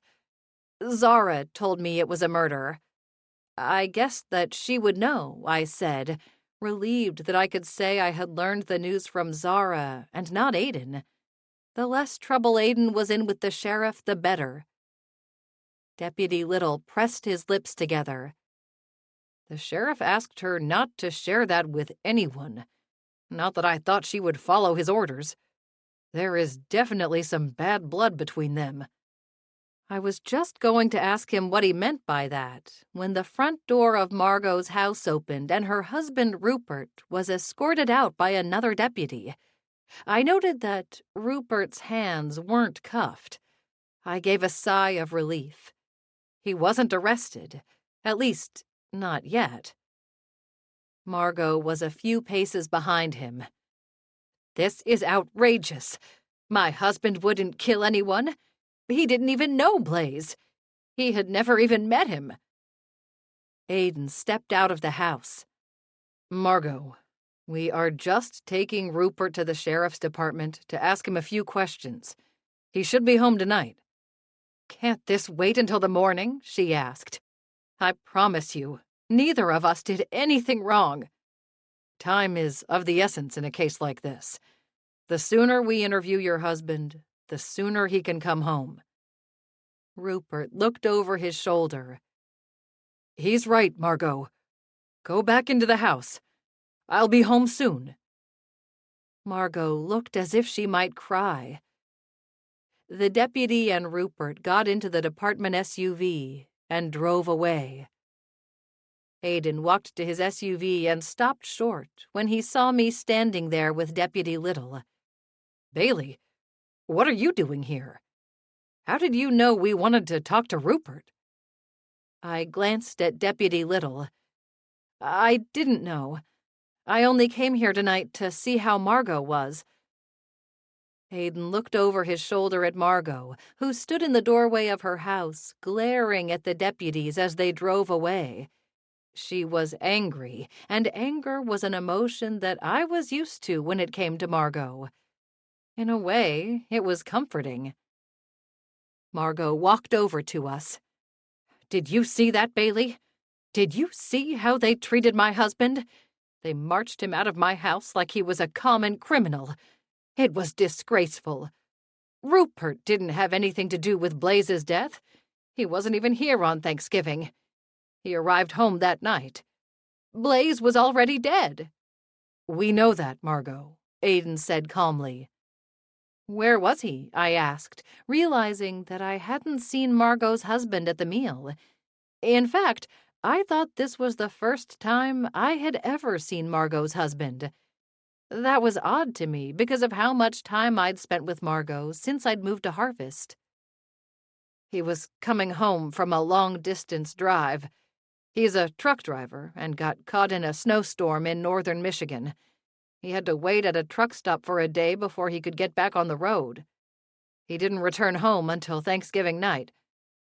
She put her hands on her hips. "We know all this, Margot. However, we still want to speak with him, since he has threatened Zara in the past," Aidan said. "Threatened her? That's ridiculous. Rupert doesn't care for my mother, but that's just because he's my husband and wants to defend me." She held up her hand. "He doesn't think that she would hurt me physically, but she has a sharp tongue and no fear of using it. He's just being a good husband." "If Rupert has an alibi, why question him at the station? What's wrong with doing it here?" I asked. Aidan looked at me out of the corner of his eye. "We had planned to talk to him at home, but he was being less than cooperative." Margot put her hands on her hips. "That's because you came to our home in the middle of the night and peppered us with questions. I know that Rupert can have a short fuse, but he's harmless. He threw a remote control at Deputy Little. That was an accident. He was waving his hands and it slipped out." I bit my lip. Warning bells went off. If Rupert would throw a remote control at a sheriff's deputy, what was he like when no one was around? I'd never for a moment thought Margot could be in a bad marriage. In fact, I can't say that I had ever thought of her marriage at all. It wasn't something she talked about. Occasionally, she mentioned her grown children, but most of our conversations centered on events at the square. I wondered what else I didn't know about her. "The truth is," she dropped her arms at her sides, "my mother never liked Rupert. She never liked any choice I made for my own life. She was the one who pointed to my husband as a suspect, wasn't she? No one else would have even thought of him." Deputy Little and Aidan shared a look. Margot shook her head. "I knew it would be bad for me when she came back to Harvest, but I honestly never thought it would be this bad. I never thought she would stoop so low as to hurt my husband, and me by association." If Zara thought Rupert was behind her fiancé's death, why had she met with me that morning? Why had she given me that list of names? "If you see my mother again, tell her we are done. I don't care what happens to her money. I don't want it or need it. Rupert and I are fine. Our children are grown and happy. No one here needs her. She should remember that. The break with the family and with me was her fault, and now she has to live with it." Margot went back into the house and slammed the door closed. "I guess she won't be talking to us again tonight," Deputy Little said. That was a safe guess. Chapter 14. After we left Margot's house, Deputy Little and Aidan went to the sheriff's department to talk to Rupert, and I headed home. I tried my best to stay up until Aiden came back to the house after finishing his interrogation, but the evening hours ticked by. With each passing minute, I grew more and more exhausted. 10 turned to 11, which turned to 12. When it was almost 1 in the morning, I gave up. I had gotten up for Small Business Saturday at 4 in the morning. I couldn't keep my eyes open any longer. The next morning, I woke up at 6, which for me was sleeping in. Sunday was the one day a week that sleeping in was actually possible. It was the only day that Swissmen Sweets was closed. Usually I loved Sundays, because for me they were long and lazy. However, the Sunday after Thanksgiving, I felt impatient, knowing it would be next to impossible to get any new information about the case.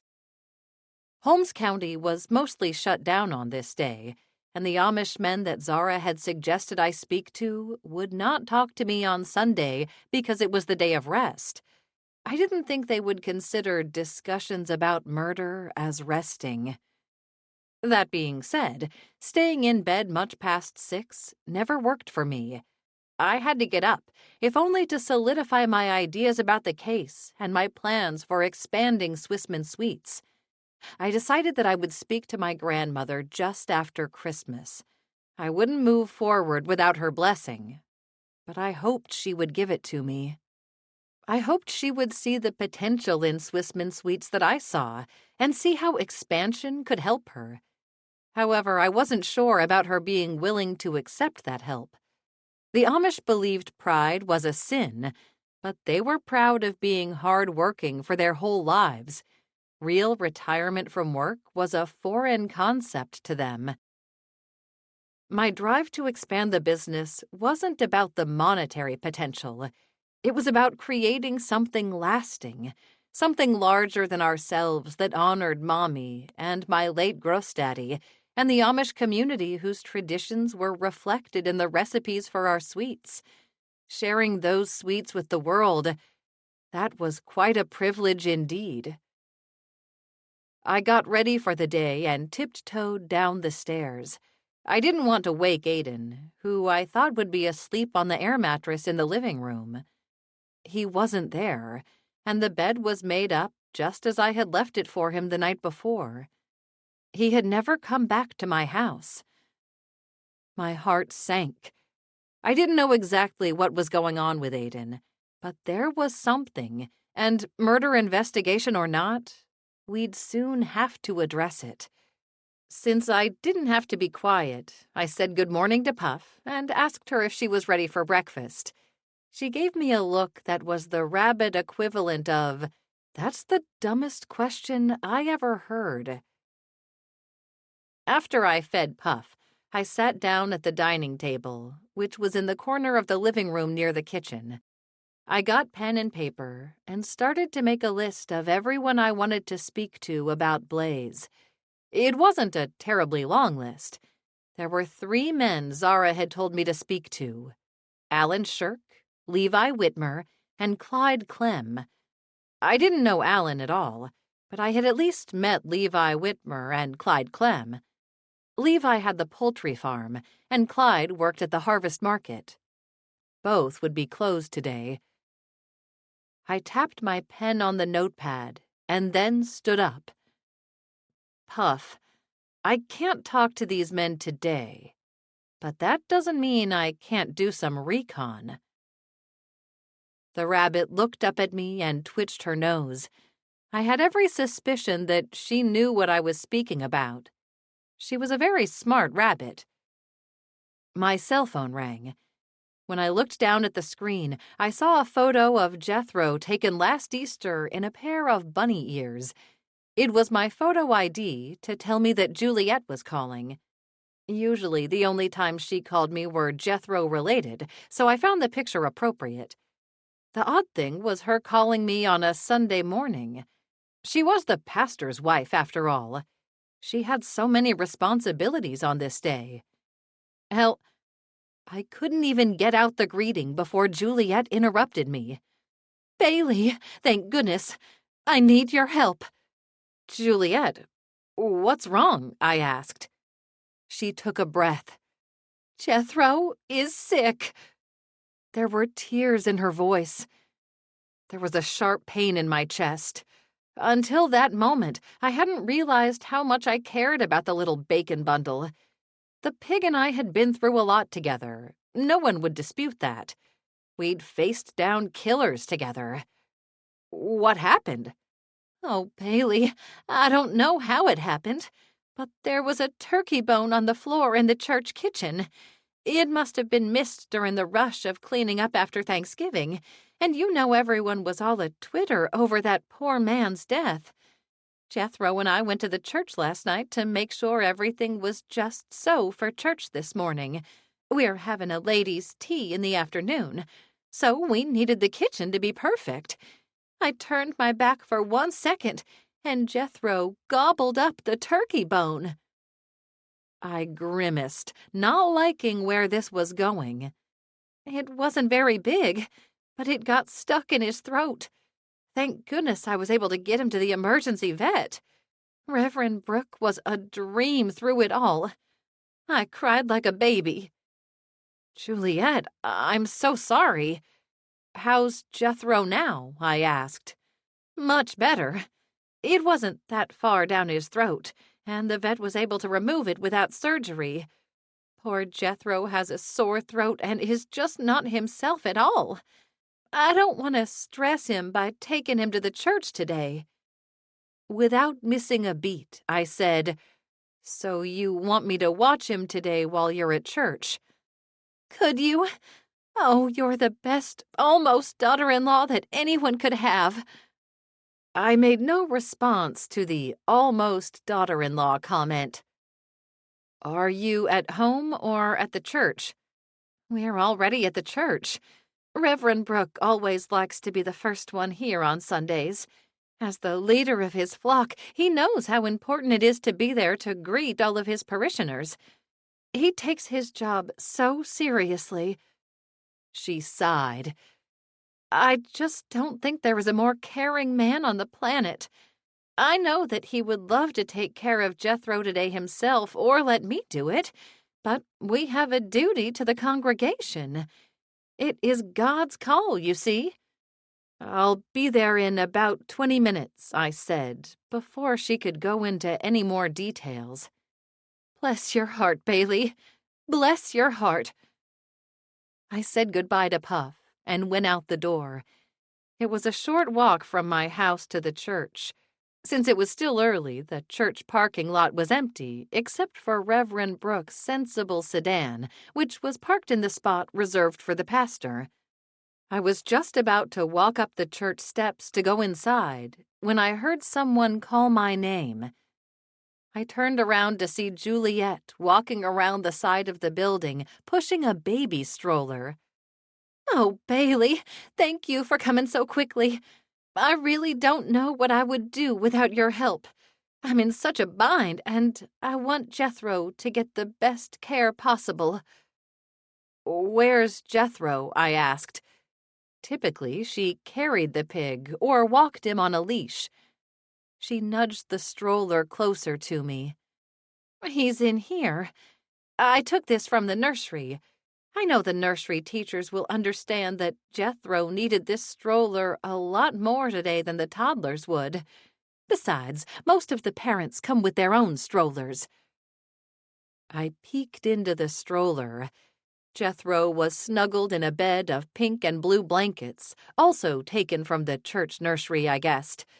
There was a stuffed white rabbit in the stroller with him. He had his right front foreleg over it, as if he was giving it a hug. Perhaps it reminded him of Puff. Poor Jethro.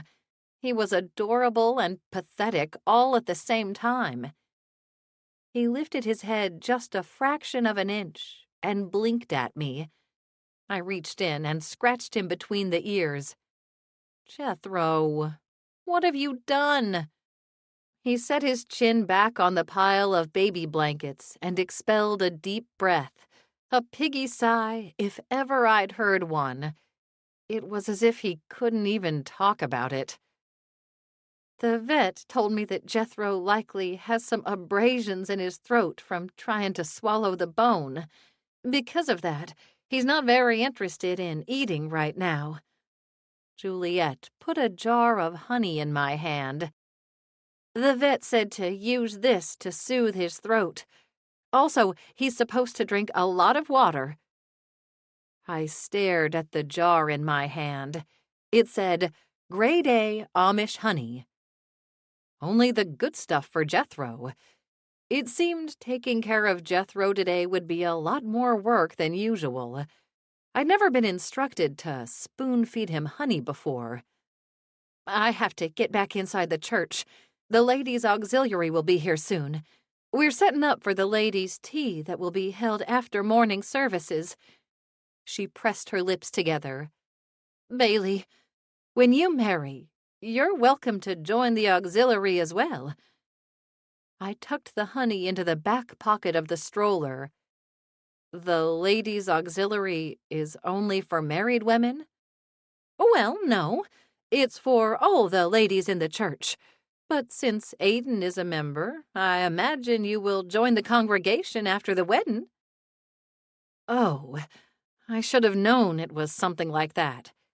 Even when her pig was under the weather, Juliet could turn the conversation back to the subject of when Aiden and I were getting married. I didn't have the heart to tell her it would be a very long time before that happened, if ever.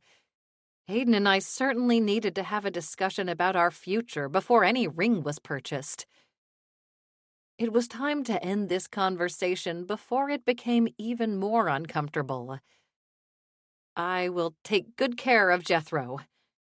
She clasped her hands together and held them under her chin. I know you will. She bent over the stroller and gave Jethro a kiss on the top of his head. You be a good little pig for Bailey. No more turkey bones. She shook her finger at him. I took hold of the stroller handles and carefully turned Jethro in the direction of Swissmen Sweets. A sick pig would certainly put a damper on my plan to do recon that day. I would stand out too much if I rolled up somewhere pushing a pig in a stroller. The front door of Swissmen Sweets opened just as I was crossing the street, and Charlotte stepped out. Today, my cousin wore a blue t-shirt under a denim jacket and a long khaki skirt. Her hair was in a long red-gold braid that glowed in the sunlight. She wasn't exactly dressed like a liberated Amish woman. She wore no makeup or jewelry. She seemed to be taking it slow, assimilating to non-Amish life. I respected that. It must have been hard to go from being told what to wear and how to style your hair every day to dressing however you wanted. She stopped in her tracks. Bailey, do you have a baby with you? Her voice had so much disbelief in it that I realized my younger cousin would be utterly shocked if anyone chose to leave their child with me. I pushed the stroller over to her. Take a look. She peered into the stroller and hopped back. That's Jethro. Why are you pushing Jethro in a stroller? First of all, your reaction is a little much. I will have you know in NYC, pushing your pet around the city in a stroller is the thing to do. I have seen dogs, cats, chinchillas, you name it, being pushed around Central Park on a nice spring day. She wrinkled her brow. What's a chinchilla? I sighed and shook my head. That's beside the point. The point is, Jethro is just being very urban today. You know he's a famous pig. She cocked her head. Are you teasing me, Bailey King? I smiled.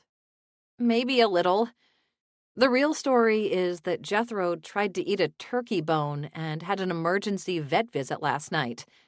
Juliet asked me to piggy sit since he isn't feeling well today. I should have known. Juliet always asks you to watch her peg. Not always. She gave me a look. Okay, you're right. Almost always. I rolled the stroller back and forth because I had seen people do that with their babies and animals while stopping to chat in Central Park. I guessed whatever those Upper East Side nannies and pet sitters chose to do must be the right thing. "Are you going to church today?" I asked. Charlotte wrinkled her nose. "I don't think so. I'm not playing the organ today. The church's regular organist is on the bench, and Luke is on today, so he's not there to sit with me in the congregation. I still feel a little out of place in an English church. Everything is so different. I feel better when Luke is there to guide me on what to do. I always feel like I'm standing when I should be sitting, and vice versa. I know I'm not the most religious one in the family, but I don't think you can do anything wrong when it comes to Sunday worship." She twisted her mouth as if she wasn't so sure about that. "What are you and Jethro up to today?" "Well—" "You're going to investigate the murder, aren't you?" I sighed. "I can't do that now. Just look at Jethro." We both looked down at the pathetic pig at the same time. His chin was on the stuffed white rabbit, and he blew hot air out of his nostrils. He really was a sorry sight. "Jethro does look under the weather, but you can still snoop," she said. "I will go with you and take care of Jethro while you root out the bad guy." "Root out the bad guy?" I asked. "Luke and I have been watching this show called Murder, She Wrote. He says it's an older show, but I love it. Have you heard of it?" Yes, I have." I raised my brow. "You and Deputy Little have been watching it together?" "Sure. I only see it when I'm visiting him.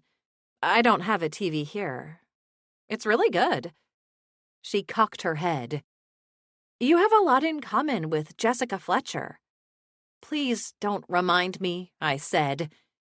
"Are you sure this is how you want to spend your Sunday?"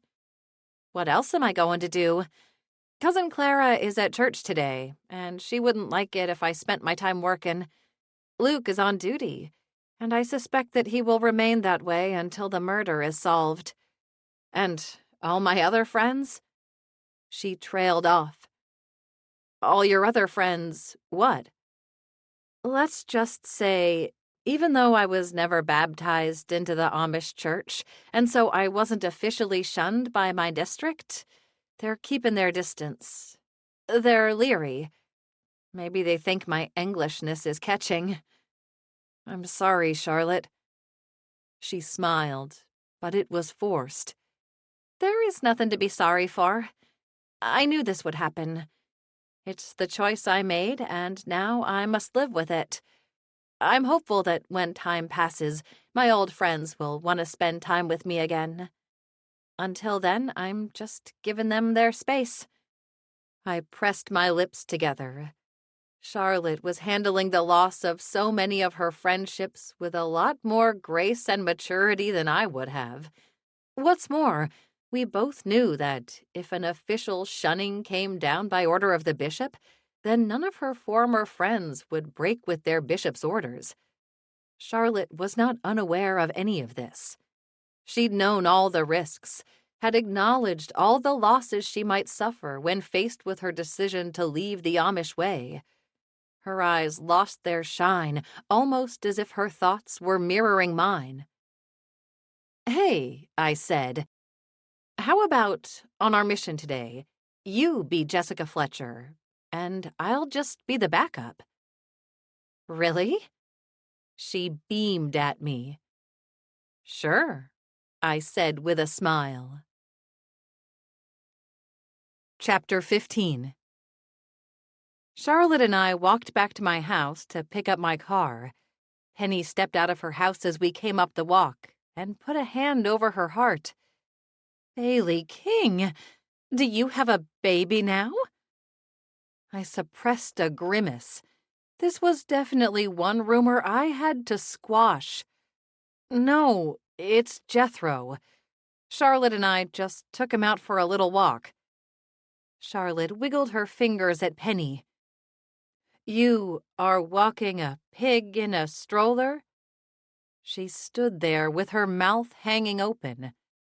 It's a nice day for a walk, I said with a shrug. She shook her head and hurried to her car, which was parked on the street. As she drove away, Charlotte said, "Your neighbor thinks you're crazy."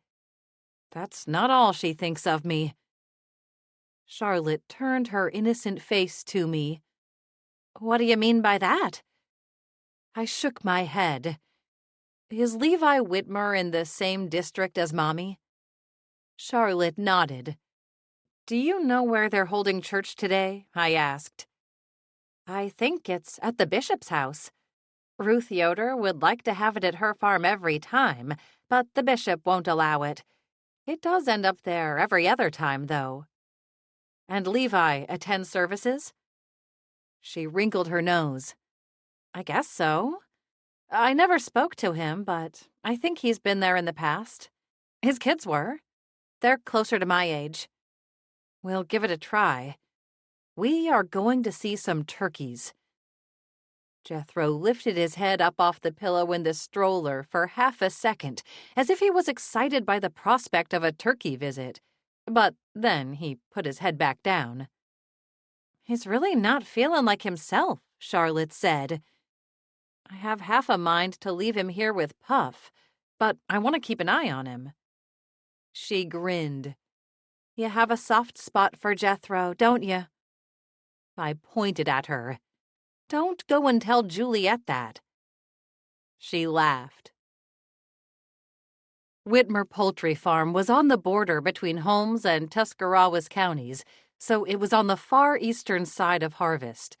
The farm was back off the main road, on what I would call, at best, a dirt and gravel path.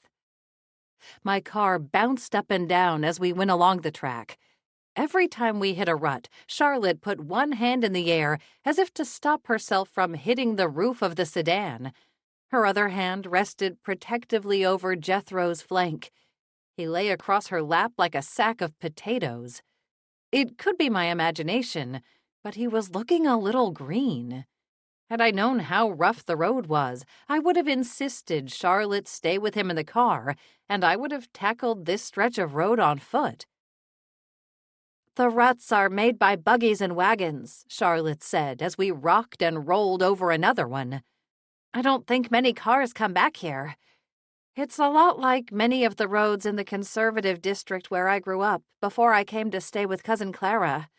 We never saw a snowplow, much less a road crew. How does Levi get his chickens and turkeys to market then? Wouldn't trucks have to have access to his farm?" Charlotte shrugged.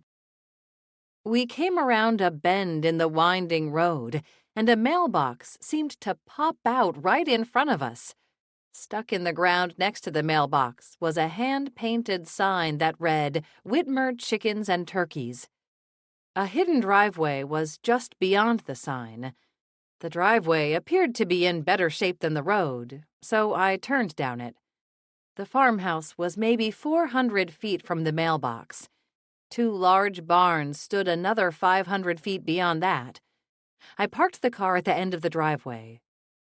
"I think we should get out and walk." Charlotte looked down at Jethro. "What about him?" I scratched Jethro under the chin, and he perked up. "Let's take him with us. I have his leash. Maybe walking around a bit will help him."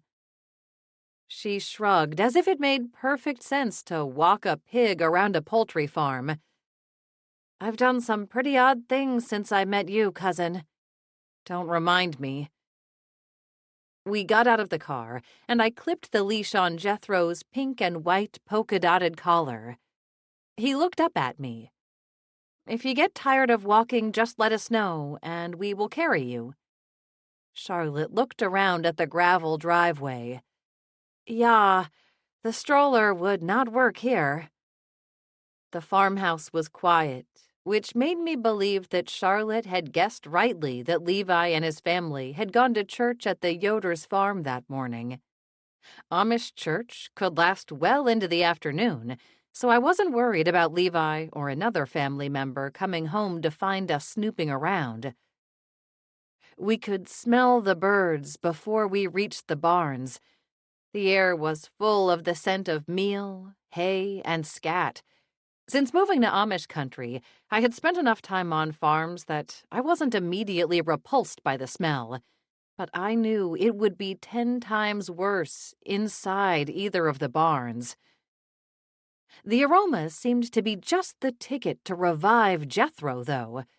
He put his snout in the air and inhaled deeply. His tail appeared to be a bit more curled, and he had a spring in his step. Well, if nothing else, coming out here has been a big help to Jethro. I watched as the pig pranced ahead of me. "Why are we here?" Charlotte asked. "Don't you want to talk to Levi about Blaze? You can't do that on a Sunday." "I know. I guess I just want to get the lay of the land before I speak to Levi." "That means you'll have to drive down that bumpy road on another day. You can count me out on that. I almost got sick to my stomach from all the jostling." Next to the barns, there was an open area, and I guess there were 60 to 70 chickens and turkeys roaming around and pecking at the ground. I was happy to see the birds had space to roam and weren't trapped in little cages inside the 2 barns. From what I could tell, they were healthy. However, seeing them running about and scratching at the grass did make me feel a tad guilty for eating turkey on Thanksgiving. Just as I'd stopped eating pork and bacon when I met Jethro, I guessed that these birds were going to convert me closer to becoming a vegetarian as well. A young Amish man came out of the closest barn. He whistled to the chickens and turkeys as he threw a mix of corn and feed pellets on the ground for them. "That's Leon Hirsch," Charlotte said. "Hey, Leon," she called. Leon jumped, and the feed pail flew into the air, barely missing a brown hen that was minding her own business. The birds didn't seem to be upset about Leon's mishap at all. They rushed him and pecked at the ground. He ran from the frenzy and jumped onto the top rung of the fence between us. "You okay?" I asked. Gathering what dignity he could, he climbed over the fence to join us. The turkeys bulldozed the hens out of the way so they could reach the overturned pail of feed first. "I'm fine." He was breathing heavily. "You just startled me is all. And those turkeys can always smell weakness, can't they?" "You seemed to know how to get out of their way," Charlotte said, as she shielded her eyes from the sun. "I don't think I have ever seen anyone jump that high in my life." "It's not the first time I've been chased by poultry. It probably won't be the last either," he added in a forlorn voice. Leon adjusted his glasses, which had gone askew on his nose. "What are you doing here?" "We should ask you the same. Shouldn't you be at Bishop Yoder's house for church?" Charlotte asked. I raised my eyebrows at her. Since my cousin had left the Amish way, she'd certainly grown more assertive. I didn't mind at all. It saved me from having to ask all the questions. Leon brushed dust from the front of his trousers and removed a feather from his hair. "I plan to head to church later. I promised Levi that I'd finish up the chores here first. I just cleaned out the chicken and turkey barns. I was in the process of giving them an extra snack for being so good while I cleaned the pens and cages. Then you scared me." His tone was accusatory as he looked at me. I held up my hands. "It wasn't me. It was Charlotte." She frowned at me. "Thanks." Leon swallowed. "Levi wanted to have the barns cleaned because he has a state inspection tomorrow. He offered to pay me extra to do it on a Sunday. I couldn't turn the offer down. I need the money. Now that I'm done, I'll run home, get cleaned up, and go to church." I wanted to ask him why he needed the money so much. For a devout Amish person to work on Sunday was very unusual. However, I didn't really know how dedicated Leon was to his faith. Before I could ask that, though, Leon looked down at Jethro at our feet. The little pig was in much better spirits. He wiggled his tail and had his snout pressed up against the ground as he inhaled all the delicious scents of a new farm. "You brought Jethro with you?" he asked, as if it was a very bad idea. I supposed most locals in Harvest thought bringing Jethro anywhere was a bad idea. "Sure," I said, as if the pig's presence was perfectly normal. "You brought him to see the turkeys?" Leon was thoroughly confused. "We just wanted to see where the Thanksgiving turkeys came from. You brought the turkeys from Whitmer's for Thanksgiving, didn't you?" He paled slightly when I mentioned Thanksgiving, and I wasn't the only one to notice. Charlotte leaned forward, as if taking a closer look at his face. "Are you all right?" Leon blinked behind his glasses. "Yeah, I'm sorry. I was just thinking of that man who died. It was awful. I can't get his face out of my head." I nodded. It was. My heart softened to Leon. He was still very young.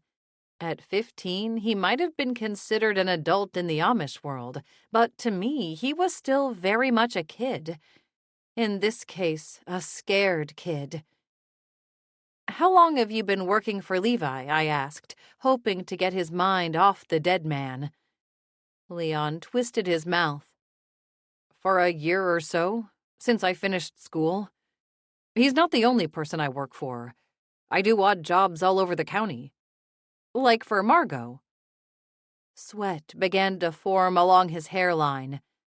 "Yeah, the village square needs a new caretaker, and I would like the job. The position would pay me what I need, and it would be so nice to work in just one place instead of scraping together odd jobs, hoping I can make rent." I wanted to ask him what he meant when he said make rent. Did he not live with his family? Or did his parents make him pay for room and board? Before I could ask any of those questions, Leon said, "Margot is letting me try out being caretaker, but hasn't decided for sure if she wants to give me the job. Ever since Uriah Schrock went back home to Indiana, she's been on the hunt for the perfect replacement. I don't think this week's events helped my case. It was my job to make sure Thanksgiving Day went well." "It's not looking good then," Charlotte said. He hung his head. "It's not." "But it's not your fault Blaze is dead," I said. He wouldn't look at me. "I know." I frowned. "Did you meet Zara, Margot's mother, on Thanksgiving?" He nodded. "Margot asked me to take care of her. That was my main job for the day. She said if her mother had everything she needed, the day would go perfectly. I didn't want to do it. Zara is even more intimidating than Margot, but I agreed to it because she said she'd give me the caretaker job if her mother had a nice time. I didn't know then that Zara was the kind of person who could have a terrible time just about anywhere. She complained about everything, even when it was done just as she liked it. She found fault with just about everything I did." That was an interesting observation, and one that I didn't necessarily disagree with. "What does it mean when you say, take care of her?" Charlotte asked. "Nothing bad. I was just supposed to give her whatever she needed while she was in the village. That way Margot didn't have to deal with her mother. I don't think the two of them like each other all that much." That was a serious understatement. Mostly I was supposed to keep Zara away from Margot. "Were you told to do the same for Blaze?" "Blaze," he squeaked. I felt some sympathy for him. I truly got the feeling that he wanted to do a good job at everything he undertook. Unfortunately, he was a skittish young man. I couldn't help but wonder about what might have transpired in his life to make him so jumpy and unsure of himself. I felt my forehead crease. Why hadn't Margot told me that she'd had Leon babysitting her mother? Did she think it wasn't important? It stood to reason that if Leon was keeping such a close eye on Zara, and Blaze by extension, he might have seen something related to the murder, including someone putting church spread on Blaze's marshmallow fluff. You probably want to leave before Levi gets home. I don't know if he would take too kindly to you being on his farm when he's not here. Leon looked this way and that. He removed his black felt hat and twisted the brim in his calloused hands. He probably will talk to you if you come back, but he'd be mad that you were here on a Sunday. I didn't read much into the last statement because I knew how important the day of rest was to most Amish. Levi would be angry if I interrupted his family's Sabbath day. There was a loud bang as the side gate at the end of the large chicken and turkey pen flew open. "How did the gate get open?" Leon cried, hurrying in that direction. At first, the turkeys and chickens just stared at the open gate in confusion. However, that confusion didn't last long. Just as Levi reached the gate to close it, they charged. The biggest of the turkeys flapped his wings and ran full tilt at Charlotte, Jethro, and me.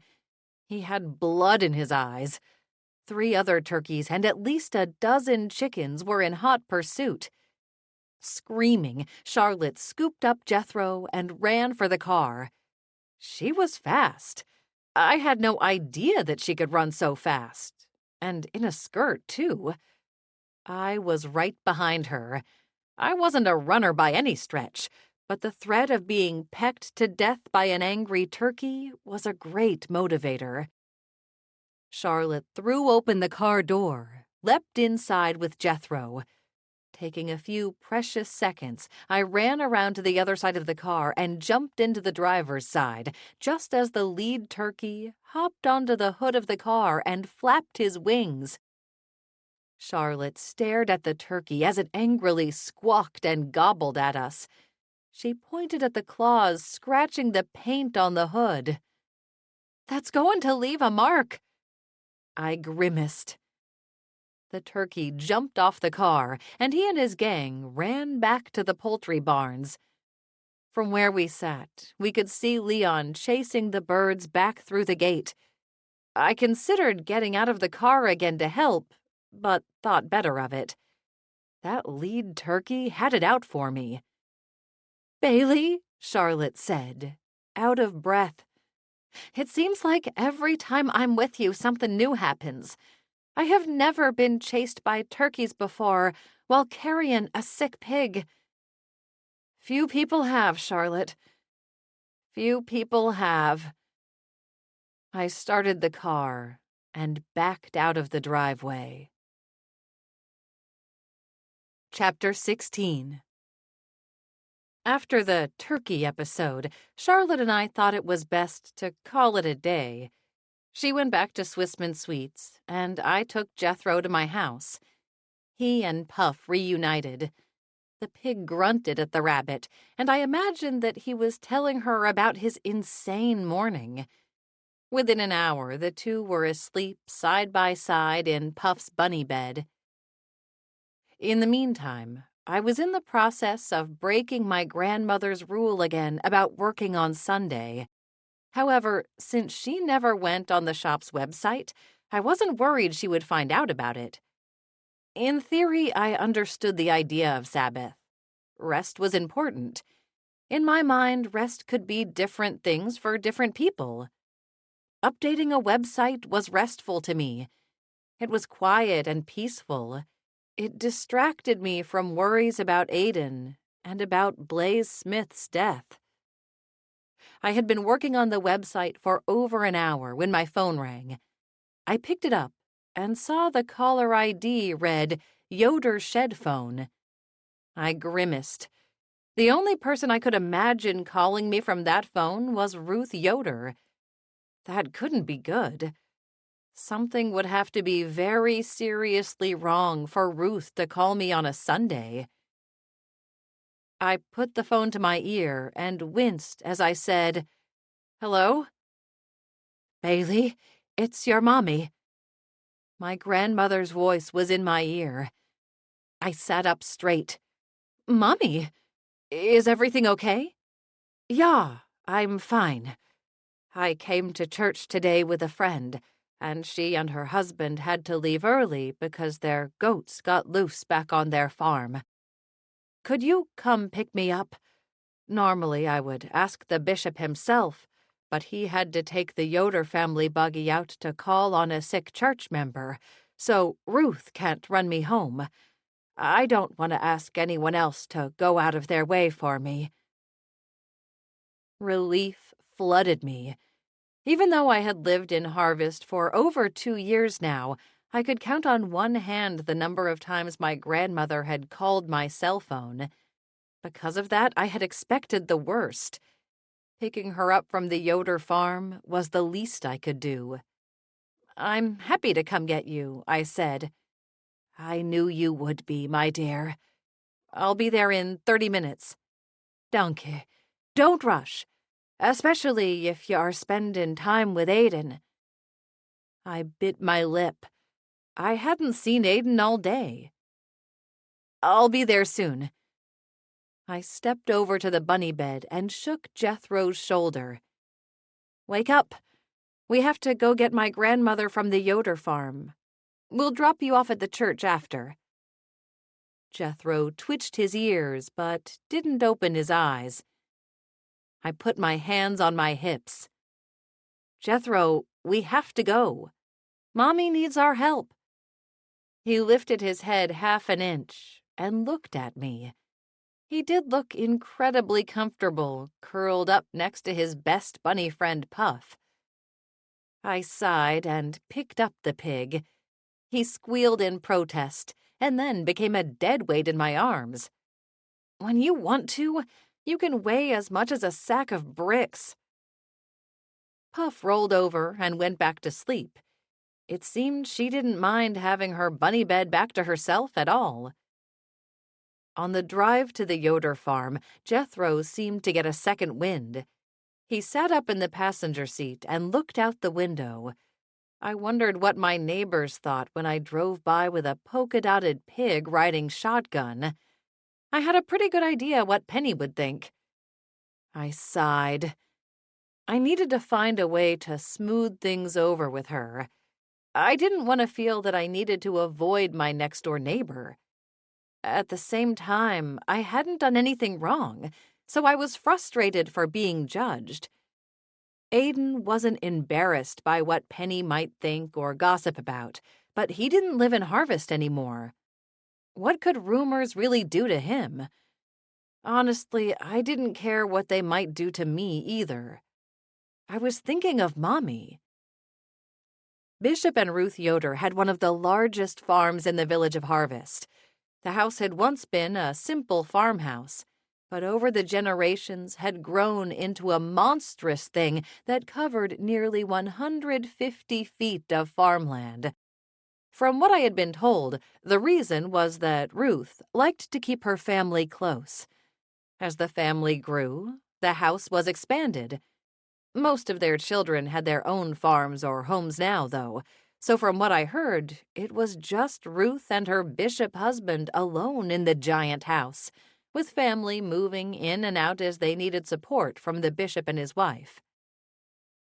I had overheard Ruth telling my grandmother once that she thought church meetings should always be held at the Yoder farm because they had so much space, especially when it came to winter services that had to be inside because of the cold and snow. However, the bishop had only agreed to host the meeting every other church Sunday. Because Amish church services alternated with visiting Sundays, The district met at Ruth's home once a month. The bishop's wife was not satisfied with that setup. I turned into the driveway of the farm. There was a line of Amish buggies going the opposite way on the wide driveway. Church and the meal after services were over. The district members were headed home.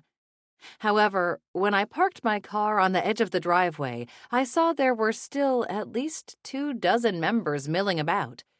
Women carried dishes and leftovers inside the large, rambling house, while men folded the tables and chairs to be stored in an outbuilding until the next gathering. I stepped out of the car, and Jethro followed. That was going to be a problem. It was always better if the pig stayed in the car. He pressed his snout into the grass and began inhaling all the scents of the farm. He seemed happy and mostly recovered from the turkey bone incident of the day before. I didn't have the heart to put him back in the car. I pointed at him. "Stay by the car and out of trouble this one time, okay?" He didn't even lift his head, which wasn't the best sign of compliance. There were many times when I stuck out like a sore thumb in Holmes County. Standing there in my leather coat, jeans, boots, and spiral earrings, I definitely had the feeling again. I also was on the lookout for Ruth. Knowing her, she wouldn't be very keen on seeing me at her farm on a Sunday. "Bailey King? What are you doing here?" Millie Fisher walked over to me with a smile on her face. I let out a sigh of relief to be welcomed by a friend instead of by Ruth. I wouldn't go so far as to call Ruth a foe, but she definitely wasn't my biggest fan. My grandmother called to say that she needed a ride home. "Oh, I could have taken her home in my buggy. You didn't have to come all the way out here," Millie said. "That would be completely out of your way, and Mommy didn't want to impose on her friends." Millie shook her head. "No one would have minded." I smiled. "I know that's true, but to be honest, it was nice to get out of my house." She murmured. "I thought you would be looking into the death of that man on the square at Thanksgiving." "Me?" I asked. She laughed as if she knew all too well that I was interested in the murder. "Your gross mommy just took some dishes into the house a moment ago. She will be out soon." I nodded and thanked her. "Did I see Jethro here with you?" Millie asked. "Yes, he's by the car." Millie shook her head. "He's not by your car now.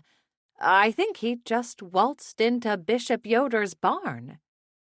I slapped my hand in the middle of my forehead. Why did I ever think bringing Jethro along was a good idea? "I'll go get him. Can you tell my grandmother I'm here?" "Of course," she said with a smile. The Yoder family barn was actually roughly the same size as the house. It was primarily a dairy farm, and Guernsey cows were munching on grass out in the fields around the property. I stepped into the dark barn. "Jethro?" There was no answer. I hadn't really expected the pig to oink in return. There was a large window in the hayloft to my right. However, it created more shadows than light in the large space. Something large and soft bumped my shoulder.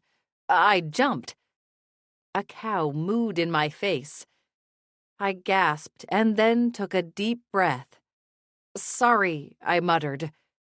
She went back to chewing her cud. Now that my eyes had adjusted to the dim light, I stepped farther into the room. "Jethro? Come on. You have to come out.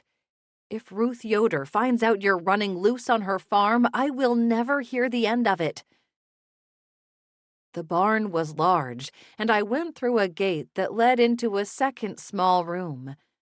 By the open door at the back of the room, Ruth stood with her hands on her hips, speaking sternly to a man in Pennsylvania Dutch. Not for the first time, I wished I had been a better student when my grandmother had tried to teach me the basics of the language. I didn't know what Ruth was saying, but it was clear she wasn't happy with him. Knowing Ruth, I thought it could be something as simple as his hair being too long. "Bruda," Ruth snapped, and continued to speak. I perked up. Was this the brother whose life had been ruined by Zara, as Ruth had claimed the day before Thanksgiving? He said something in return and pushed her aside before stomping out the door. Ruth left as well. It was clear that she wanted to follow her brother, who was stomping across the cow pasture, but a woman from the congregation called her. Ruth looked at her brother's back and then at the woman again. She turned in the direction of the woman.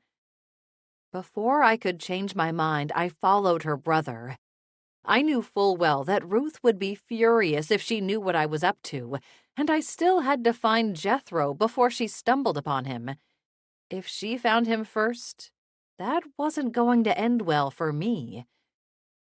There was a small feed shed in the middle of the pasture. Ruth's brother stopped beside it. He pulled a pack of cigarettes and a book of matches from his pants pocket.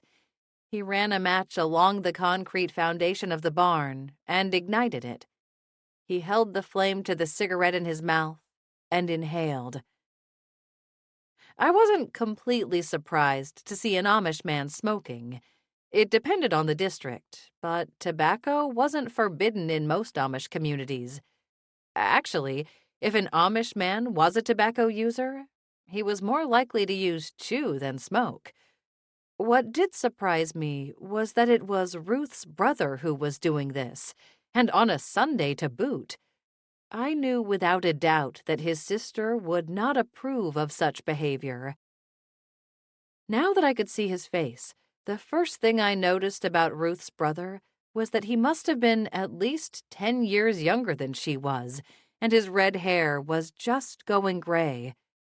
In all the time that I had known her, Ruth's hair had always been steel gray, but now I wondered if she had been a redhead in her youth. He was also cleanly shaven, which meant that he had never been married. Just as Ruth had said, he was the end of the line for her father's name. "I see you standing over there staring at me. You might as well come over. You're standing in the middle of a cow pasture. It's not like you can hide." His voice was a deep baritone. I waved. "Have you seen a polka-dotted pig around here?" He removed the cigarette from his mouth and looked at me. "A polka-dotted pig? Is Jethro here?" "You know Jethro?" I asked. "Name one person in Holmes County who doesn't know Jethro." He put the cigarette back in his mouth. He had me there. I couldn't. "I'm sure he will turn up. That pig tends to stand out in a crowd." "He has to. Juliet Brooke would never recover if something happened to him." "And as her son's girlfriend, you must know how Juliet would react." He eyed me. "You know who I am?" "Bailey King." He dropped the stub of his cigarette in the grass and ground it out with the toe of his boot. "The granddaughter of Jebediah and Clara King, now owner of Swissmen Sweets and cable television star." I blinked at him. "Don't look so surprised. You're a popular topic with my sister Ruth. She finds you particularly annoying. Since Ruth is annoyed by just about everyone she has ever met, being particularly annoying gives you special status." "I don't know that that's something to be proud of." "You should be. I'm in that group too." "You might know who I am, but I don't know your name." I tucked my cold hands into the pockets of my coat. Other than the small feed shed, there was nothing to break the cold wind that was picking up. bringing with it the warning of the freezing rain and snow that was in the forecast for the next few days. Christopher Lapp, Ruth's tragic brooder. Why do you say that? He studied me. I'm sure you heard the stories that I went to prison, never married, and was generally a failure in the eyes of my family, most especially the eyes of my parents and older sister. What did you go to prison for? I got a DUI. He said it in such a matter-of-fact way that it took me aback. I stared at him. In a buggy? He frowned. Nay, it was in a car. I was in Rumspringa, and an English friend lent me his car for the night. I was taking an English girl out on a date, and I didn't want to reveal to her that I was Amish. At that time, I was certain I was going to leave the Amish faith. Being nervous about the date, I drank a little too much cheap wine that I had hidden in the family barn. I got into an accident even before I reached her house to pick her up. I remain grateful for that, because I wouldn't have been able to live with myself if anyone had been hurt. No one was hurt? You weren't? He shook his head. The lamppost in the village that I ran into had to be replaced, but that was the worst of it. I was charged for DUI and for driving without a license and destroying property. I served 3 years in prison for the crime. I had been sentenced to 7, but got out for good behavior. When I was released, I recommitted myself to the Amish church. Of course, I will never be as dedicated as my sister, but I do my best. I choose not to court anyone or marry, because I believe that is part of my punishment from God for what I did. Don't you believe in God's forgiveness? For other people I do.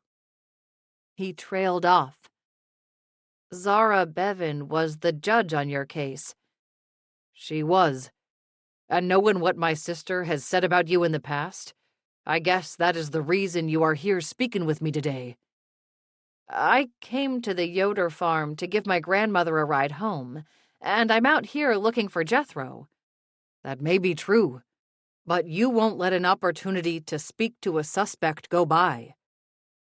Are you saying you are a suspect in the death of Blaze Smith? I'm not, but you might think that I am. Why should I believe you?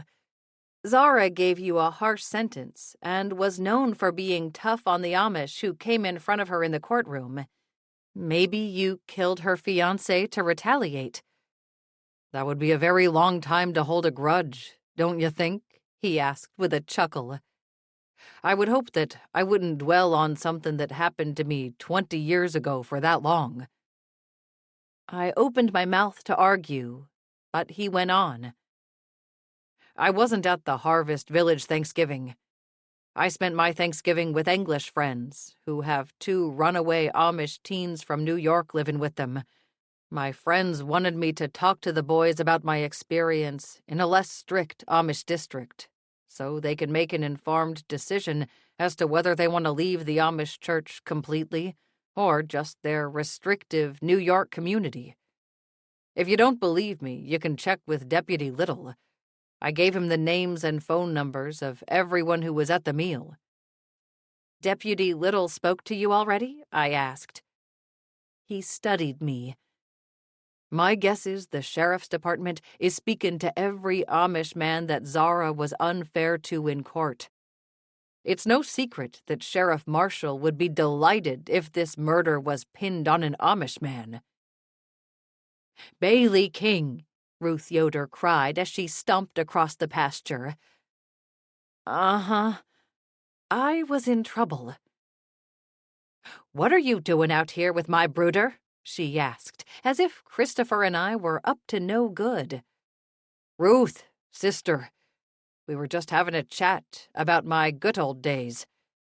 Christopher pulled another cigarette from his pack, struck a match on the shed's foundation, and lit up. Christopher, Ruth snapped. I told you that I would not abide smoking on my farm. He inhaled deeply, and then dropped the barely smoked cigarette in the grass, stubbing it out with his boot as well. "Whatever you want, sister. It's time for me to go home. It was nice to finally meet you, Bailey King, after all the stories I've heard." He set out in the direction of the barn. "What did the two of you speak about?" Ruth demanded. "I just told him I was here to pick up my grandmother." "You felt you needed to follow him out to the pasture to tell him that? Why would he care?" She narrowed her eyes. "How stupid do you think I am?" "I don't think you're stupid, Ruth. I came to your farm to pick up my grandmother. I saw Christopher, so, yes, I took the opportunity to speak to him about Zara. You were the one who told me that she ruined his life."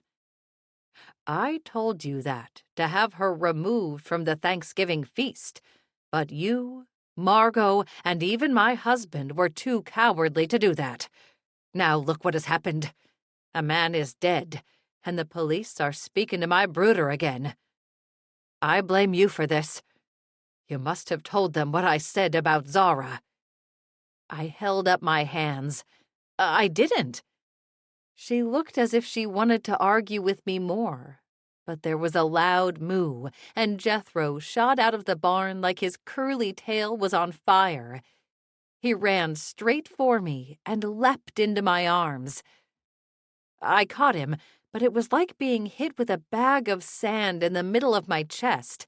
I stumbled backward into the shed, yet managed to remain upright. A huge Guernsey cow stood in the back barn door, blowing steam from her nostrils. He must have irritated Matilda. She's pregnant, and not in the best mood, Ruth said. I thought most calves were born in spring. Ruth glared at me. Tell that to the neighbor's bull who escaped into our pasture. Yikes! I wouldn't want to be in that bull's hooves. It seemed to me that Ruth was still a wee bit upset by the invasion. I'd better get both Mommy and Jethro home. I took her irritation with the cow situation as a chance to escape. I know what you are up to, Bailey King, she called after me. And you won't pin this murder on the Amish in Harvest. I won't allow it. I didn't even bother to turn around. I would pin the murder on whoever was guilty, Amish or not. Chapter 17. While I drove Mommy back to Swissmen Sweets, she held Jethro in her lap in the passenger seat. If I had the nerve, this would have been the perfect time to pitch her my ideas for expanding the business. It was one of the few times that we were completely alone, not counting Jethro, of course. Even knowing that, I couldn't do it. I told myself it was because it would be kinder to my grandmother to wait to have this conversation until after the holiday rush. I told myself I wasn't delaying because I was a coward. Instead, we chatted about church and the coming week at the candy shop. Outside Swissmen Sweets, my grandmother got out of the car. I will see you tomorrow, Bailey. I hope you have stopped working on the shop website for the day. I blushed. Mommy always found out. I drove the very short distance to the other side of the square and parked in the church parking lot. Jethro had his hooves up on the dashboard, and he wiggled his tail. He knew that he was going home soon. I let both of us out of the car, and he ran for the church's front steps. I followed at a much slower pace. There were only a few cars in the lot. I recognized Reverend Brooks as one of them. I hoped that, even if Juliet wasn't here, the Reverend would take the pig off my hands. Jethro galloped up the front steps to the large double doors, which were painted purple. There was a green wreath with a red bow in the middle of each door. It was yet another sign that Christmas was just around the corner. The doors opened, and Reverend Brooke and Zara stepped out. Again, I am very sorry for your loss, Miss Bevan, the Reverend said in somber tones. The whole congregation will continue to pray for you during this time. Thank you, Reverend Brooke, Zara said. I do thank you for that. She turned around and saw me standing on the steps with Jethro just a few steps ahead of me. Bailey, I hope that you are here to tell me some good news. I was just so surprised to see her coming out of the church with the Reverend that I didn't know what to say. I shook the muddled thoughts from my head. I was returning Jethro to Juliet. Reverend Brooke slapped his thigh, and Jethro ran up the last few steps to sit as sweet as could be at his feet. I frowned and wondered how I could learn that trick. Jethro never came when I called. Juliet is inside. I'll make sure that Jethro gets back to her. He nodded at Zara. Please don't hesitate to call or stop by the church. We are here to help. Thank you, Reverend Brooke. The Reverend went back into the church, and Zara made her way down the steps. After she passed me, I followed her. She stopped on the sidewalk. Have you spoken to any of the men I told you about? She studied my face. Not yet. I went to the Whitmer farm today, but it is a Sunday. It's not a good day to speak to the Amish. She scowled. I'm sorry to inconvenience the Amish with my fiancé's death. I swallowed. It's just difficult to speak to them on Sundays. You should know that from your time in Holmes County. She made a face. Something that bothered me came to mind. Have the police spoken to you about Blaze's death? She folded her arms. Of course they have. I was going to marry the man. Did you tell them the same thing you told me? That he had another girlfriend, and you weren't marrying him for love? I don't know what that had to do with anything. I'm just surprised that they don't suspect you. Suspect me? Why would I hurt the man whom I wanted to care for me the rest of my life? It's ludicrous. I opened my mouth to argue. As for the other girlfriend, Deputy Little has already spoken to her. She's not a suspect because she's still in Florida. However, I gave the deputy her name and number so that he could verify that I knew about the relationship, and I didn't care. Love had nothing to do with Blaze and me. I blinked. You told the sheriff's department about the girlfriend? Of course I did. I'm an attorney and judge. I know the worst thing I can do is withhold information. I was as open and upfront with them as I was with you. I didn't say anything. You think I killed my fiancé? I don't know, I replied honestly. You have as much motive as anyone else involved, perhaps even more. She unlocked a rental car with the key fob in her hand. If I'd done something wrong, wouldn't I have already left town? She climbed into the car and drove away. I kind of wished that I would have that much confidence when I was in my 80s, but since I couldn't muster it up in my 30s, I had serious doubts. I didn't see Aiden until he came back to my house to crash around 9 that night. I knew he was not only working on Blaze's murder case, but on other BCI cases that he couldn't even tell me about. He was exhausted, and it made me wonder how he would be able to keep up this pace after he went back to Columbus. How would our relationship be able to withstand it? The next day was Cyber Monday, and we would have lots of sales because of the popularity of Bailey's Amish Sweets. However, it was manageable because foot traffic in the shop was low. Both Charlotte and Emily could work on fulfilling orders. Growing up Amish, neither one of them had computer experience. Charlotte was starting to learn since she'd left the church. But to make everything easier for all of us, I printed off all the online orders and checked the computer every hour as new orders came in. Emily and Charlotte worked off the printed sheets while Mommy watched the front of the shop. It was mid-morning when Emily said, "Oh!" Charlotte and I spun around. I think after being chased by turkeys, which we'd decided not to tell Emily or Mommy to save them worry, we were both on edge. "What?" we asked in unison. "We are out of powdered sugar. I was in charge of ordering last week, and it looks like I left it off the list. We need it for so many recipes." I let out a sigh of relief. That's no reason to panic. We've been under a lot of pressure these last several weeks. If we make a small mistake or forget something, that's all right. Business is booming. We can hire more help. "But we can't have more people working in here at the same time," Emily said. "We are already on top of each other." I bit my lip to hold back my idea of building an auxiliary candy factory that would support Swissmen Sweets. I thought the girls would be behind the idea, but it would not be an easy decision for my grandmother. Bringing the expansion up now, amid so much work and such high stress, I didn't think that was best. I just had to get past Christmas. Then I promised myself I would talk to Mommy. It was less than a month away. I had held the idea in for this long. What were another few weeks? "Do not worry about it," I told Emily.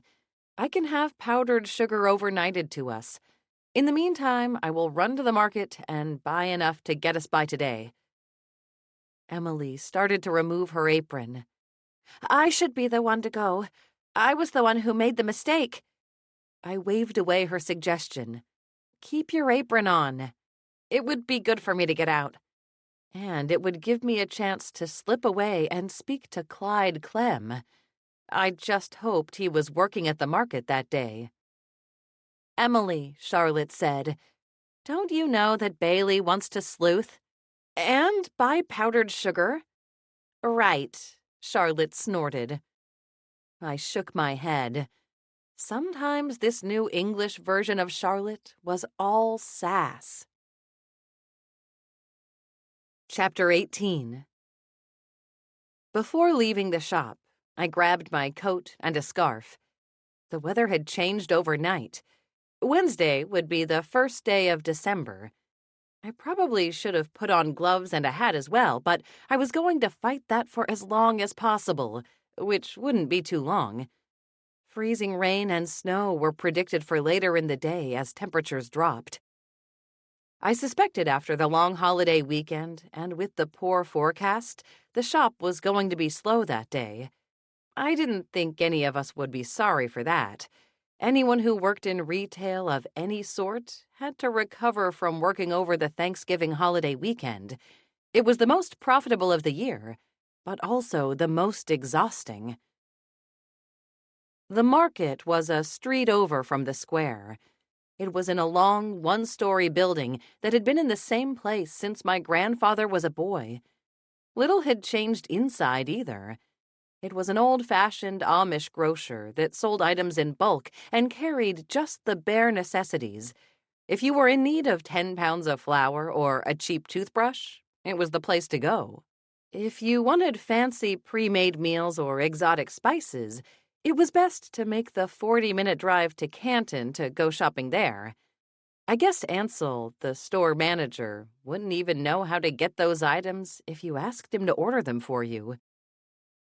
One thing that they did have was powdered sugar, and the 5-pound bag that it came in would be perfect for our needs at the shop for one day. I stepped inside the market and grabbed a small shopping cart. It wasn't like the shopping cart you could get at an English supermarket. It was half the size and looked as if it was made for a child. However, it was perfect for the market since the aisles were narrow and the corners were tight. I pushed it to the baking aisle and grabbed the powdered sugar. All the while, I was on the lookout for Clyde Clem.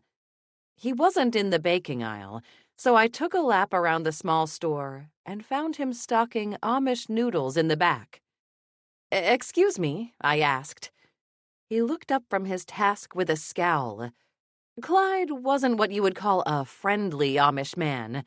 He was the type of Amish guy that most tourists who came to the county expected. He was quiet, reserved, and spent a good amount of time scowling over his Amish beard. "Can I help you?" he asked, in a tone that clearly said he hoped the answer was no. "Maybe.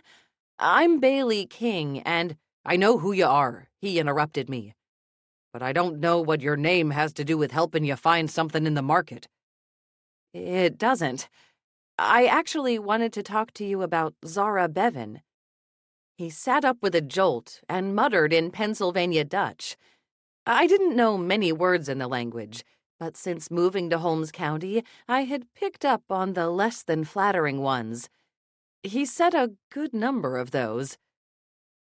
"Are you upset because she was the judge on your case and sent you to prison?" He glared at me. "Leave me be. I did my time. There is nothing more I have to say."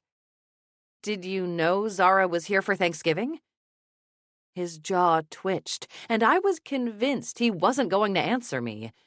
Instead, he surprised me by saying, "I saw her at the community Thanksgiving feast. As soon as I did, I gathered up my wife and children, and we left. I would not attend the same function as that woman. She is worse than a snake."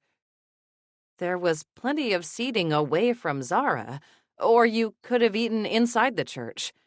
Why did you think that you had to leave? He straightened up to his full height, which was half a head taller than me.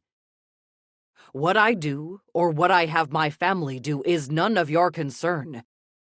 He picked up the box of noodles and stomped in the direction of the storage room. "Did you know her fiancé was killed at Thanksgiving?" He stopped and looked at me. His jaw was tense. I thought if he clenched it any harder, he might just crack his teeth.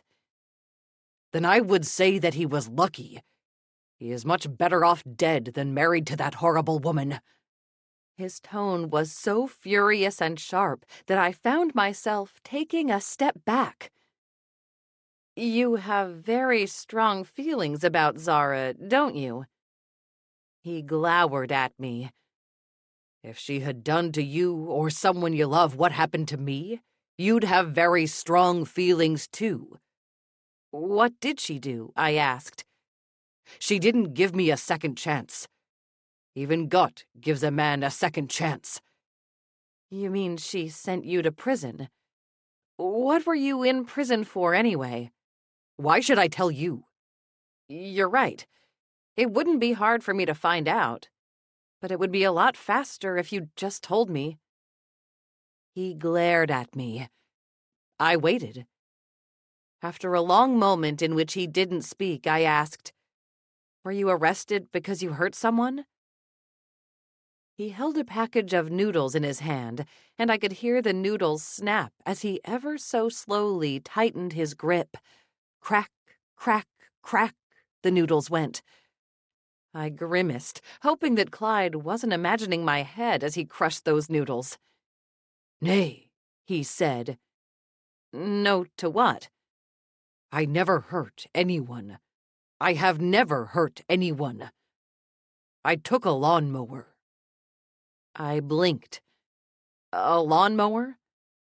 He dropped the noodles back in the box. I was grateful to see that. I hoped no one bought them unless they liked their noodles pre-crushed. "Yeah, and I was going to put it back. I was 17, and my dad told me to mow the lawn. In my district, we are not allowed to use gas-powered mowers. We were just supposed to use push mowers, but I saw my neighbor had left his gas mower out. He wasn't home, and I borrowed it to mow the lawn." I didn't like the direction that this story was going. "The neighbor came home, saw what I was doing, and called the police. He told them I stole his mower. When I said that I was borrowing it and planned to take it back, no one listened to me. Not the neighbor, the police, or my dad. My father was just so ashamed that I would break district rules and cut corners when I should have been using a push mower. I was arrested. They convicted you and sent you to prison for that? It was for 6 months, but it was enough. My family would have nothing to do with me after that. Luckily, I had an aunt who took me in. Without her, I would be lost. He narrowed his eyes. So if you ask me if I care that the judge who sent me to prison for borrowing a lawnmower is having a hard time, I do not. What's going on back here? Asked Ansel Beachy, the manager of the harvest market. Ansel was a heavy-set man with a mostly bald head, except for a few gray tufts that didn't seem to want to lie down. His salt and pepper beard was coarse. He loved to talk, and had always been kind to me when I came into the market, even early on, when the other Amish residents of Harvest weren't sure what to make of me. "Oh, Bailey," Ansel said. "Can I help you with something?" I nodded to my cart. After a busy weekend, I just stopped in to restock. He smiled. The market was packed all weekend, too. I was happy for the business, but I would be lying if I didn't say I'm happy for a quiet Monday. He glanced at Clyde, who hadn't moved since Ansel arrived. "Clyde, where are you going with that box? Shouldn't those noodles be on the shelf already? I gave you that task well over an hour ago." Ansel's tone was kind but firm. Clyde's jaw twitched. It seemed to me that he didn't care for being questioned by anyone, not even his boss. Ansel said something to Clyde in their language. Frowning, Clyde carried his box back to the spot he had been in just a moment before and went back to stocking. He didn't even look at me. Ansel looked back in my direction, and his forehead creased. "Is that all you need, Bailey?" I glanced at Clyde. There was no way he was going to speak to me now. "This is it. Let's go up front, and I will check you out so you can be on your way." It might have just been me, but I felt I was being shuffled out of the market. I followed Ansel to the front of the store. An Amish mother and 4 children came inside, and Ansel greeted them in their language. The mother gave me a shy smile before ushering her children into an aisle. I set the bag of powdered sugar onto the counter, and Ansel rang me up. "You had a busy weekend too, you said?" He nodded. "Very busy. Since last Wednesday. It was nice to have yesterday to refresh." "You were busy on Wednesday and Thanksgiving Day too?" He nodded. "We were closed on Thanksgiving, but I kept finding myself running in and out of the store as people needed things for the community meal. Since my store is so close to the square, many times it was easier to ask me to grab any forgotten items than having whoever forgot the item go all the way back home to get it."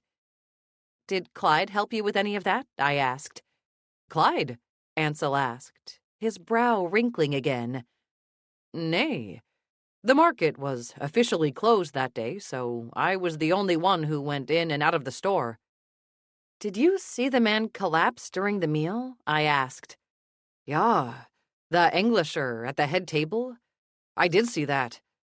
I heard hours later that he died. Was he ill?" "Peanut allergy."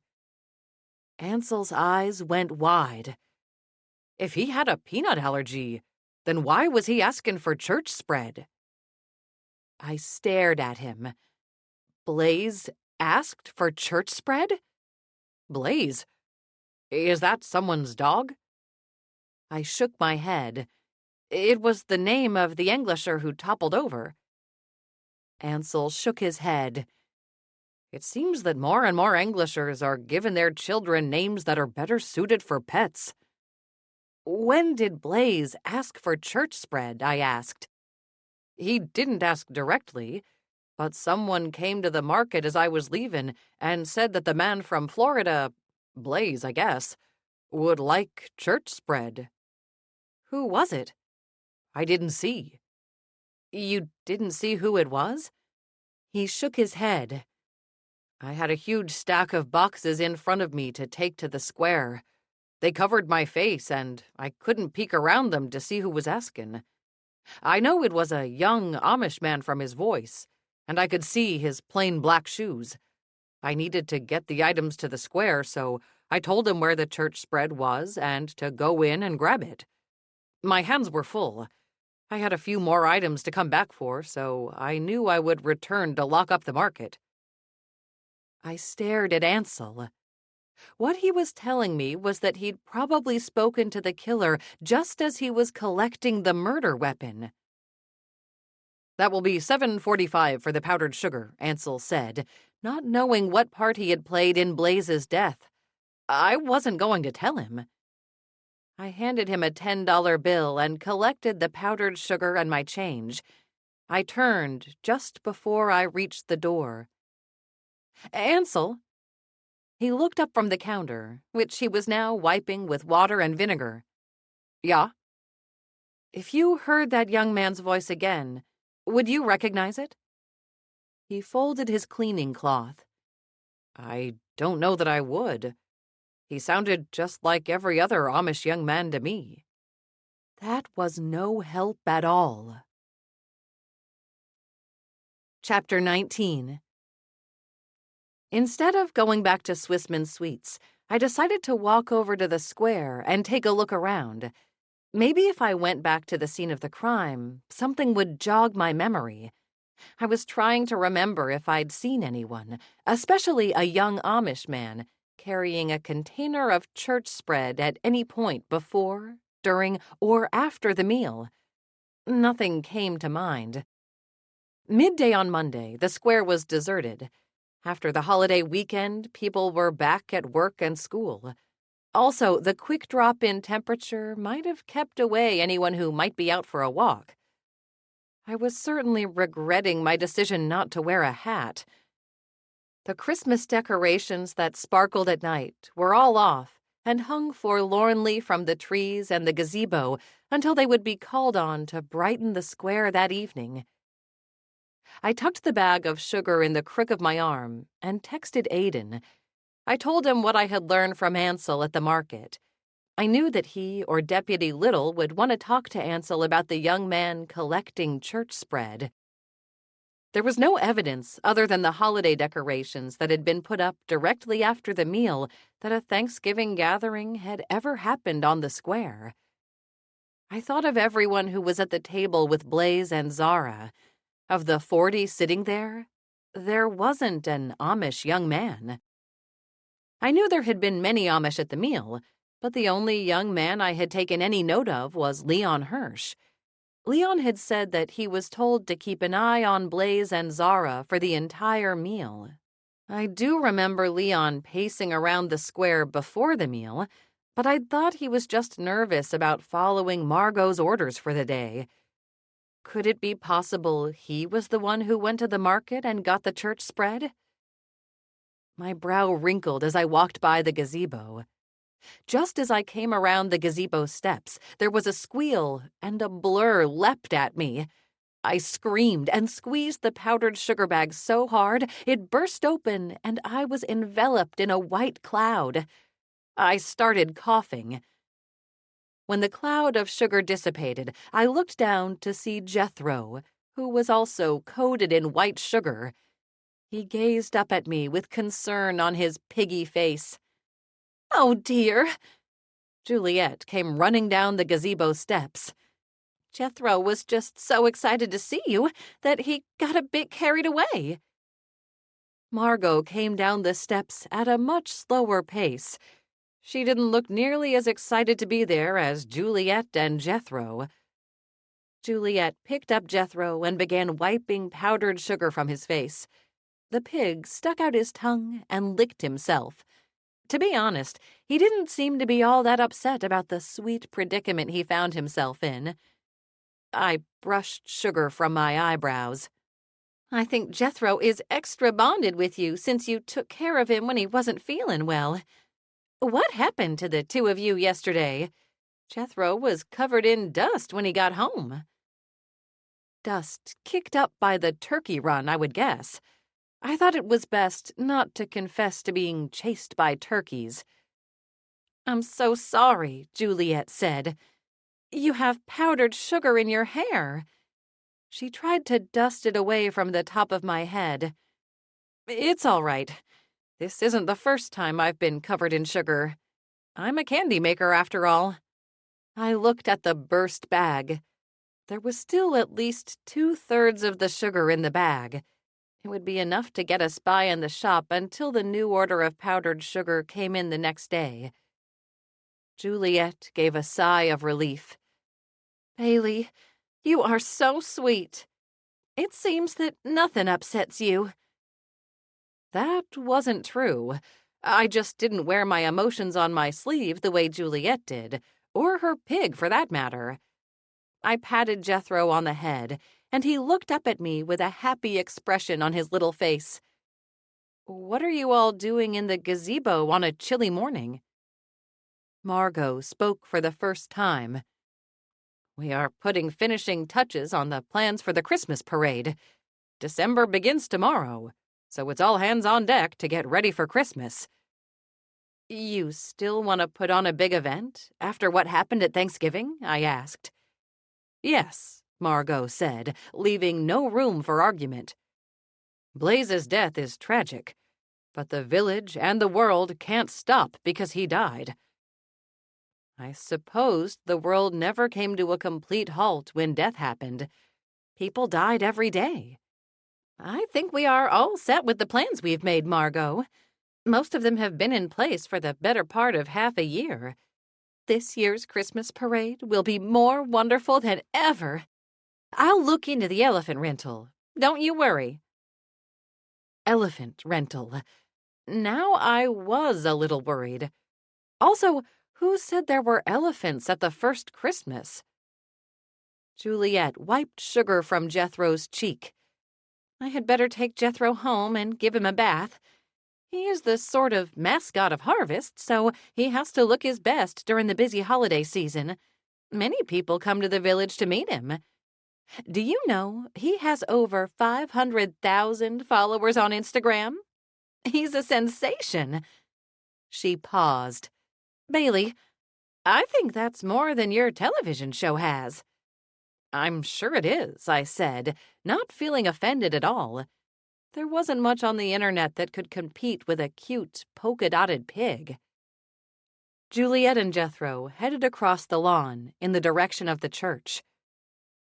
"Did Rupert get home last night?" I asked. Margot pressed her lips together. "He did. They only kept him at the station for an hour. That's because they shouldn't have taken him there in the first place. He wasn't even here at the time of the murder." "I'm glad to hear it." She shook her head. "I'm just sorry that he was put through such questioning. It's humiliating. Not that my mother cares in the least about embarrassing my husband and, by extension, embarrassing me."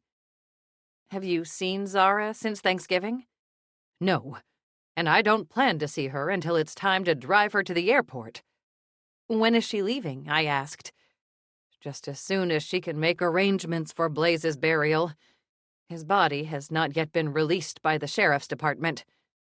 It seems they've had it a long time when there is no question about how he died." She shrugged. "Sheriff Marshall blamed the holiday weekend, but you never know with him whether he's really telling the truth or not." Uncertainty about honesty was not a desirable trait in a county sheriff, but I knew what Margot said was true. "I can't wait until she leaves so I can put all of this behind me. That's what I need to do. I need to refocus on the village and my family. I mean, my husband and children. Zara was not much of a mother to me in the first place. I shouldn't have expected her to change this late in life." "She does care about you," I said. "She asked me to help look into the investigation to protect you. She could tell that the sheriff's department wants to blame you for the murder, but she knew you wouldn't do such a thing." She frowned. "Or she wanted to protect herself. Even if we are estranged, who wants a murderer for a daughter? If she really cared about me, she wouldn't have brought my husband's name up yesterday with the police and put him through all that." I frowned and left it alone. I wasn't going to be the one to convince Margot that her mother cared about her. Mother-daughter relationships are some of the most complicated. I knew that my own relationship with my mother could be tense, and it wasn't nearly as bad as the relationship between Margot and her mom. "You'd better go home and get that powdered sugar off. You look like you got into an argument with a chalkboard and lost." I shook more sugar from my sleeve. "I feel like it, too. Before you go, can you tell me exactly what you had Leon doing at Thanksgiving?" "Leon?" she asked. "Leon Hirsch, the young Amish teen who has been helping you on the square." Her face cleared. "Yes, I know who you mean. Since Uriah Schrock moved back to Indiana last summer, I've been testing out caretakers. Leon is the latest candidate." "Why haven't you replaced Uriah yet? He's been gone for months." "He's not easy to replace. He was a stellar caretaker. He always knew what needed to be done long before I was aware there was a problem. I just haven't found a person who can step into his shoes." I kicked sugar from the toe of my boot. "Leon isn't the right person?" "Leon is young and has a lot to learn. He's a good craftsman and handy like most Amish young men are, but he doesn't have much life experience. He doesn't always know how to carry himself in social situations." "Aren't many Amish seen as shy, even when they aren't?" "It's more than shyness. I've been told he was raised alone by his father in the woods. His father still lives out there, but Leon has struck out on his own. I think he's renting a room somewhere, maybe in a boarding house." "A boarding house? Like in the 1800s?" I asked. She shrugged. "That was why he was desperate enough to work so many jobs to earn money. He was on his own." "Did you ask Leon to keep an eye on your mother on Thanksgiving?" I asked. She nodded. "I did. I needed to get her out of my hair that day. It was such an important event for the whole community, so I assigned Leon to fetch her everything that she and Blaze might need. It was a lot better if they pestered Leon rather than me. He was to be her servant for the day." I didn't like the sound of the word servant. "What did she ask him to do that afternoon?" "How would I know? The whole reason he had the job was to keep her away from me. I took care not to pay attention to her. I wanted it to be a happy and peaceful day. At least that was my intention before the meal started."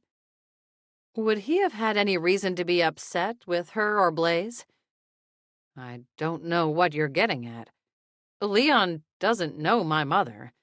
He wasn't even born when she moved to Florida. Besides, he wanted the caretaker job on that square so badly. He would never do anything to put that in danger." I thought about telling her what Ansel had revealed to me about the church spread, but I thought better of it. It seemed to me that it would be better to wait and see what Aiden could confirm about those details. I snuck a peek at my phone. So far, he had been completely silent. "Your mother gave me a list of people who might be holding a grudge against her because she sentenced them to prison years ago. She has a list of names. I passed them on to Aiden." "Who are they?" she asked. I rattled off the names, but she stopped me when I came to Alan Shirk. "I know it wasn't Alan." She folded her arms. "How do you know that?" "Because he wasn't at Thanksgiving. He wasn't at Thanksgiving because he's been dead for over a year." "Dead?" I asked. She nodded. "He died in some sort of accident at work." "Where did he work?" "His family owns a cabinet-making business. I don't know the particulars. He left behind a widow and 7 children." "That's awful," I murmured. As for Levi Whitmer, I can't see him doing it. I've worked with him for years on harvest events. He has supplied a lot of the poultry for meals, although nothing on the scale of this Thanksgiving. He's never once mentioned my mother or seemed to be reluctant to work with me because I was her daughter. Maybe he doesn't know you're Zara's daughter. I suppose that's possible. It's certainly not something I advertise when I meet people. I shook sugar out of my hair. I would need to leave soon and take a shower. I could feel the powdered sugar beginning to cake. And what about Clyde Clem, who works in the market? She shrugged. I have never spoken to Clyde, and he's never spoken to me. But I guess he could still be holding a grudge. It's impossible to know all the slights and grievances a person holds close to their heart. It was the truest thing that I had ever heard Margot say. After leaving her on the square, I stopped by Swissmen Sweets to drop off the sugar and to tell the ladies that I needed to go to my house for a little while to clean up. Charlotte gawked at me. "What happened to you?" "Jethro," I said. And really, it didn't need more explanation than that. She slapped a hand over her mouth to hold back a laugh. I walked out of the shop with my head held high. As I reached my driveway a little while later, I spotted Penny in her yard raking leaves. She saw me and gasped. She held up the rake as if it would afford her some sort of protection. I forced back a groan and plastered a smile on my face. "Hi, Penny. Cold today, isn't it?" "What happened to you?" she asked. "A little mishap with powdered sugar. Nothing to worry about." She had a look on her face as if she believed that it was something to worry about, and worry about very earnestly. I sighed. Penny and I had never been close neighbors, but our exchanges had never been this uncomfortable before. It was as if her whole attitude about me had changed when she learned Aiden was staying at my place for a few days. Apparently with her, that was more than enough to damage my reputation in her eyes. Part of me wanted to remind her that this was not the Regency era, and my reputation wasn't the be-all and end-all of my life. I didn't, though. Any discussion would just make things that much more uncomfortable. I gave a little wave and started toward my door. "I heard that you are investigating that man's death on the square," she called after me. I slowly turned around. "How did you hear about that?" "There wasn't much to hear. It seems that every time something odd happens in harvest, you have your hand in it somehow." Her words didn't sound like a compliment, and I certainly didn't take them that way. "I'm just helping Margot out. That's all." She chewed on her lip. "If you want to help Margot, you might want to ask her why she hired the man's nephew to work on the square." "The man's nephew? What man?" "The Englisher who died." She leaned on her rake. I stared at her. "What?" "Leon Hirsch is that Englisher's nephew. The Englisher who died." "What?" I asked again, knowing that I sounded like a broken record, but it couldn't be helped. What she said made no sense at all. Blaze had been the most English person I had ever met. It was impossible to think that he might have once been Amish, wasn't it? Just to be sure, I said, "You're saying Blaze is Amish? Do you really think his mother named him Blaze?" "I'm certain that there are people in this world whose mothers gave them that first name, yes. Well, not people in Holmes County. I can tell you that." "Why do you think he's Leon's uncle?"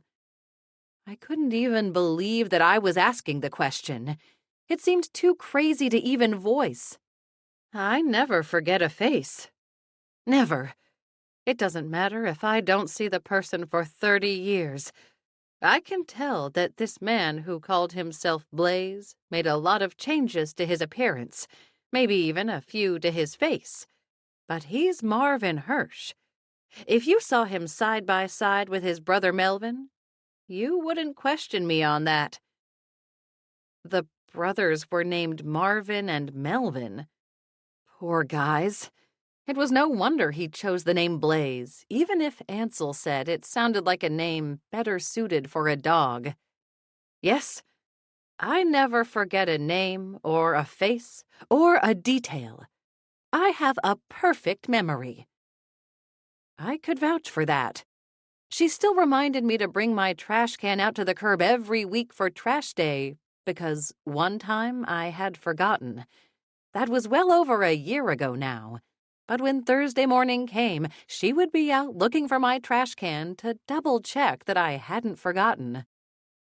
Taking her perfect memory into account, I gave more weight to Penny's story.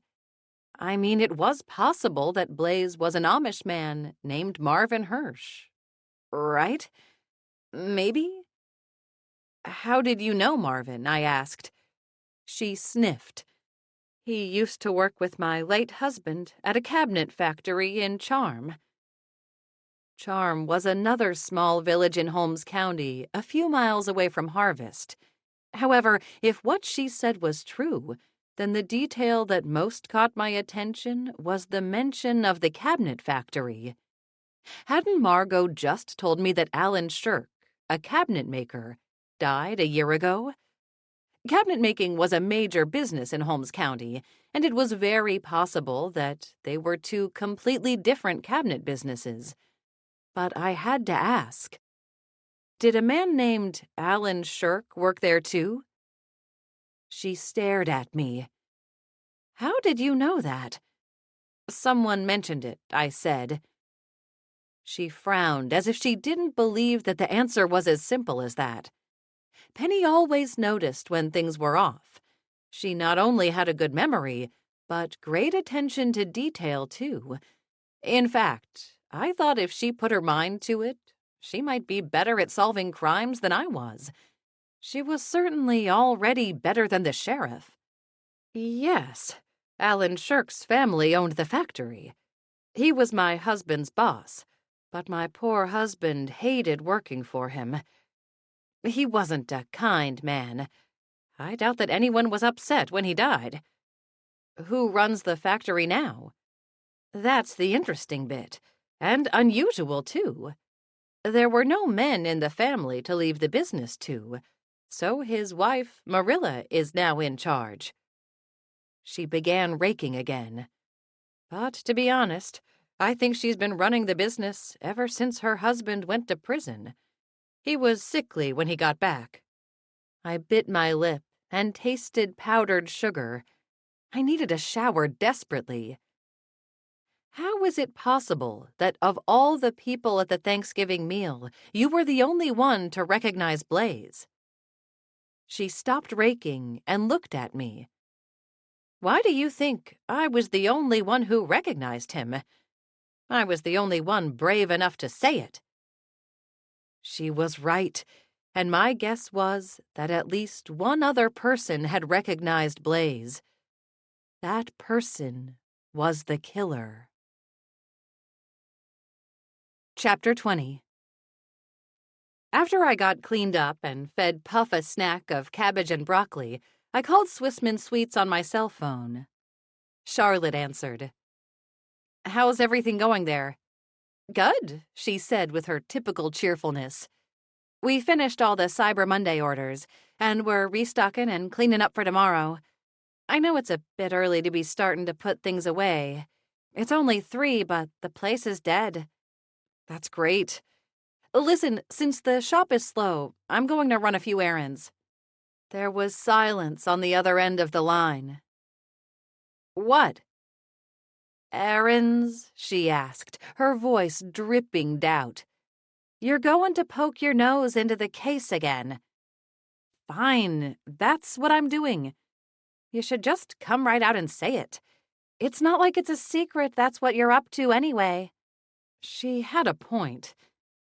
I said goodbye to Charlotte and headed out the door again. 25 minutes later, when I parked in the lot adjacent to the cabinet factory, I wasn't completely surprised to see Aiden's BCI SUV already there. It seemed that we had come to the same conclusion about Blaze. The only reason I could think of for him to be there was because he had also learned that Blaze Smith had been born as one Marvin Hirsch. I debated as to whether I should go inside. I didn't think Aiden would be thrilled to see me. He had asked me to stay out of the case. At the same time, he must have known that there was zero chance of that happening. Before I could make up my mind, the front door opened, and Aiden and an Amish woman came out. The woman wore men's work boots under her plain Amish dress, and a pair of leather work gloves peeked out of the front pocket of her apron. There was a smudge of soot on her cheek and sawdust in her hair. If this was Marilla Shirk, she was much more hands-on with the family business than I would have first guessed. I slid down in the front seat, but I knew that was pointless. Aiden would recognize my car. There was nowhere to hide. As if to prove my point, a few minutes later there was a tap, tap, tap on the roof of my car. I looked up from my slouched position to find Aiden peering through the driver's side window with an expression on his face that was a mix of amusement and frustration. I'd seen that look directed at me many times before. I sat up and rolled down the window. "Oh, hey, Aiden." "What are you doing hiding in your car like that?" Aiden asked. "Hiding? I wasn't hiding." I struggled to sit up in my seat. Aiden snorted. "Agent Brody! Agent Brody!" a woman's voice called. Through the windshield, I saw the woman with the work boots stomp in the direction of my car. Aiden stepped away from it to meet her, and I got out. "Can I help you with something, Marilla?" So I had been right, and the woman was Marilla Shirk. "Yeah, you can help me," she snapped. "You find either one of those Hirsch brothers and make them pay for what they did to my Alan. Because of them, he was a broken man." She shook with anger. "If you're right and Marvin is dead, he got what he justly deserved. Now my hope is the same for Melvin." I shivered. She spoke with so much hate. At the same time, she confirmed what Penny had already told me, that Blaze Smith was Marvin Hirsch. Her dark eyes zeroed in on me. "Who are you?" "I'm Bailey." She folded her arms. "You're the Englisher who pokes her nose into Amish business. I should not be surprised you're here. I heard about you from Ruth Yoder." "So nothing good. Great. Are you here to find out what happened to my husband? Because I will tell you. The Hirsch brothers are the reason he is dead today." "You blame them for Alan's death?" I asked. She glared at me. "Aren't you listening to me? It was all because of the Hirsch brothers. If it weren't for them, he would never have been in any trouble, and he would still be alive today. Being in prison made him ill. He was never the same when he got out." There were so many questions running through my head. How did the Hirsch brothers get Alan in trouble? How did he die? He died last year. How was that related to his being in prison years ago? "I'm not sorry that Marvin is dead," she said again defiantly. "If that makes me a bad Amish woman, so be it. I have suffered too much." "What happened to cause your husband to go to prison?" She scowled at me. "There was a fire, and a schoolhouse burned down. Alan, Melvin, and Marvin were all there at the start of the fire. Marvin ran, and Alan and Melvin stayed to try to put out the flames. The deputies arrested them as they were trying to put out the fire." How did the fire start? I asked. They had been hired to burn the adjacent field for planting. Fire is the quickest way to clear a field. None of them had done it before. And they were sentenced to 6 years in prison because of an accident. I gasped. Her eyes narrowed. Yeah, that is because the judge hated the Amish. She wanted to make an example of them. Both Alan and Melvin were sentenced to 6 years. I was pregnant with our first child and was left to raise our son and manage the cabinet business alone. I was able to do it because I knew Alan would come home. What I didn't know was he would die young because of his ordeal. You said Alan and Melvin were sentenced. What about Marvin? He ran away. No one saw him after that. It was assumed that he left to live English. He not only ran away from the fire, but he abandoned his friend and his brother. I don't have an ounce of sympathy for him. I glanced at Aidan. Did the authorities search for him? Marilla took her gloves from her pocket and squeezed them tight. They don't know about him. Melvin wanted to protect his brother. Why, I don't know. Why would you protect someone who fled and left you to take the blame? Alan agreed not to tell the deputies about Marvin also being there. I didn't know about the role Marvin played until Alan was released from prison. By then he was already sick. Had I known, I would have told the police myself. When was the last time you saw Melvin? Didn't he work here? He did before the fire. He had the nerve to come back after both he and my husband got out of prison, but Alan turned him away. He didn't want anything to do with the Hirsch brothers ever again. He wanted to start over. She twisted the gloves in her hands. Those brothers ruined my husband's life. He spent 6 miserable years in prison because of him. He told me some of the horrors that he dealt with every day. He refused to tell me everything. Sadly, I have a good imagination, so I can easily picture how bad it really was for him. I could only imagine. Did you know in advance that Marvin Hirsch was coming back to harvest over the weekend? I asked. Nay, that is a good thing. If I'd seen Marvin Hirsch walking down the street, he would have been dead a lot sooner. She spun on her heel and stomped back toward the building. There were few times in my life when I was rendered speechless. This was one of them. Such hate, such an open admission that she'd commit violence. It contradicted everything I knew about the Amish, or thought I knew. Then again, upon reflection, I admitted that the Amish were just as human as the rest of us.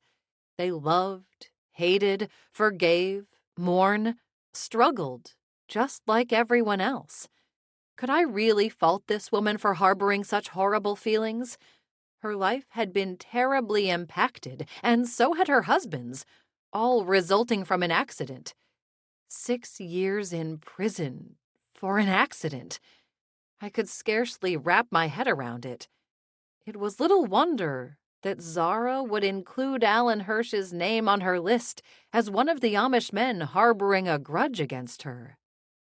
Aidan removed his BCI ball cap and rubbed the top of his head. It was a habit that he indulged when he was feeling particularly frustrated. How did you know about Marilla Shirk? Penny, I said. Your nosy neighbor, Penny? One and the same. She recognized Blaze as Marvin at the Thanksgiving meal. I shoved my cold hands into my pockets. It was time to get out the winter gloves, hats, and scarves. I had put it off long enough. How did she recognize him when no one else did? She thinks the killer did. He frowned. That's a good point. Was Marilla at the Thanksgiving feast? Aidan shook his head. She doesn't live in Harvest, nor does she belong to any of the Amish districts that were there. So she's off the hook? She had a lot of rage against Blaze. That's one way to put it. He put his hat back on his head. I don't know if I can say that she's off the hook, but she's not a prime suspect because she didn't have opportunity. But she had plenty of motive.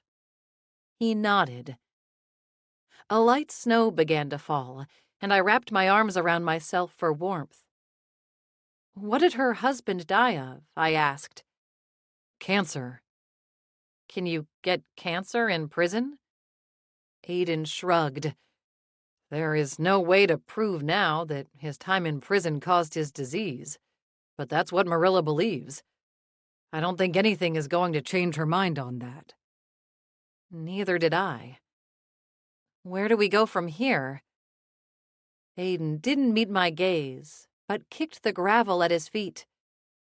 I touched his arm. What's going on? I have to go back to Columbus tonight. My heart constricted. I got a call from my boss. Sheriff Marshall has made a big stink about BCI overstepping its jurisdiction in this case. He looked at me. I don't usually agree with the sheriff, but in this case, he's right. This should be his case. I guess I got blinded by the chance to be in Holmes County again. I've missed being here. He paused. I've missed you.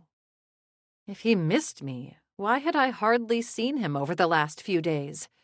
But I said, I've missed you too. He smiled.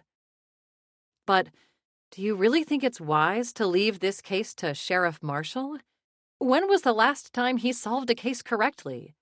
I don't know the answer to that, but Deputy Little is the point person. He'll do a good job. I taught him everything he knows. There's no one better in my book. Do you have to leave right away? I asked. He shook his head. I have until the end of today, and I plan to make the most of it. Good. The next person we need to talk to is Melvin. Aiden held up his hand. Not so fast. The next person I need to talk to is Melvin. Not you. I folded my arms. I'm the one who found out Blaze was Marvin. First of all, we have to verify with DNA that he really was Marvin. And second of all, you didn't figure it out. You suspected it because Penny told you. Do you have a sample of Marvin's DNA to compare Blaze's to? I asked. Aiden shook his head. No, but Melvin is his twin brother. The genetic markers will be there for the match. I raised my brow. Identical twin? He shook his head. Fraternal. You really think he'll just hand over his DNA? I asked. No, which is even more reason you're not coming with me when I speak to Melvin. Why not? From what we know, he's a recluse living in the woods. He's had very little contact with the outside world since he was released from prison. It was no wonder that Leon wanted to move away from his father and make it on his own. I'll stop by and see you before I head back to Columbus. He kissed me on the cheek. My heart fell. He looked at me. I should have told you this before, but I could be in Columbus for a long while. The Bureau had to make some changes due to budget cuts, so they thought it was best to transfer me to where there was the most need. Even though I was hired to work in rural areas near the Amish, the crime rate here is a lot lower than it is in the cities. Right now, the cities are where BCI needs me most. I understand. It won't be forever. I bit the inside of my lip to stop myself from asking him, if not forever, how long? I'm glad you have this opportunity, I said, and hoped that I sounded as if I meant it. Aiden deserved this job. He'd worked so hard for so long in the sheriff's department without the support of the sheriff. It had to be nice to be in a place where he was so valued. Columbus was the biggest city in the state and the state capital. BCI would not have sent him there if they didn't believe that he was a good fit for the responsibilities the appointment would entail. He looked down at me. Your support has meant everything to me, Bailey. You've been there for me every step of the way. I can't thank you enough for that. I know the wedding timeline we talked about last year has been turned upside down. Just know I will make it up to you. He kissed me. Now please go back to the candy shop and leave the murder investigation to Little and me. He so easily dismissed me. Chapter 21. I thought maybe I should follow Aiden's advice and not go traipsing through the woods looking for a reclusive Amish man. There were a couple reasons for this. The first was that it was dangerous, and the second was that I had no idea where Melvin Hirsch lived. That didn't mean I couldn't track down his son, though. The best place to start looking for Leon Hirsch was the village square, because he was vying for the caretaker job there. I drove straight to the square. It was close to closing time at Swissmen Sweets, so I parked in front of the shop. I wasn't worried about taking any customer spots for my business, or any of the other businesses on the street. Esther stood outside the pretzel shop, sweeping the walk in front of her store. She glanced up, saw my car, picked up her broom, and was about to head back into her shop when I called out to her. Esther! Her shoulders tensed, and she turned around, albeit reluctantly. It was just more proof to me that Esther and I were never going to be the best of friends, but I hoped that we could be good neighbors for Emily's sake. What is it? She asked, making it clear that she was busy and didn't want to be bothered by whatever I had to say. I saw Abel the other day. Is he living at your farm? She narrowed her eyes at me. I don't know why that is any of your business. I shrugged. I guess it's not. I'm just worried about you. You were doing so well when Abel was away. I thought away was a nicer way to put it than just saying in prison. What would you have me do? Instead of taking my Bruda in, should I turn out my own flesh and blood? It does not surprise me that you would think that a good course of action. It is how the English are. I bit my tongue to keep from saying that's what she and Abel had done to Emily when she decided to marry. They practically disowned her and didn't speak to her for a year. I wanted to say it, but I didn't. Again, I planned to keep the peace for Emily's sake. My shoulders sagged. I just want you to take care of yourself, too. Abel is a grown man. He can't be your problem for the rest of your life. It's not fair. Whoever said life was fair? God doesn't even say that life will be fair. It's not something that I expect. She picked up the broom and held it in her hand. Now, I think you should spend some time working on your own problems, such as why Aiden Brody can't seem to stick around the village for more than a few days. With that, she took her broom and disappeared inside her shop. The door slammed closed after her, and I heard the deadbolt slide home. I sighed and went into Swissmen Sweets. Inside, Charlotte was in the front of the shop, turning the chairs over on top of the tables so that she could start the evening sweeping and mopping. You were gone a long time, Charlotte said. I ran into Aiden. She smiled. I'm glad. Isn't it weird that he's in the county and we have barely seen him at all? When he lived here, he came into the shop almost every day to say hello. He would even drop by when you weren't here. I tried to keep my face neutral. He's busy. His new job is a lot more responsibility. He's juggling several cases. Charlotte wrinkled her nose as if she wasn't so sure about that. But I was grateful she didn't ask any more questions about Aiden. Did Emily go home? I asked. Charlotte nodded. About an hour ago, and Cousin Clara went upstairs to lie down at the same time. My eyes widened. Is Mommy all right? Oh, I think so. She's just tired.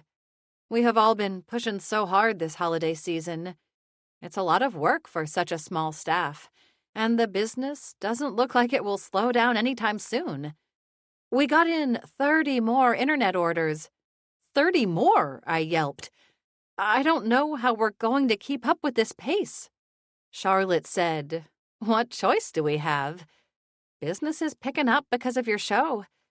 You're so popular. It's something to be proud of, Bailey. I shook my head. Not if it's at the cost of my grandmother's health, it's not. She's not ill. She's tired. Cousin Clara would have told us if she was sick. I wasn't as sure as Charlotte about that. For many of the older Amish, it was common to be stoic about illness. My grandfather had been a prime example. It wasn't until he was quite ill and needed serious medical attention that anyone knew he wasn't feeling well. He had been suffering in private for several years. I made a mental note to ask Mommy about it at the next opportunity and to remind her of what Dottie had done, if need be. Also, this talk about all the additional orders made me think of my idea for a candy factory again. Not only would it be good for my grandmother's health to have her less actively involved, but it would take away some of the stress on Charlotte and Emily. The factory could be the answer to all of our problems at the shop. It could be the start of some new ones, too. Charlotte stopped sweeping. What are you thinking about, Bailey? You have a grimace on your face. I shook my head. This case with Blaze.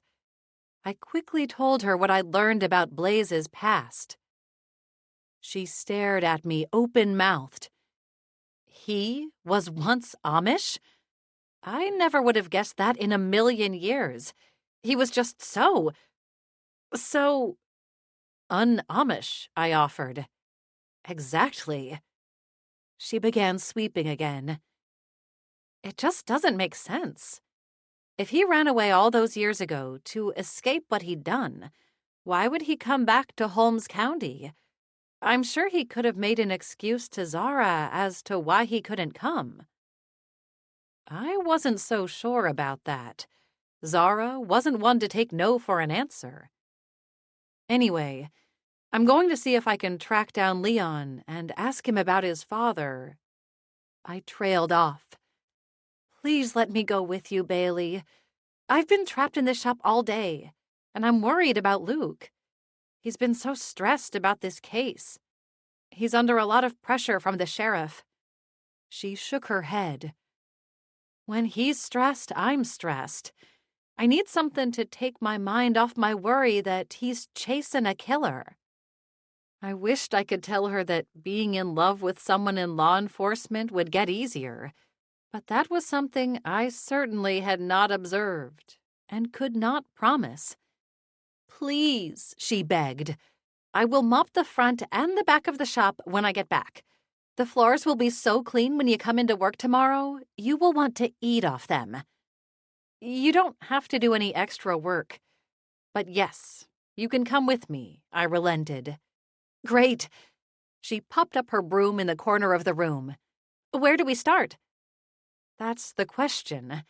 I came back to town because I had hoped to see Leon on the square, but there's no one there.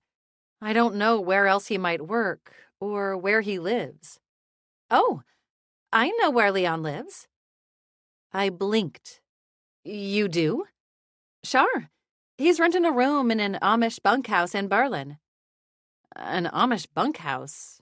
What's that? Is it like a boarding house? Margot mentioned he lived in a boarding house. I don't know if it's the same thing, she said.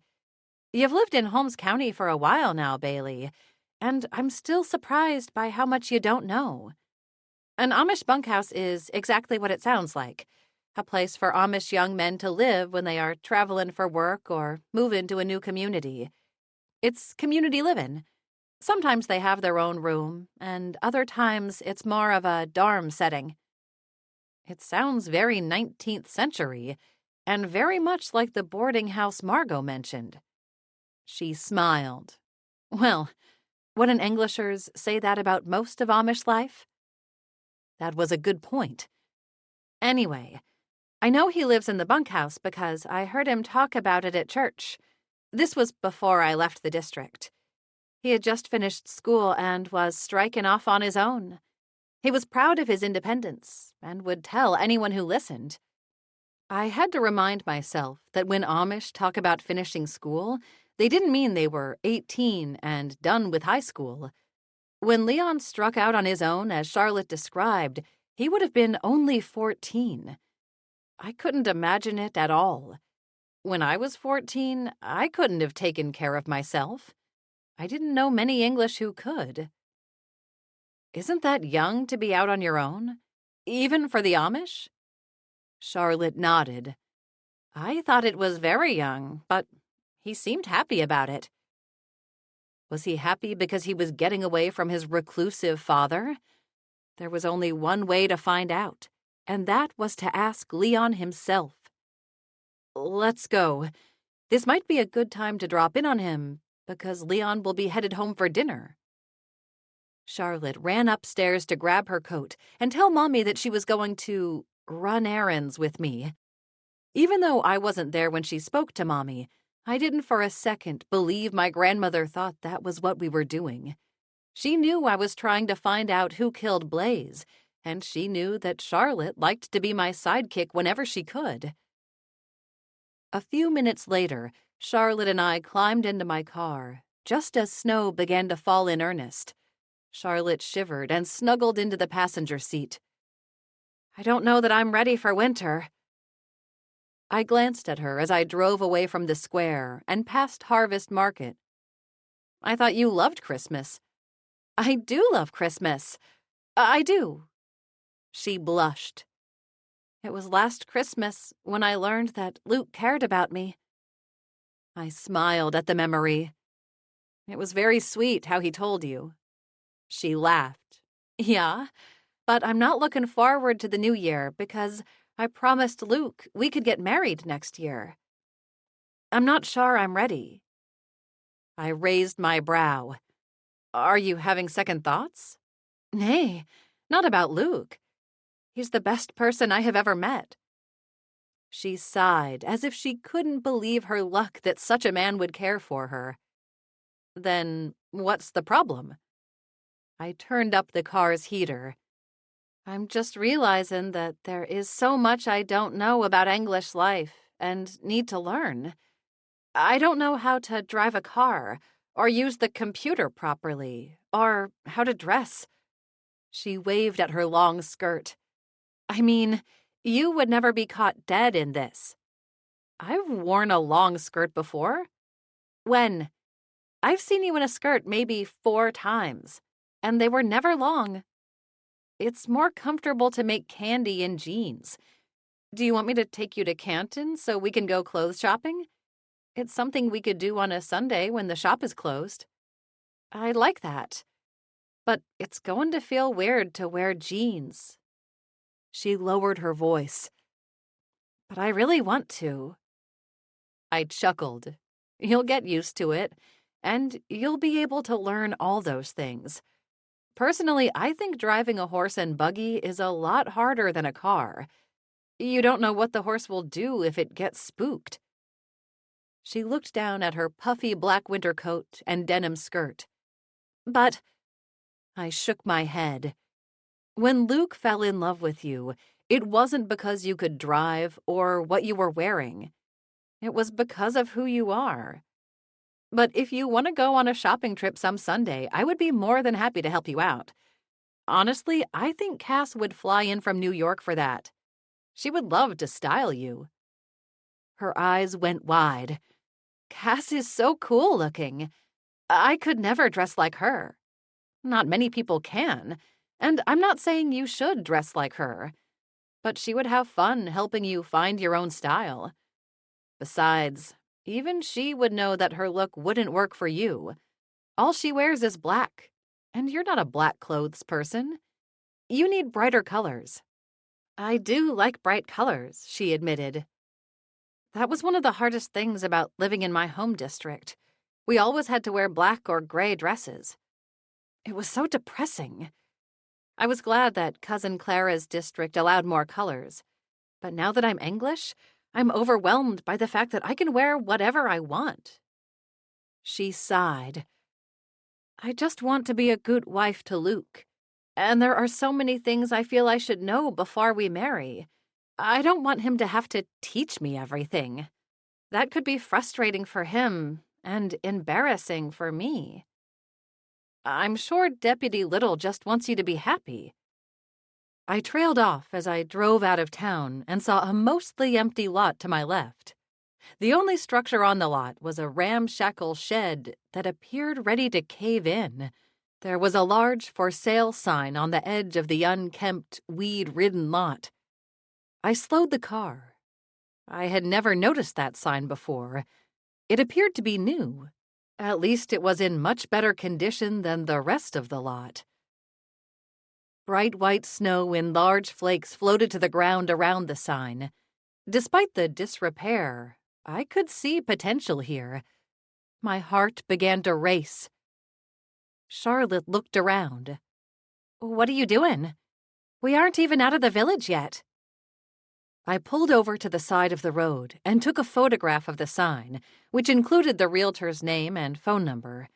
I didn't know if I would do anything with it, but it was a start. For the first time in weeks, I felt excited. "Why did you take a picture of that sign? Do you want to buy that place?" I pulled my car back onto the road. "No reason," I said, keeping my eyes straight ahead.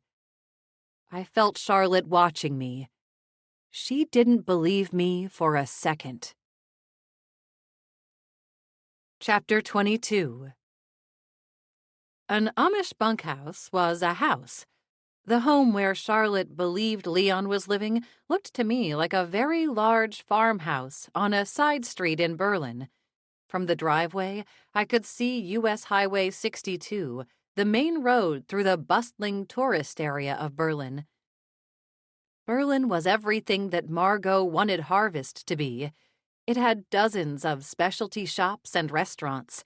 Tourists walked up and down the sidewalks, loaded down with shopping bags as they looked for Amish country souvenirs to take back home to friends and family.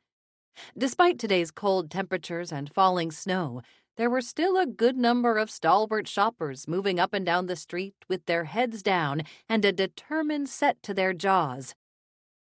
The bunkhouse was a large, 2-story brick home. There was no sign outside announcing what it was. If I had been driving by it, I would have thought it was just another single-family dwelling in Holmes County. "This is the place?" I asked Charlotte. She unfastened her seatbelt. "Yup." She got out of the car. I did the same and followed her up the brick walk to the front door. Charlotte knocked, and a moment later, an elderly Amish man in overalls came to the door.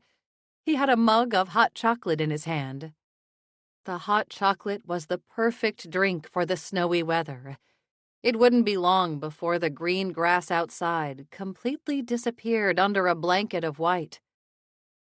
"What do you want?" He pointed toward businesses up the street. "All the shopping is up there. There's nothing to buy here."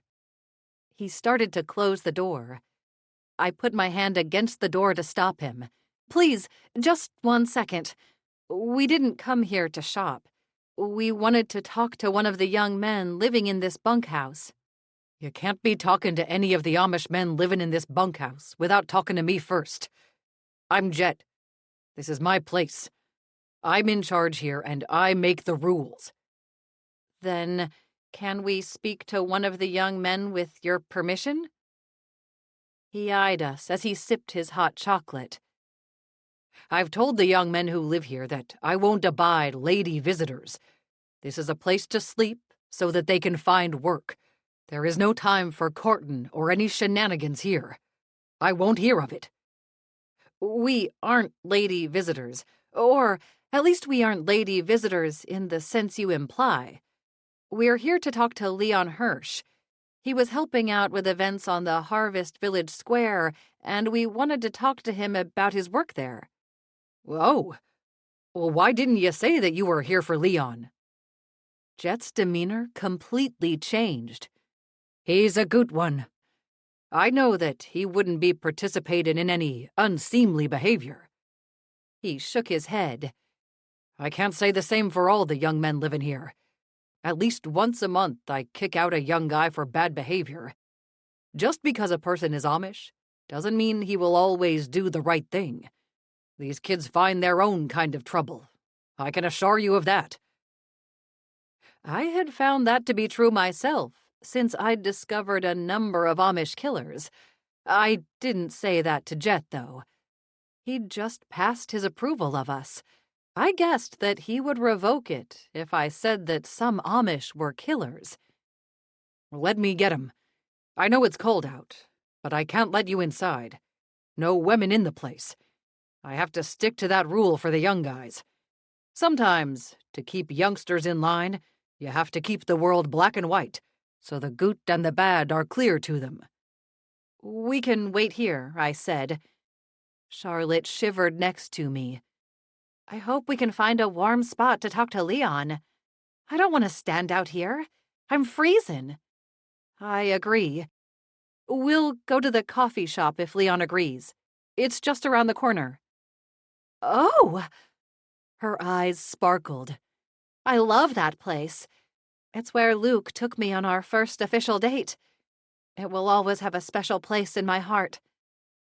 I smiled. The front door opened again, and Leon stepped out. He wore a thick winter coat and a pronounced frown. Jet patted him on the shoulder. Now, don't be too long, Leon. You know curfew for the house has been moved up to 9 because of how dark it is getting at night. He looked at Charlotte and me. Nothing good ever happens after sunset. That's when all the trouble comes out. People, and when I say people here, I mean Englishers, would do well to remember that. With that, he closed the door. Why are you here? Leon asked, speaking for the first time. We're here because we want to talk to you about Blaze. Maybe I don't want to talk to you or anyone else about that. I'm tired of talking about it.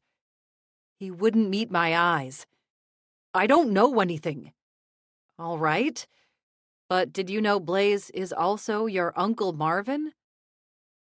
He stared at me. What? All of the color drained from his face. Charlotte flipped her braid over her shoulder and peered at Leon as if he was a challenging candy recipe. Are you going to be sick? He breathed in and out through his mouth. Nay, I don't think so.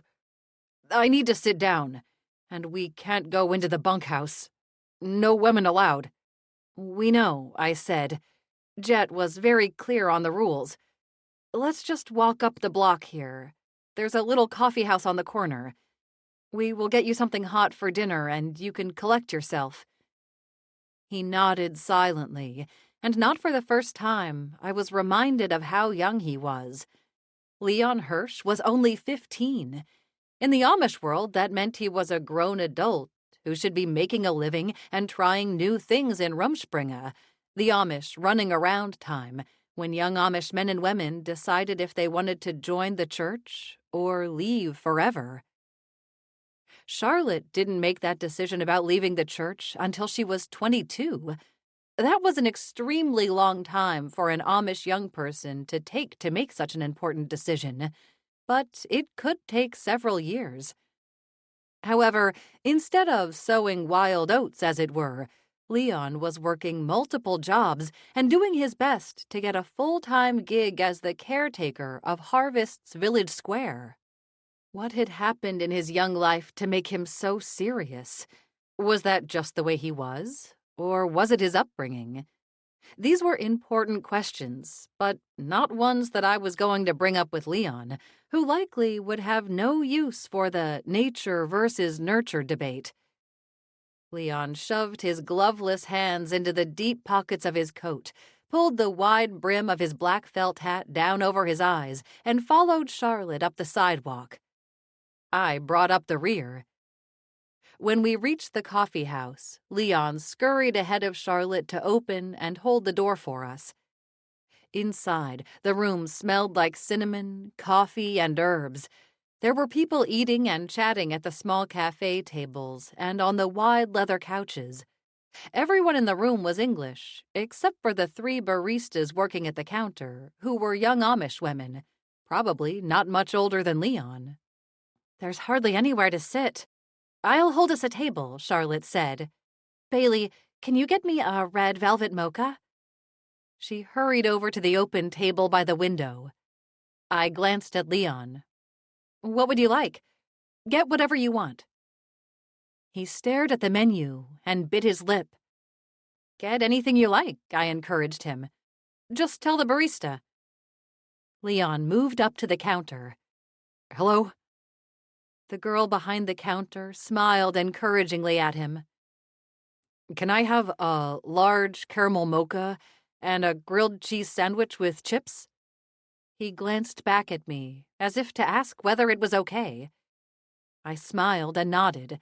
Then I put in the order for Charlotte's red velvet mocha and ordered a latte with cream and sugar for myself. After I paid, the barista said she would bring the drinks to our table just as soon as they were ready. Leon and I joined Charlotte at the table. Charlotte sighed. "This is the table where Luke and I sat for our first date." I smiled at her daydreaming face and prayed she would never lose her sense of wonder over being in love. I wasn't sure that I'd ever had that. It wasn't my personality to look through rose-colored glasses, much as I wished it could be at times. Being skeptical could be exhausting. Leon removed his hat and held it in his lap. "I'm not sure why the 2 of you want to talk to me about Blaze. I mean, my uncle." He licked his lips. "And I didn't know he was my uncle when he died. I promise you that." I sat across from Leon, and Charlotte sat between us. "The thing is, Leon," I began, "Margot is in trouble, and I think you want to help Margot because you want her to give you the caretaker job on the square. If you help her out, I bet it will go a long way toward your getting that job." "Margot is scary, but yeah, I want that job. I like working outside and taking care of plants. I've always liked the events that she plans for the square, except this last one because of the dead man." "Great," I said. "Then tell us what you know about what happened on Thanksgiving Day." Again, he looked as if he might be ill. I was becoming increasingly concerned for Leon's health. It seemed that he could go from pale to dead white in a matter of seconds. Just when I thought he was going to finally open up, the barista arrived with our drinks and Leon's food. "Oh," Charlotte said, "there is a little Christmas tree design in the foam on all our drinks. That's so clever." Leon looked from Charlotte to me and back again. "How did you find me?" His voice was on the edge of panic. "I overheard at church one day where you were living," Charlotte said in a matter-of-fact way. "It was a while ago, but I thought you might still be here, and it was the best place to start looking." He slumped in his chair without touching his drink. "I'm not going to get away with this, am I?" I leaned forward. "Get away with what?" He met my gaze, and there were tears in his dark eyes. "With killing a man." Chapter 23. Charlotte's hand hit her mug, and some of the mocha sloshed out. Thankfully, she caught it before the hot liquid covered the table. "Are you saying you're a murderer?" "Charlotte," I hissed. "We're in public." She clapped a hand over her mouth and then looked around the room as if to see whether anyone had overheard her outburst. I turned my attention to Leon. "What do you mean when you say that, Leon? You shouldn't make a statement like that lightly." "I don't make it lightly. Trust me, I don't. But it's the truth, and something that I will have to live with the rest of my life." His face fell. "I'll go to prison like my father did and turn out just like him. I left home because I wanted to make something of myself. I didn't want to follow in his footsteps. But that's what I'm doing." "Do you know how Blaze died?" I asked, calling the dead man Blaze because I thought if I reminded Leon again that the dead man was his uncle, he would go into a complete tailspin. He swallowed. "He ate the church spread I put in his marshmallow fluff." I stared at him. "You did that?" He nodded and stared down at his hat. "I'm a criminal, just like my father." "You wanted to kill him?" Charlotte asked. Nay, I never would want to hurt anyone, but I followed the directions given to me." "Whose directions?" I asked. He looked me in the eyes. "Margot's." I blinked. "What? You're telling me that Margot asked you to kill Blaze?" He shook his head. "Not directly." "It seems to me that asking someone to kill a person is a pretty direct request," Charlotte said, gripping her mug. He shook his head. "I told you that Margot asked me to take care of her mother and her mother's boyfriend on Thanksgiving Day. It was my job to make sure they were happy and to keep them away from Margot as much as possible. I was supposed to do whatever they requested. When they arrived at the Thanksgiving Day meal, Blaze gave me a 2-page document of all their requests for the day. It included where they wanted to sit, that Zara would have a pillow, that there had to be another chair and pillow for her nasty little dog. Those were just some of the items on the list. There were many more things on the list. Buried in that very long list was an item that read, 'Put 1 teaspoon of church spread in Blaze's marshmallow fluff and stir thoroughly.' Blaze gave me the fluff and asked me to place it by his seat. He said he didn't want anyone else touching it except me." "And you didn't find that odd?" Charlotte asked. "It wasn't any odder than all the other items on that list. Some of them were really bizarre." He touched his mug for the first time, but he didn't take a sip from it. Instead, he wrapped his hands around the smooth porcelain as if to warm them. His hands were very pale. Just like his face, it looked as if all the blood had drained out. "Who gave you the list?" I asked. "Blaze did. He handed it to me just as they arrived, at the same time that he gave me the jar of marshmallow fluff. When he put the list in my hand, he looked me in the eye and told me to follow it to the letter. He said if I messed up one item on that list, I would never get the caretaker job at the square." "How did he know you wanted that job?" Charlotte asked, and then sipped from her mug. Leon shook his head. "I don't know." Blaze was deathly allergic to peanuts. He never would have given you that note if he knew what was on the list. "Can I see it? Do you still have it?" He looked down at his hands. "Nay, I misplaced it. I thought it was in my pocket, but when I got home after the Thanksgiving feast, it was gone." I suppressed a sigh. That list might just be the clue we needed to find the killer. An idea struck me. "Could you have dropped it on the green?" He shrugged. "Maybe. I assumed that's what happened, but when I went back Thanksgiving night to look for it, I couldn't find it." "Someone must have picked it up," Charlotte said. "That's what I thought, too." I asked Leon, "Did it look like everything was written in the same hand?" "The same hand?" His smooth brow furrowed in confusion. "Written in the same handwriting, I mean." He nodded his head. I think so. It was printed in block letters. My handwriting in school was terrible, so it all looked fine to me.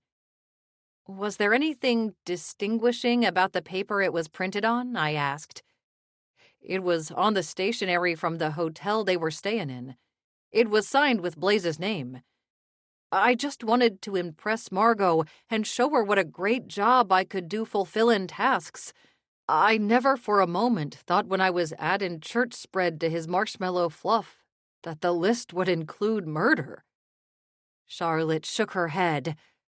No one does. I shot her a look. We have to figure out who wrote that note, and then we will find the person responsible for the murder. I really don't believe it was written by Blaze, even though his signature was on the list. He wouldn't sign his own death sentence. Leon gripped his mug a little tighter. You don't believe I killed him? I shook my head. I don't. Someone used you, Leon. I'm sorry to say that.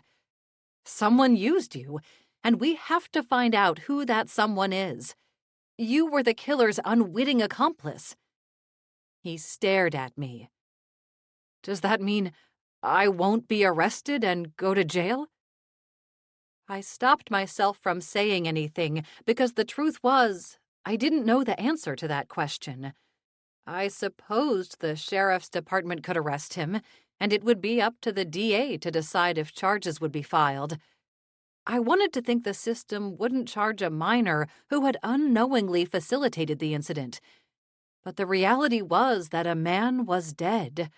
What's more, rather than come forward, Leon had lost what little evidence existed in the case. With Sheriff Marshall in charge of the department, anything could happen. He sipped his mocha for the first time, as if the possibility of not going to prison restored his interest in the drink. When he looked up at me again, he asked, You think that man was my uncle? I nodded. The police hope to get DNA from your father, who is his twin, to prove it. Leon's eyes went wide. They will never get that from my father. I hope they aren't planning to go into the woods to talk to him. They will be sorry if they did. It's full of booby traps. Booby traps, I cried. What do you mean? My dad was very paranoid when he got out of prison. When my mom died 5 or so years ago, he moved us out of our farm to this old hunting cabin in the Harvest Woods. My father spent all his time fortifying the cabin to keep us safe. It was a terrible place to live, and he had awful dreams. He would wake up screaming at night. He closed his eyes for a moment, as if he could still hear the screams. How bad are these booby traps? Charlotte asked. Bad enough to kill, Leon said in all seriousness. Kill, Charlotte and I both cried. I stood up. I have to call Aiden. He needs to know about this. He could be hurt. He might already be there. I pulled my phone out of my pocket and called. There was no answer. I sent him a feverish text message, but I didn't have any reason to think he would get it in Harvest Woods. I knew from experience that reception was terrible there. I tapped my foot and called Deputy Little next. He picked up. Little, thank God. It's Bailey. Where's Aiden? Aiden? Yes, Aiden. Where is he? He said that he was going to track down Melvin Hirsch to get a DNA sample for comparison. He didn't tell me that, Deputy Little said, sounding mildly upset. Aiden is my friend, but he's not supposed to be on this case anymore. The sheriff called BCI and they pulled him off. He could get into a lot of trouble if he's still working the case. A lot of trouble. My heart sank. Aiden had told me that he thought he would be pulled off the case, not that he already had been. However, I couldn't worry about that now. I just had to make sure he was okay. Little, listen to me. You have to meet me at Melvin Hirsch's cabin to make sure Aiden is okay. He's not answering my calls or texts. Okay. What do you think could happen? Melvin is not a suspect as far as I know. He wasn't at the Thanksgiving dinner. That's beside the point. There are booby traps there, and Aiden could be hurt. Like Indiana Jones style? Deputy Little asked. I don't know. I'm in Berlin with Melvin's son Leon, and he says that his father has fortified the area around the cabin. Charlotte and I— You got Charlotte involved in this? He yelped. I ground my teeth. Little, if you don't meet us there, we will just go without you. Don't do that. I'm on my way. What's the address? I sat in my chair. Leon, what's the address of your father's cabin in the woods? There isn't an address. But you know how to get there from here? I asked. He nodded, but didn't look the least bit happy about the situation. However, I could not worry about Leon's feelings at the moment. I had to make sure Aiden was safe. That was the most important thing of all. If there's no address, how am I going to find this place? Deputy Little asked. I repeated the question to Leon. Tell him we'll meet at Oak Tree School, and I will be able to lead the way. He needs to bring a flashlight, Leon said. I raised my eyebrows and glanced outside. Sure enough, it was dark. What else had I expected this late in the year? Would Aiden go and talk to Melvin in the woods after dark? I relayed the message back to Deputy Little. All right, he said. I'm 40 minutes away from there, so I'll head out now. It will just be me. I can't call backup, because if we do find Aiden there, it will get back to Sheriff Marshall that he's still on the case when he shouldn't be. It could hurt his career with BCI. He paused. Let's just both keep trying to get Aiden on the phone through call or text. Maybe if one of us can get hold of him, we can avoid going out there altogether. I ended the call. I looked at Charlotte and Leon. Ready to go? Leon shook his head. I can't go back there. I won't go back there. I promised myself when I left that I would never return. My father is not a kind man, and I knew if I stayed there I would turn out just like him. Maybe I already have because of what I did to Blaze. What makes it even worse is the possibility that he was my uncle. I don't know if I can live with myself after what I have done. Leon, if you save Aiden's life, you can make up for what happened to Blaze. The police will look kindly on you for saving one of their own. I just can't go back there. I bit the inside of my lip. Leon, please. When we get to the school, you can just point us in the right direction, and you can stay in the car. I guess I could do that. Then let's go. I herded Charlotte and Leon out of the shop and in the direction of my car, which was still parked outside the bunkhouse. I have to be back by curfew, Leon said when he climbed into the back seat. I can't give Jed a reason to kick me out on the street. When's curfew? I asked as I started the car. 9. It's 6:30 now. If we aren't back by then, we have even bigger problems than we thought, I said. The schoolhouse was 20 minutes from downtown Berlin on a dirt and gravel road that looked better suited for the turn of the 19th century than the 21st. It was pitch black out, but the headlights of my car caught the simple whitewashed building and the small playground next to it, which had a swing set and a teeter-totter.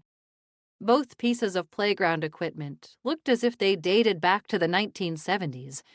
I guessed that they wouldn't pass the safety standards of a modern playground. A lone swing gently rocked back and forth on its chain. Had someone been here and just gotten up from the swing? It was impossible to know. The only light came from the headlights of my car, and it didn't even reach all corners of the playground. I went to a one-room schoolhouse growing up, Charlotte said, and I always thought that the place was creepy at night. Schools are supposed to be filled with laughing children. When they're not, they lose all their life. The lone swing rocked back and forth, and I shivered. The school is closed for the day. There's nothing creepy about that. I said this both for Charlotte's benefit and my own. I decided I didn't want to be looking at the rocking swing while we waited for Deputy Little, so I moved the car a little bit to the right. The playground was now in darkness, and my headlights fell on a hand-painted sign. The date on the sign was over 25 years ago. The first Oak Tree School was lost, but the good Lord allowed us to rebuild. Bless the children who walk through these doors today and every day. I stared at the sign. This couldn't possibly be the school that burned down while Alan Shirk and the Hirsch brothers were clearing a field using flames. Could it? It was too dark to see beyond my headlights whether there was a field behind the school. Leon, is this the school that your father went to prison for burning down? I unbuckled my seatbelt and turned around in my seat to face him. Most of his face was in shadow, but his glasses caught the ambient light that fought its way through the windows. It is. I gripped the seat between us. Why would he want to be so close to a place that caused him so much pain? Leon sat back in his seat, and now his entire face was in shadow. He said that he wanted to stay close to it as a reminder. A reminder of what? I don't know. I never thought to ask. My father was a very private person, even with me, and I was his only child. I learned to stop asking questions. He would grow very angry if I asked too many questions. Not for the first time, I wondered if Melvin had hurt his son, perhaps even hit him. I knew that talking about child abuse was taboo in the Amish community. I was relieved that Leon had been strong enough to escape that toxic environment on his own. He probably could use some therapy to unpack the trauma he might have suffered, but Amish and therapy didn't mix. I doubted that he would even consider such an idea. Maybe twisting Leon's arm to get him to show me the location of his father's cabin was putting Leon through too much. I didn't want to traumatize the Amish teen any more than necessary. I turned back around and felt Charlotte watching me. "Bailey, are you okay?" my cousin asked. "Maybe we shouldn't be here. It's cold and dark, and I don't see Aiden's car." To Leon, I said, "Where else would someone park if they wanted to get close to the cabin?" "There's a small buggy path that leads into the woods just a bit down the road. In the daytime, you're able to see the end of it from here." "Should we drive over there and check it out?" Charlotte asked. I was wondering the same thing, but before I decided, a pair of headlights turned into the tiny school lot.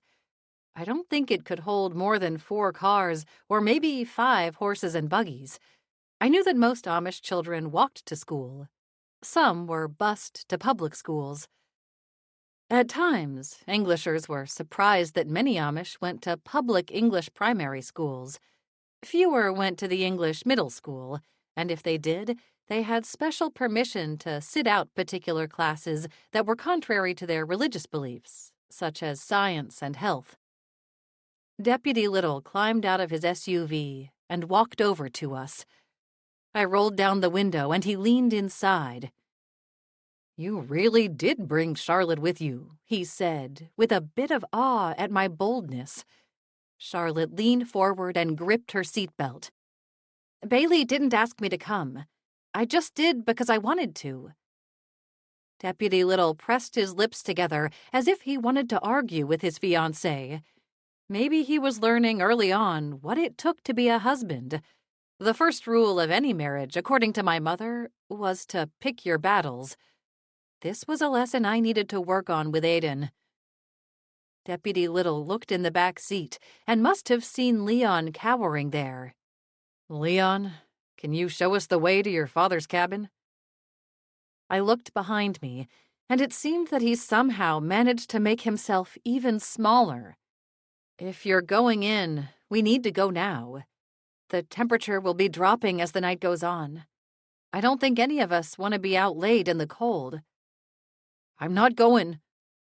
Leon spoke for the first time. Bailey said that I don't have to. Deputy Little looked as if he wanted to protest. I did tell him that, I said, before Deputy Little could try to negotiate. It was already hard on Leon to be so close to his father's cabin. I couldn't imagine how he would react if his father came out of the woods. If there really are booby traps we have to worry about, Deputy Little said, how are we going to avoid them if we don't have a guide? I hadn't thought about that. I had been so laser-focused on finding Melvin's cabin that I hadn't thought much more ahead. I'm not going to know where all of them are, Leon said. He may have moved some since I left. But you may know where some are, Deputy Little said. Leon didn't speak. I assumed that meant yes. Before we drag Leon into the woods, let's look for Aiden's car. If his car is not here, he's probably not either. If it's here, we'll decide what to do. Fair enough, Deputy Little said. Aiden might not be answering our calls or texts because he's on a completely different case. Right, I said. But in my heart, I doubted that was the reason. Leon said there's an access road there, just beyond the end of the playground. Since Aiden's car isn't here, that's the place where he would most likely park. How far is it? Deputy Little asked. 400 feet that way. You can't miss it. Deputy Little stepped back from my car. Let's go. Charlotte and I climbed out of the car, but Leon didn't move. Charlotte, Deputy Little said, I want you to wait here with Leon until we see if Aiden's car is there. Why? Charlotte said. Because Leon needs someone with him. The deputy's voice left no room for debate. Charlotte pressed her lips together as if she didn't believe him, and I suspected, too, that he just wanted to keep his fiancée out of harm's way. I had no idea what he planned to do if we did find Aiden's car on that access road. As Deputy Little and I walked in the direction of the access road, the deputy asked, What's wrong with Leon? I don't know exactly. He has a hard relationship with his father. He left about a year ago when he was of age. My best guess is there is some abuse there, but he hasn't come right out and said it. Deputy Little nodded. Talking about abuse of any kind in the Amish community is taboo. I think you will be hard-pressed to get any such admission out of Leon. However, I'm glad the kid got out and seems to be doing well on his own. That's not always what happens. I nodded, and my heart ached for Leon as I realized everything he must have been through in his young life. Despite all that, he'd escaped and made a life of his own.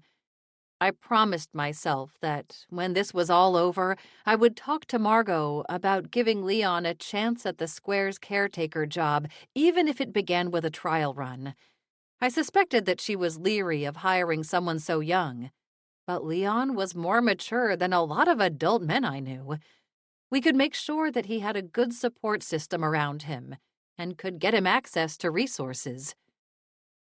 There had to be services to help someone so young, counseling, child services, and the like, even if it wasn't exactly the Amish way to take advantage of them. Deputy Little's flashlight moved back and forth around the patchy grass in front of us. Watch your step, he said. There are a lot of ruts in the ground. Looks like they're left over from old plowings. I would guess the spot where the schoolhouse stands used to be a farm field at one time. Be careful. The ruts are hard to see in the snow.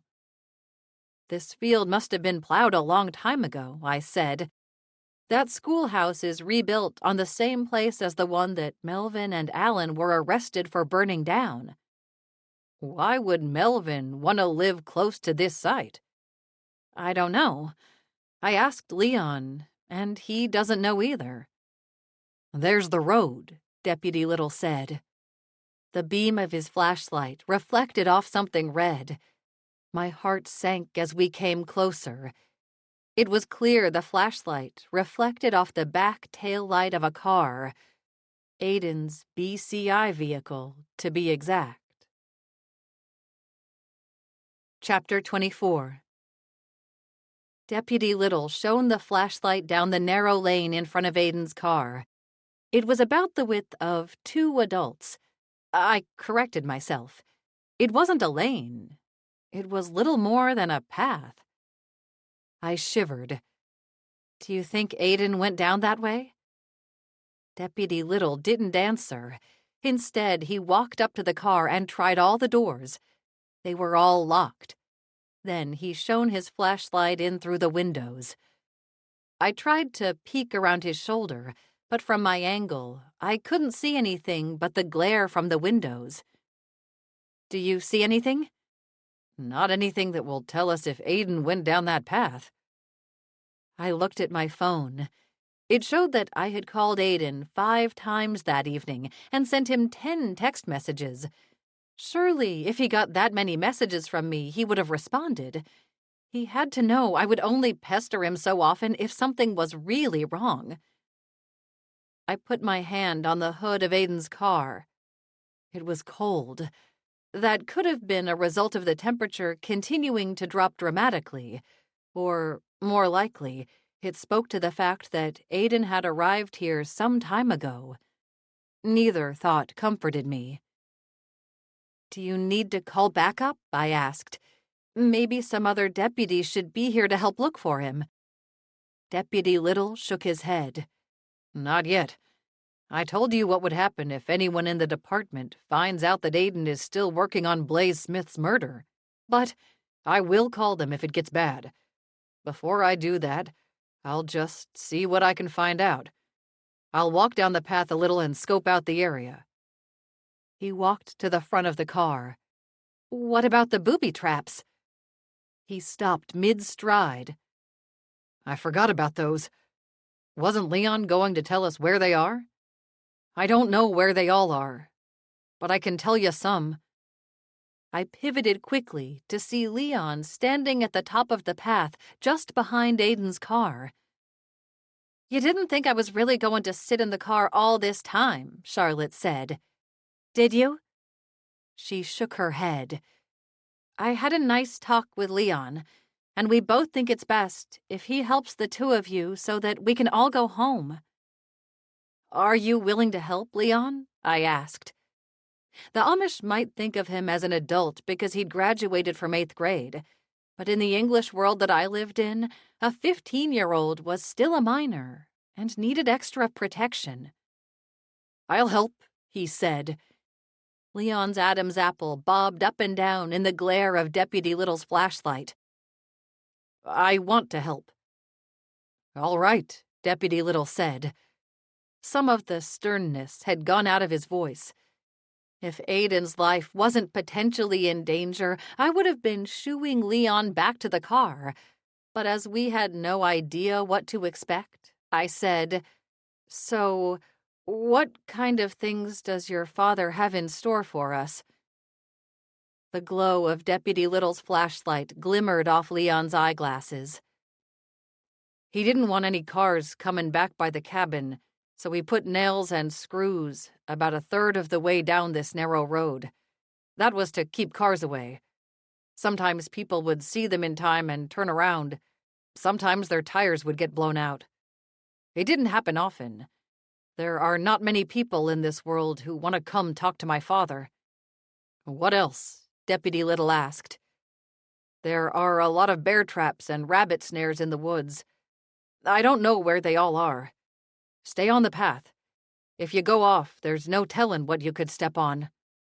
"Aren't traps illegal?" I asked. "Yes," Deputy Little said, "because they're inhumane. Ohio outlawed them decades ago." "Well, let's go," Charlotte said. "The only way to know if Aiden is down this path is to look."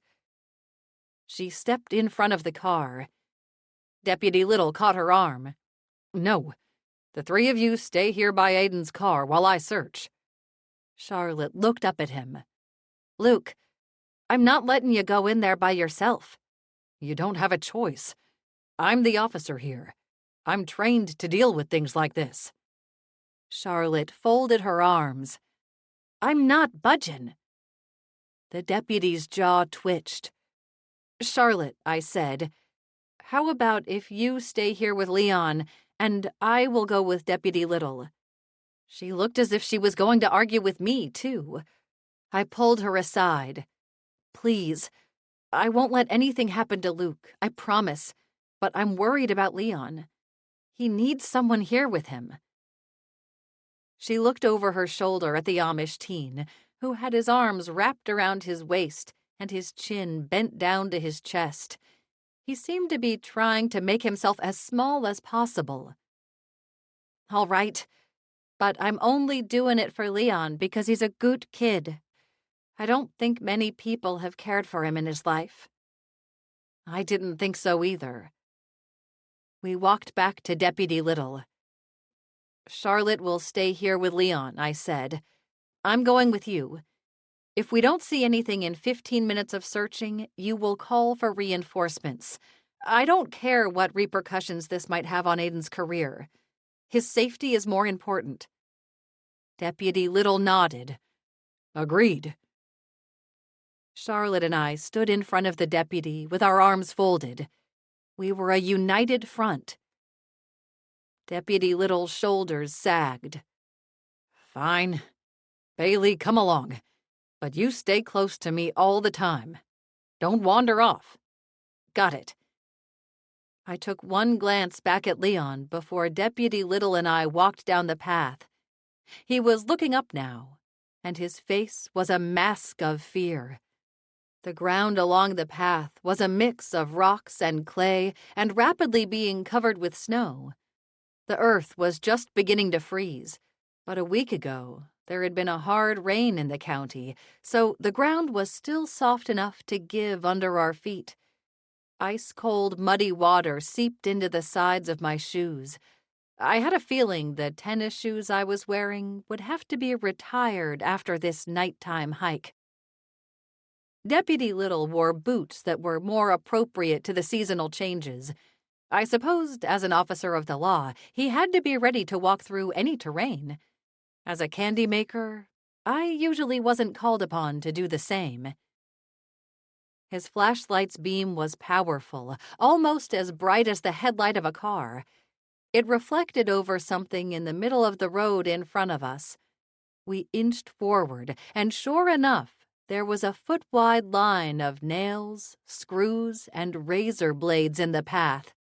It had a thin layer of snow over it, but the swath of sharp objects was so thick, the snow hadn't completely covered them yet. Leon wasn't lying about the booby traps, I said. "Apparently not," Deputy Little replied, and he didn't sound happy about it. He shone his light on either side of the road. Frowning, he picked up a large, long stick and threw it into the woods. It landed, and a millisecond later there was a great cracking sound as the stick was snapped in two. I stared open-mouthed. "Bear trap," Deputy Little said. "Geez," I murmured. "Let's stay on the path like Leon said." "Definitely," I agreed. We stepped over the line of nails and screws. I took care to make sure I didn't step on any of them. Not only were they sharp, but they were rusted from being exposed to the elements for who knew how long. We walked in silence for a few minutes. Both of us were frantically looking for any hint that Aiden was nearby or had been there. It was nearly impossible to know in the dark. All we could see were objects in the direct beam of Deputy Little's flashlight, or those illuminated by the moon, which peeked out from the clouds every now and again. It was a cloudy night, so that didn't happen often, but at one point I saw smoke catch in the moonlight at the end of the path and the simple silhouette of a cabin. "That must be Melvin's cabin," I whispered. "It's up ahead." Deputy Little nodded, and he turned off his flashlight. At the same time, the moon dipped behind a cloud, and we were in the dark. It took several seconds for my eyes to adjust to the blackness. Even when they did, I couldn't see much in front of me at all. However, I could see the smoke coming out of the chimney of the cabin and smell the scent of it. The faintest glow of a lamp shone through one of the windows in the front. "What do we do now?" I whispered. "I'm not sure knocking on the door is a good idea." "I wouldn't advise it," another voice said. I yelped, and a hand was slapped over my mouth to keep me from screaming. When Aiden removed his hand, I punched him in the shoulder. "What are you doing here?" "I could be asking the two of you the same exact thing." Aiden looked from Deputy Little to me and back again. He rubbed his shoulder. "Good thing I have a winter coat on, or that might have hurt." "We were worried about you. I knew you planned to speak to Melvin, and Leon told me that the area around his cabin is booby-trapped. We thought something happened to you when you didn't answer the phone or either of our text messages." Aiden's eyes went wide. "I have my phone on silent. I don't want the ringer to go off and scare Melvin. The guy is jumpy. I have been here observing him for the last hour, trying to plan an approach." "And you haven't looked at your phone at all in the last 2 hours?" I hissed. Aiden sighed. "I'm sorry.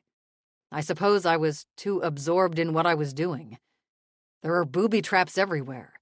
I almost got caught in a rabbit snare." "We could take him in for the traps and snares," Deputy Little said absently. "I didn't want to call for backup if you were here." He trailed off. Aiden shoved his hands into his pockets. "Because I'm not supposed to be on this case any longer? I'm guessing that you know this too, Bailey." I nodded. "Right. I plan to drop it. I just wanted to do this last thing." Deputy Little's jaw twitched, as if he wanted to say something, but held it back. There was a cocking sound like a gun. The three of us spun around. An Amish man with a long, grizzled beard stood in front of us with a shotgun pointed in our direction. "Those traps were supposed to keep people like you out."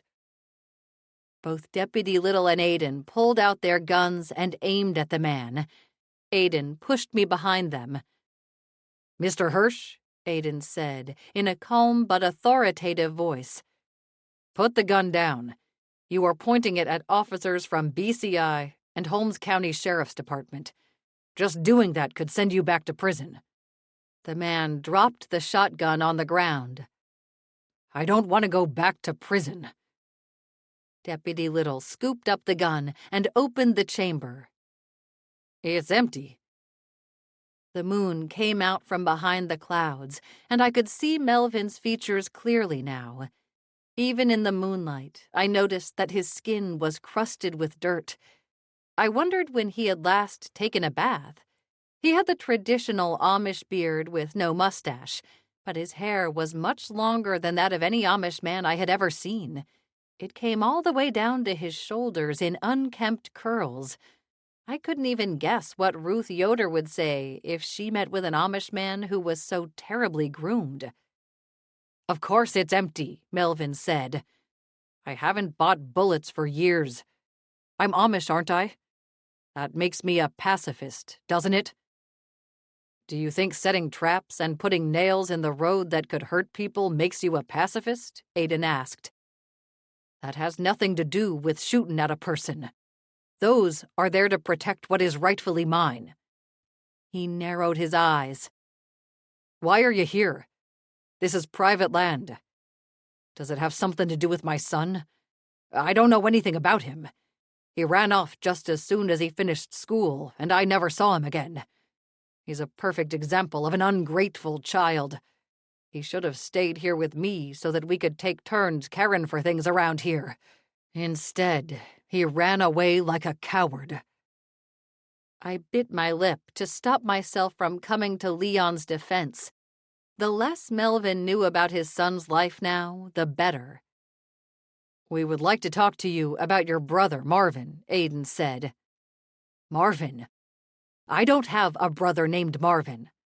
He's been dead to me for years. We think he actually died this Thanksgiving. He's been living under the English name Blaze Smith. He was at the Harvest Community Thanksgiving meal. He had an allergic reaction to peanuts, we believe." "He was here?" Melvin asked. "He was here in Holmes County? As far as I know, this was the first time he ever came back, although I was in prison for 6 years because of him, so he might have come and gone from the county many times while I was locked away."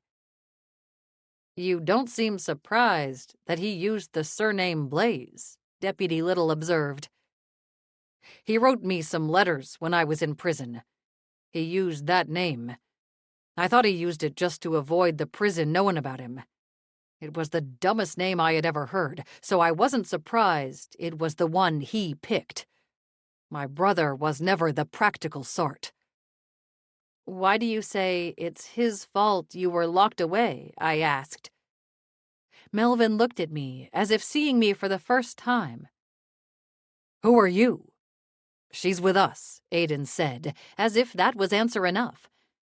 I expected Melvin to protest that statement, but he just shrugged as if he didn't have enough energy to argue with Aiden over my presence. Instead, he answered my question. "He was the one who started the fire. He didn't know how to use the torch to control the burn. He got too close to the school and it went up like a tinderbox. It just took off. The fire was in August, when it's the driest. There was no stopping it once it headed toward the school. My brother knew that too, and he just took off like the coward that he is." "You don't seem upset at the idea that your brother is dead," Deputy Little observed. "I'm not. Like I told you before, he was dead to me the moment he ran away from that burn in school. I decided when he ran that I never had a brother, and I believe that to this very day." "But you never told the police about him?" I asked. Melvin balled the hands at his sides into fists. "What good would it have done? As soon as Alan and I were arrested, the sheriff and the courts decided to make an example of us. Listen, Melvin, there are some violations on your property," Aiden said. "You could get in a lot of trouble with those traps." Melvin scowled at him. "What I do on my land shouldn't be anyone's concern but my own. It's a concern if someone is walking through the woods or if an animal is caught in one of those traps. That would be considered poaching, which is a serious offense. It will definitely send you back to prison. I'm not on parole any longer." Aiden put his hand on the hilt of his gun. "Do you think that matters? You have a record. A judge won't be lenient on you when he or she sees that. You need to take them out. If you agree to do that in 7 days, Deputy Little and I will look the other way. I don't think you want to go back to prison." Melvin ran his gloved hand over his sweaty upper lip. It was clear that the idea of going back to prison got to him. "I'll take them down. You have 7 days." Melvin nodded. "We have another request, too. Marvin was your twin. My fraternal twin. I'm not identical to that fool. All right, your fraternal twin. In any case, he was your brother. We're fairly certain, but we need to prove that the man who died on Thanksgiving was your brother." "I don't want anything to do with it," Melvin snapped. "All we need from you is proof that you are his brother in order to prove his identity. I don't leave my woods, so if you're asking me to go somewhere and look at a dead person, you are out of luck. That's not what we're looking for. I need to swab the inside of your mouth for a saliva test. That will tell us if he is your brother." Melvin frowned. "And if I do this, you will go away?" "Yes, but a sheriff's deputy will be back in 7 days to make sure that you have removed those traps." Melvin's scowl deepened, but to my amazement, he let Aiden swipe the inside of his mouth. It took all of 5 seconds. Aiden put the sample in a plastic tube and secured it in an evidence bag. The test was over in no time at all. There. Now you can leave me in peace, and if you see my son, tell him that I don't want him to come back. He's no better than his traitor uncle. He turned around and shuffled back to the cabin. He didn't ask for the shotgun back, Deputy Little said. Leave it here. He'll find it in the morning. Deputy Little nodded and set the empty shotgun on the edge of the path. Either I'll come out next week, or I'll let whoever does know that Melvin might be brandishing an unloaded weapon. Aiden nodded. Let's leave. I looked at my phone. It was 20 minutes before 8. We have to be quick about it. I have to get Leon back to his bunkhouse. If he's not there before 9, he'll get in trouble. I hurried down the path and could hear Aiden and Deputy Little behind me. When we reached the spot where Aiden's car was parked, Charlotte went limp against the passenger door. Oh, thank the Lord you are all okay. Leon and I were just deciding whether we should go in there and look for you. Leon stood a few feet away. His arms were still wrapped tightly around his narrow waist. It was almost as if he was wearing a straitjacket. Aiden handed the DNA bag to Deputy Little. This is your case. You take it to the lab. I'm done with it now. Deputy Little appeared to be unsure when he took the bag from Aiden. I knew that he looked up to Aiden. It might be difficult to be the one taking over from his mentor. Leon, I said, let's go so we can make it back to the bunkhouse before your curfew. He nodded, and Leon, Charlotte, and I hurried to my car by the schoolhouse. Now that the clouds had cleared, it was light enough to find our way with just the moonlight to guide us. We jumped in the car and drove to the bunkhouse in silence. I pulled up in front of the bunkhouse. Thank you for your help, Leon, I said. We never would have been able to find your father without you. He opened his door and paused. Did my father say anything about me when you spoke to him? I gripped the steering wheel. I didn't want to lie to Leon, but at the same time, I didn't want to repeat the words that his father had said. I can tell from your face that he did, and it was unkind. He closed the door and ran into the bunkhouse just as the clock struck 9. Chapter 25. I dropped Charlotte off at Swissmen Sweets, and we agreed that our adventure in the woods was not a story to share with my grandmother. Mommy worried about us enough as it was. When I got home, I was happy to see that my neighbor Penny wasn't lying in wait for me as usual. Honestly, it seemed that it didn't matter what time of night I came home from the candy shop. She knew when I was going to stroll up the sidewalk or, in tonight's case, pull into the driveway. Just to be on the safe side, I parked my car in the one-car detached garage and bolted for the house. After the night I'd had, I didn't feel like being quizzed by Penny about what I had been up to and with whom. In fact, I never felt up to being quizzed by Penny on those things. A very irritated Puff met me at the back kitchen door. She shuffled over to her empty food bowl and lay on her side as if to illustrate that she was at death's door. For Puff, having her dinner delayed was akin to death. Just as I fed the rabbit, there was a knock on the front door of the house. If that's Penny, I'm going to play dead too, I told the rabbit. I walked over to the front door and looked through the peephole. Aiden stood on my doorstep. I opened the door. I hadn't expected you to come back here tonight. I thought you were headed to Columbus. I am. My boss wants me back at work on my cases there bright and early tomorrow morning. I just wanted to say goodbye to you first." My heart ached at the idea of saying goodbye to him again. It always seemed that our time together was too short, and this visit had been interrupted by murder. I wished I could say that this was the first time murder had played a role in keeping us apart, but it wasn't. "Come on in." I stepped back from the door. "I know Puff missed you."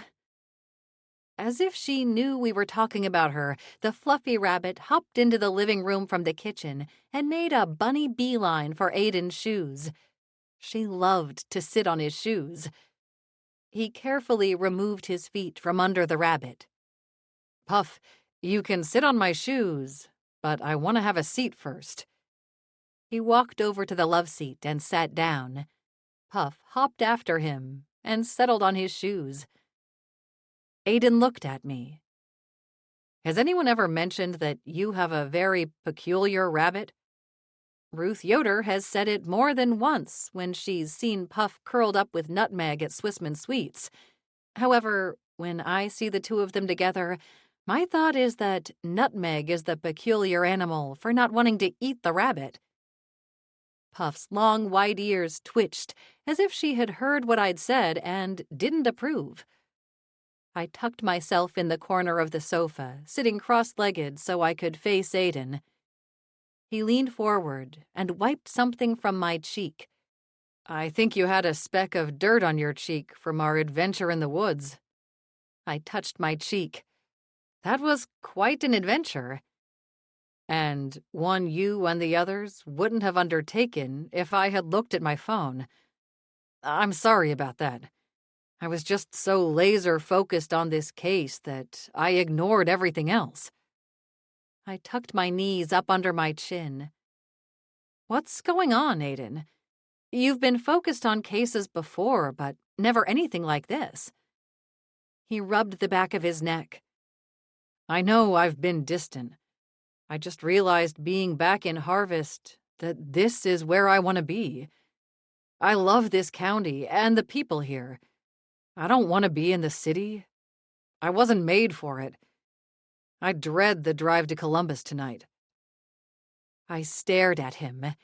It was the last thing I'd expected he would say. "I thought you liked working for BCI." "I do, and I don't want to sound ungrateful for this opportunity. But now I'm at the will of the Bureau. They can move me to any part of the state and give me any assignment they choose. I have very little say in it. Right now, I'm 2 hours away from you, but it could be farther. It depends on the needs of the department." "I can't leave Harvest, Aiden.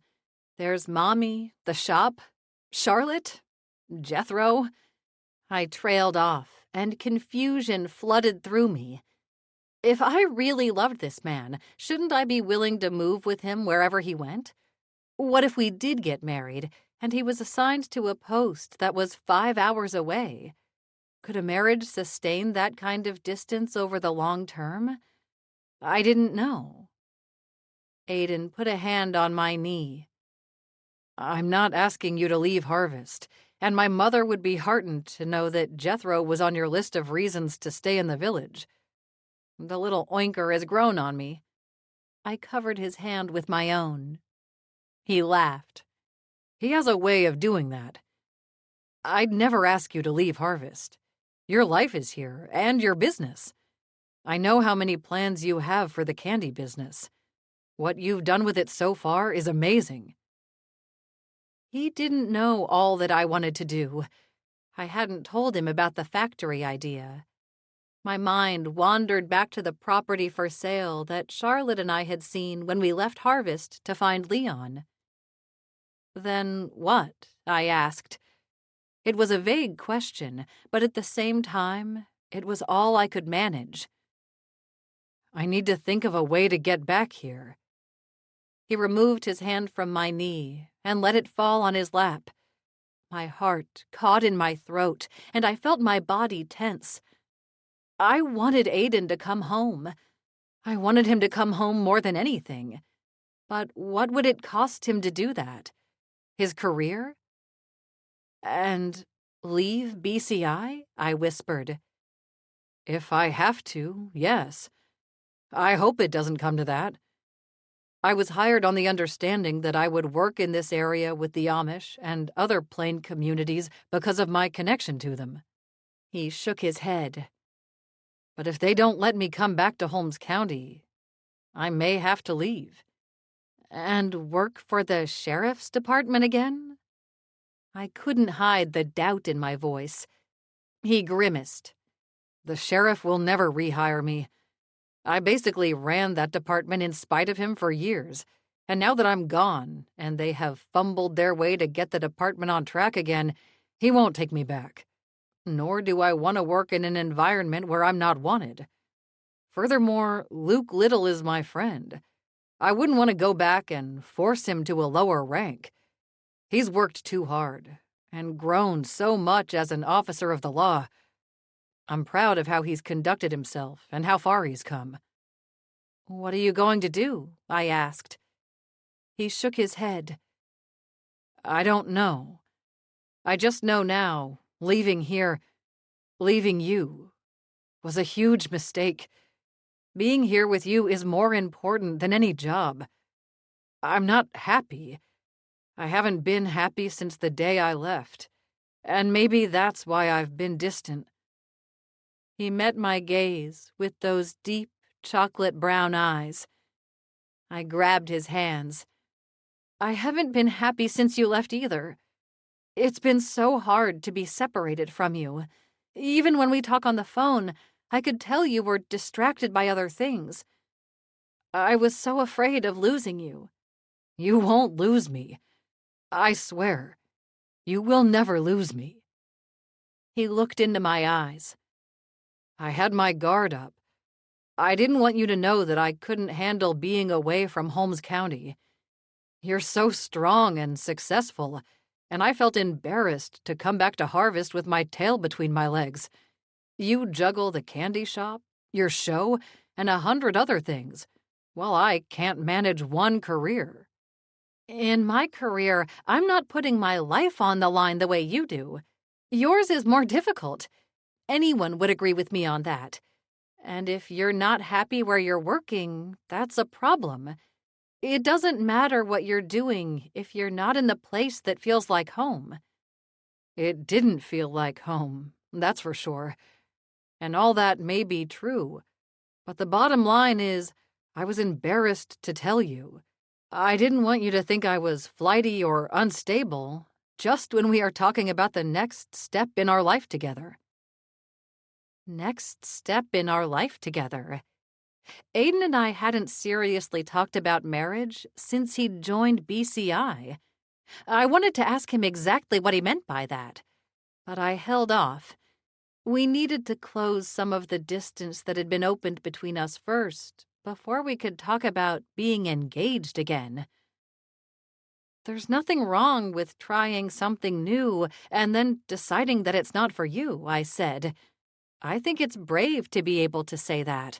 And on a selfish level, I'm elated. I want you back here. Harvest needs you. Your mother needs you. Jethro needs you. I looked into those chocolate brown eyes. I need you most of all. I love you, Aiden. I always want you to be nearby me. Tears gathered in his eyes. I love you too. I always want to be close to you too. He touched my leg. I should have known that you would be understanding about all of it. It's a male pride thing, I suppose. I'm proud I got tapped by the Bureau. But in reality, I'd rather be here with you. This whole thing has taught me what's really important to me and what I really want in life. So, if you have to leave BCI and can't work for the sheriff, what will you do? I grabbed his hand. I don't ask that in criticism. You could be anything. A brain surgeon, a trash collector. I don't care as long as you're with me. Tears pricked at the corners of my eyes. He laughed. Well, neither brain surgeon nor trash collector was on my short list, but thank you for reminding me of all my options. He shifted in his seat. I have thought about it a lot, especially over the last week. I'm going to finish out my full year with BCI. It's over in June. I think for the opportunity they gave me, I owe them that. And I'm learning so much more about investigations that I didn't know before. The resources they have access to are amazing, light years ahead of what I had at the sheriff's department. In some ways, it will be hard to go back to a more primitive way of investigation. But really, most of investigating is asking the right questions, listening, and observing. That doesn't require a fancy lab full of gadgets. It's just attention to detail. Will you leave law enforcement? It's been so much a part of who you are. Aiden shook his head. I love investigating, and more than that, I love helping people. I think I'll always stay in investigations. I had another idea. I frowned when he didn't say what that idea was. I felt like I was pulling information out of him. What's your idea? His face flushed red. I could hang up my shingle as a private investigator. I stared at him. Like Sherlock Holmes in Amish country? He laughed. I don't think it would be completely like that, but it would give me more freedom to investigate outside the confines of law enforcement. I had a million questions. Were there enough cases for a private investigator in Holmes County, or even in Canton, which was the biggest nearby city? Would he be able to make enough money to pay his bills? Would the police be willing to work with him? Would the sheriff? I already knew the answer to my last question was no. All of that was practical Bailey talking. However, instead of asking any of those questions, I said, I just want you to be happy.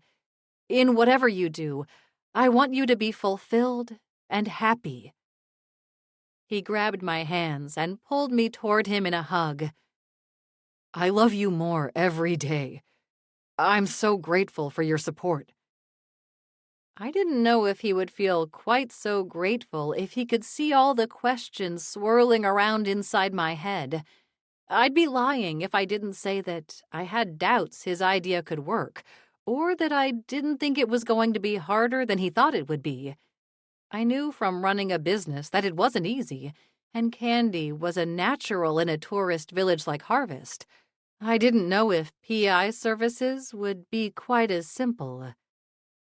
But I also knew Aiden, and he could do anything he put his mind to. Knowing that, my fears fell away. I hugged him, and then pulled back. If you hang up your private investigator shingle, can I be your girl Friday? Always, he said. But my girl Friday would not be an assistant. She's an equal. I wouldn't have asked for anything else, he murmured. Chapter 26. The next morning, it was back to business as usual at Swissmen Sweets. Aiden had left for Columbus the night before. Mommy and I were in the kitchen making up more Jethro bars for online orders. The pig was a popular Christmas stocking stuffer this year. I would give him that.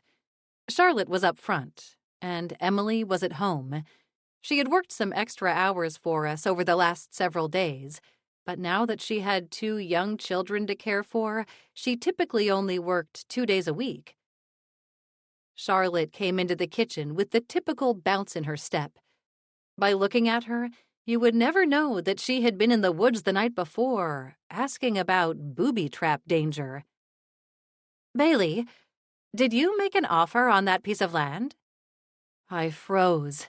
Milk chocolate dripped from the piping bag that I was using to add Jethro's polka dots to his design.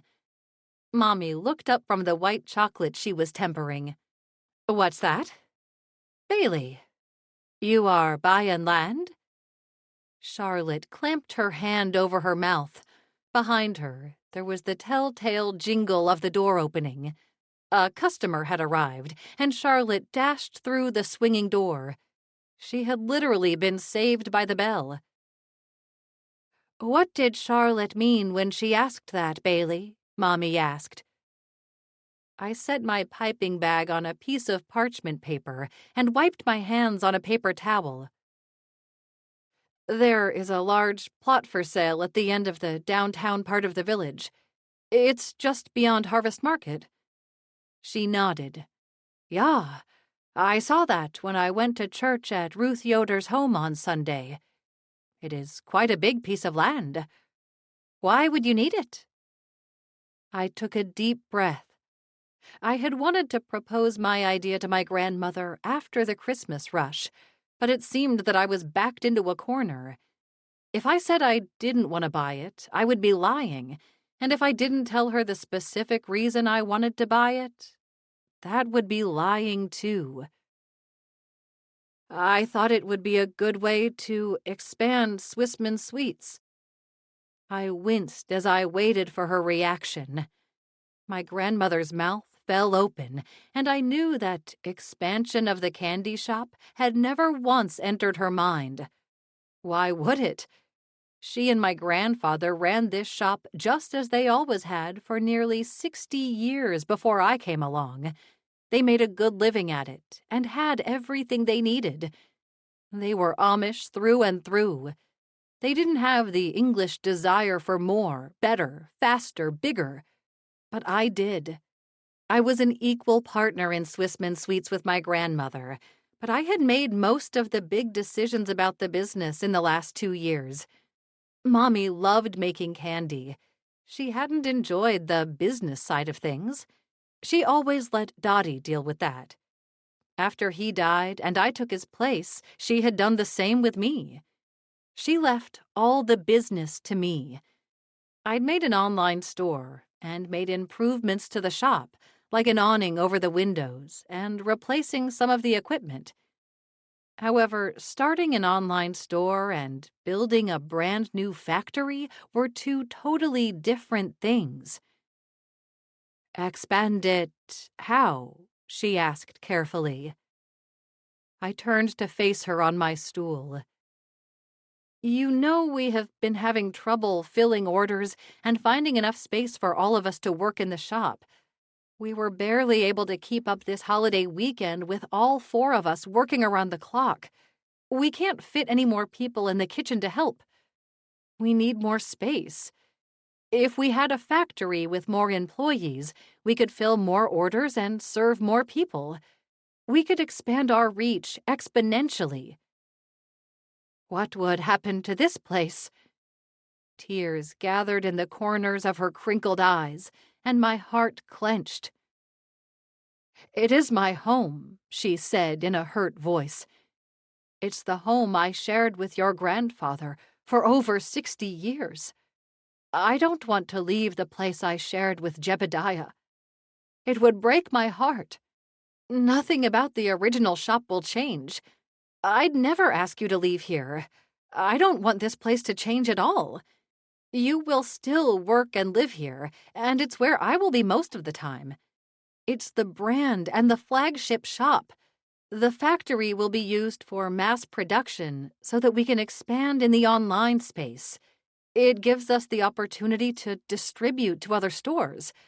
I'm not talking about the few specialty shops in Holmes County that hand sell our candy, but in state and national grocery stores." I let out a breath. "Why?" Mommy asked, with less emotion this time. I was glad I was able to reassure her that she wouldn't have to leave the store and home she'd shared with my Dottie for so many years. But her final question didn't have a simple answer, or any answer that my grandmother would understand. To keep up with demand and to grow the business. "Why?" she asked again. "If we are not able to fill all orders, we tell people items are limited. We do not need to grow. What would we be growing for?" I bit the inside of my lip. Mommy, I see so much potential for this business. It could be bigger than any of us ever dreamed. But it is not the Amish way to be bigger.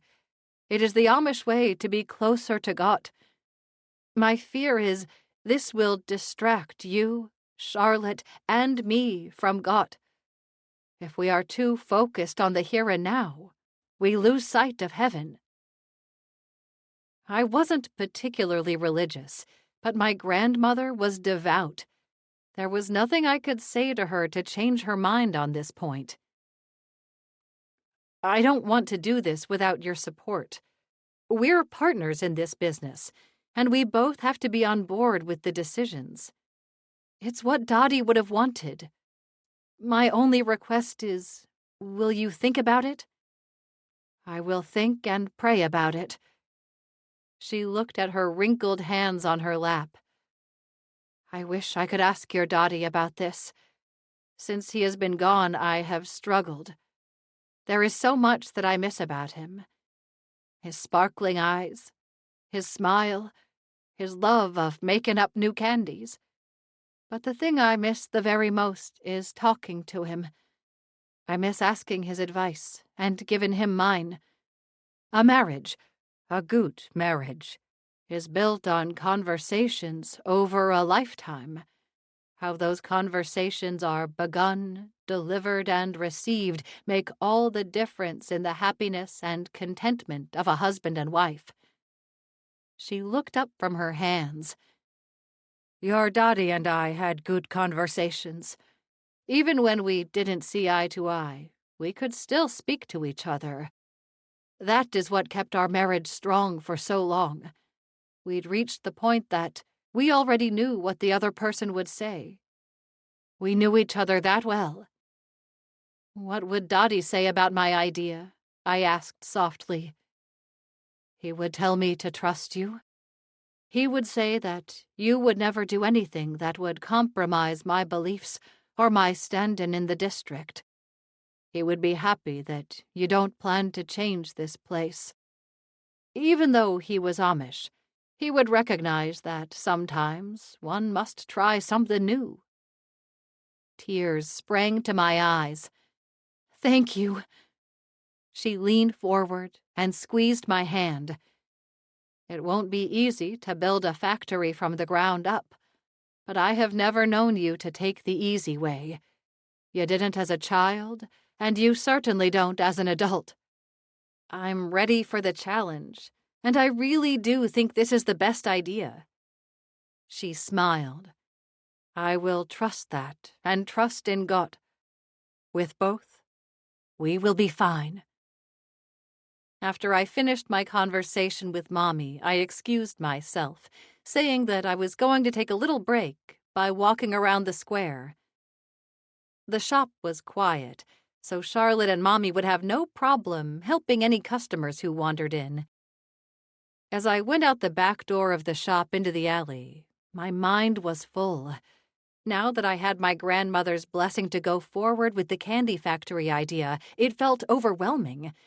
My brain whirled over how much it might cost, how many people I would have to hire, how to do training, where to get the extra supplies we would need, and the list went on and on and on.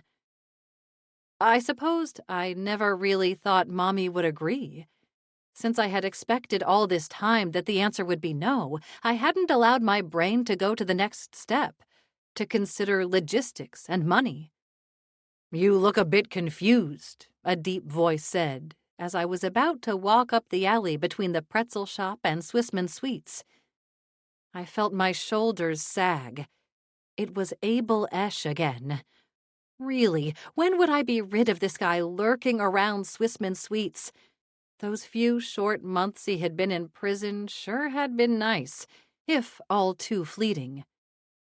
I don't have time for your games today, Abel. I started to walk up the alley.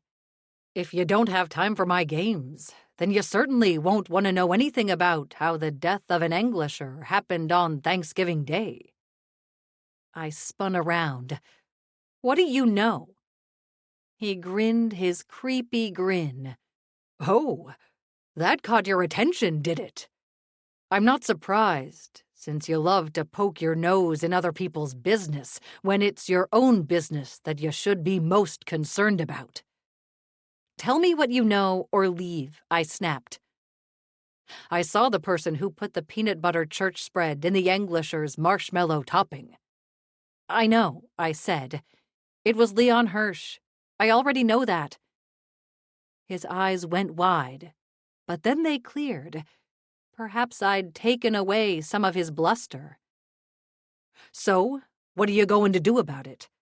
Are you going to tell your cop boyfriend?" Now that he'd said that, I realized that I hadn't told Aiden the night before what Leon had done. I hadn't said anything. "Oh, I see.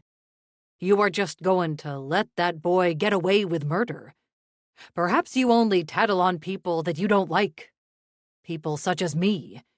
If you like a person, it doesn't matter what he's done. That's an interesting moral compass you go by. English justice is clearly not your guide." "He didn't know that Blaze was allergic to peanut butter," I said defensively. He touched his smooth cheek. "He told you that, did he? I would think by this point you would be used to people lying to you. However, it seems that a good liar can trick you much more easily than I would have thought." "Duly noted." I turned back around and marched down the alley without another word. Behind me, I could hear Abel laughing, because he knew he'd successfully put a seed of doubt in my mind. Across Main Street from the candy shop, I saw Margot Rawlings and Ruth Yoder having an animated conversation on the square. Usually when I saw such a scene, I turned the other way, but standing a few feet from them, with his arms wrapped around his waist again, was Leon Hirsch. He seemed to be frozen like a deer on the side of the road that didn't know whether to run or play dead. I sighed and crossed the road, knowing that I would likely come to regret my decision. "The position of square caretaker is a lot of responsibility," Margot said. "I don't know that a 15-year-old boy is up to the task. Maybe in the English world 15 is a boy, but in the Amish world, the world God intended." Margot snorted. "You think God intended that everyone live like the Amish? How would the world accomplish anything? Where would you go to get medical help? I bet you go to an English doctor." Ruth glowered back at her. "Leon is a responsible young Amish man who will do well caring for the village square. I believe he should be given the job. You have put him on trial for too long. Did you make Uriah Schrock go through a trial when he held this position? How is it fair that you make this young man wait so long?" My eyes went wide because I thought for the first time ever I was in total agreement with Ruth. I glanced at Leon, who said nothing and kept his head down. Maybe Margot was right. He looked very much like a child. Standing there like that, he appeared no more than 12 years old. But I also knew that he was a strong young man, who was a hard worker and who had removed himself from a rough childhood, all on his own. I doubted that Margot and Ruth would want me to butt into their conversation, but that's what I was about to do. It is my job to ensure that everything on the square goes well. Ruth interrupted her. Like Thanksgiving went well? Your mother's fiancé was murdered. Margot balled her fists at her sides. It was time to break this up. Hi, I said in my most cheerful, I'm just out for a walk voice. Margot and Ruth turned to me so quickly I was surprised that neither of them twisted a hip. Bailey King, Margot said. You're the perfect person to ask, since you have been involved in so many events on the square. Don't you think Leon is too inexperienced to have the job of caretaker?" "I don't," I said. Ruth fluffed her cape and smiled. Margot opened and closed her mouth as if she couldn't believe what she was hearing.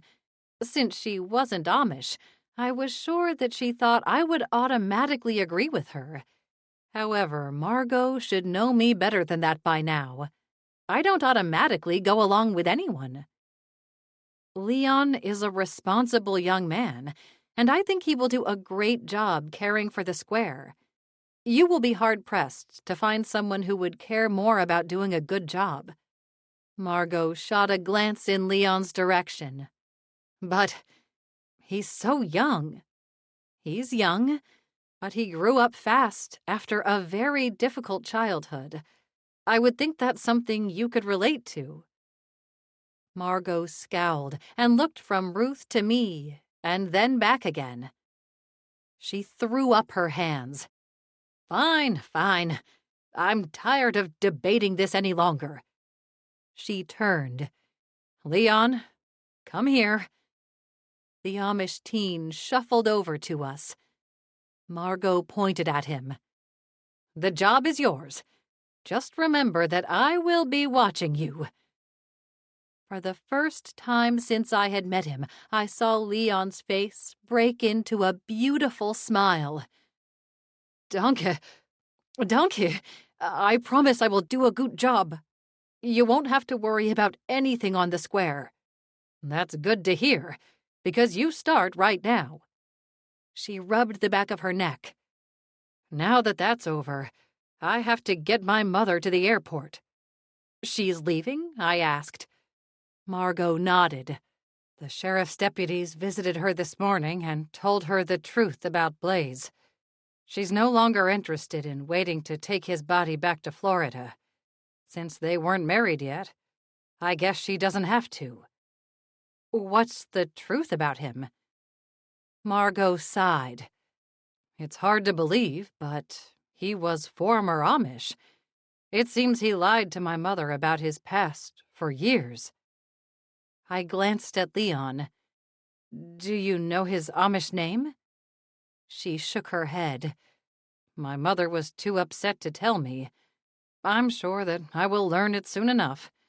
However, between you and me, I'm happy to put her on a plane and say goodbye. It's been difficult with her here. My mother is very exacting. That's why you asked Leon to help her and Blaze as much as possible, I said. She glanced at Leon. Yes. My mother said Leon did a perfect job and carried out everything she requested. She sighed.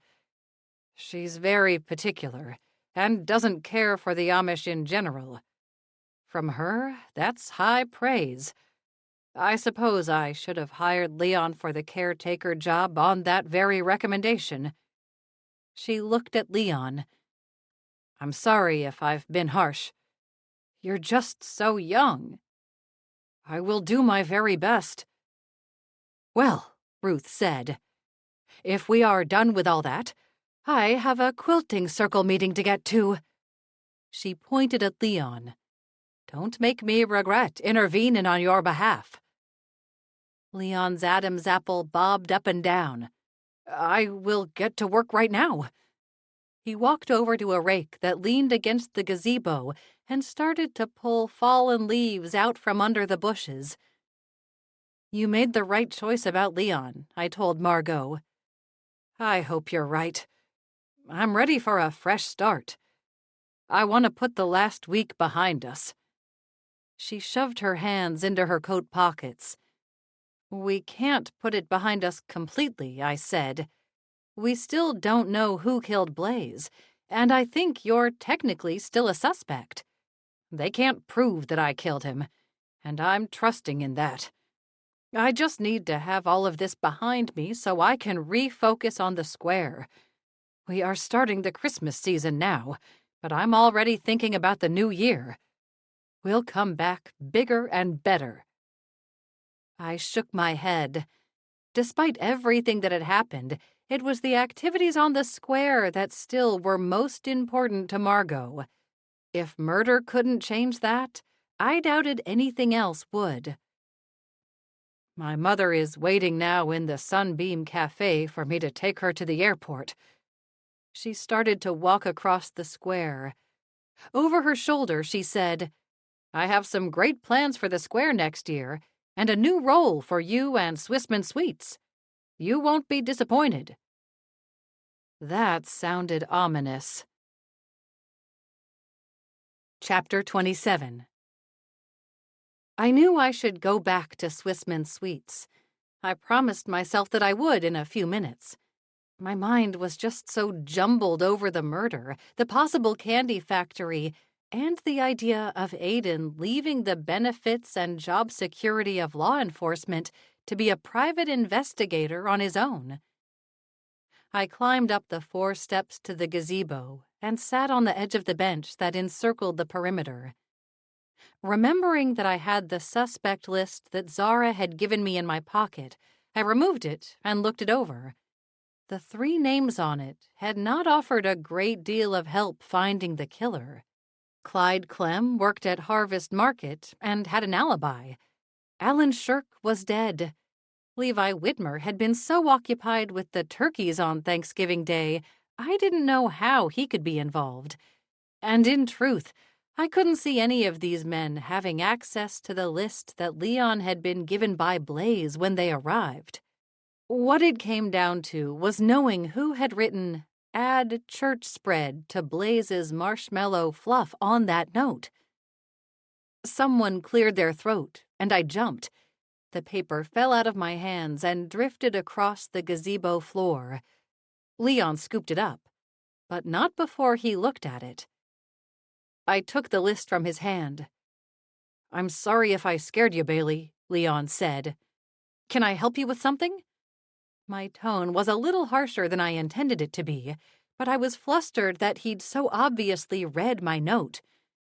He apologized again. "I just wanted to thank you for speaking to Margot on my behalf. I know that she puts a lot of store in what you think, so it really made a difference." I felt my body relax. "You're welcome, but you're giving me too much credit. Margot doesn't put a lot of store in what I think." "She does," he insisted. "Many times when we set up on the square, she will ask us how we think Bailey would do it. You're the only Bailey anyone around here knows, so it has to be you." I blinked. "Wow, that comes as a bit of a shock." He nodded.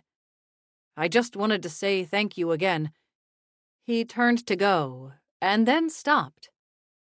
"Is there something else?" I stood up. "I need to get back to the shop. There's always candy to be made." "Can I see that piece of paper again, please?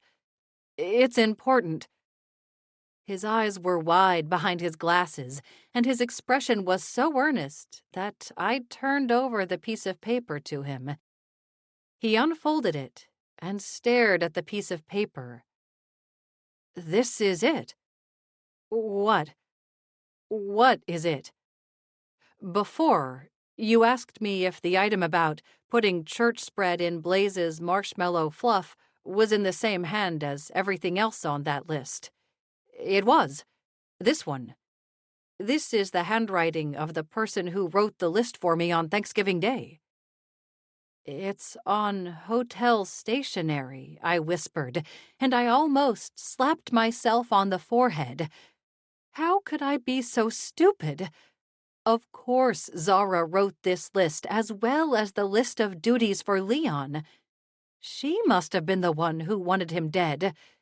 She hated the Amish, and somehow she must have learned of his ties to the community. Would that have been enough reason to want him dead? I looked at the Sunbeam Cafe and saw Margot and Zara coming out the door. Lois was in the doorway, trying to put a bakery box in Zara's hand. Once Zara boarded that plane, it would be hard to get her to come back to Harvest. It took a lot of proof to extract a person from another state. It would be Sheriff Marshall's call, and I didn't know that he would be willing to do that. Even though he didn't like Zara personally, he would sympathize with her distaste for the Amish. I grabbed the list from Leon's hand, ran out of the gazebo, and across the street to the sidewalk in front of the Sunbeam Cafe. "Whoa, Bailey," Lois said.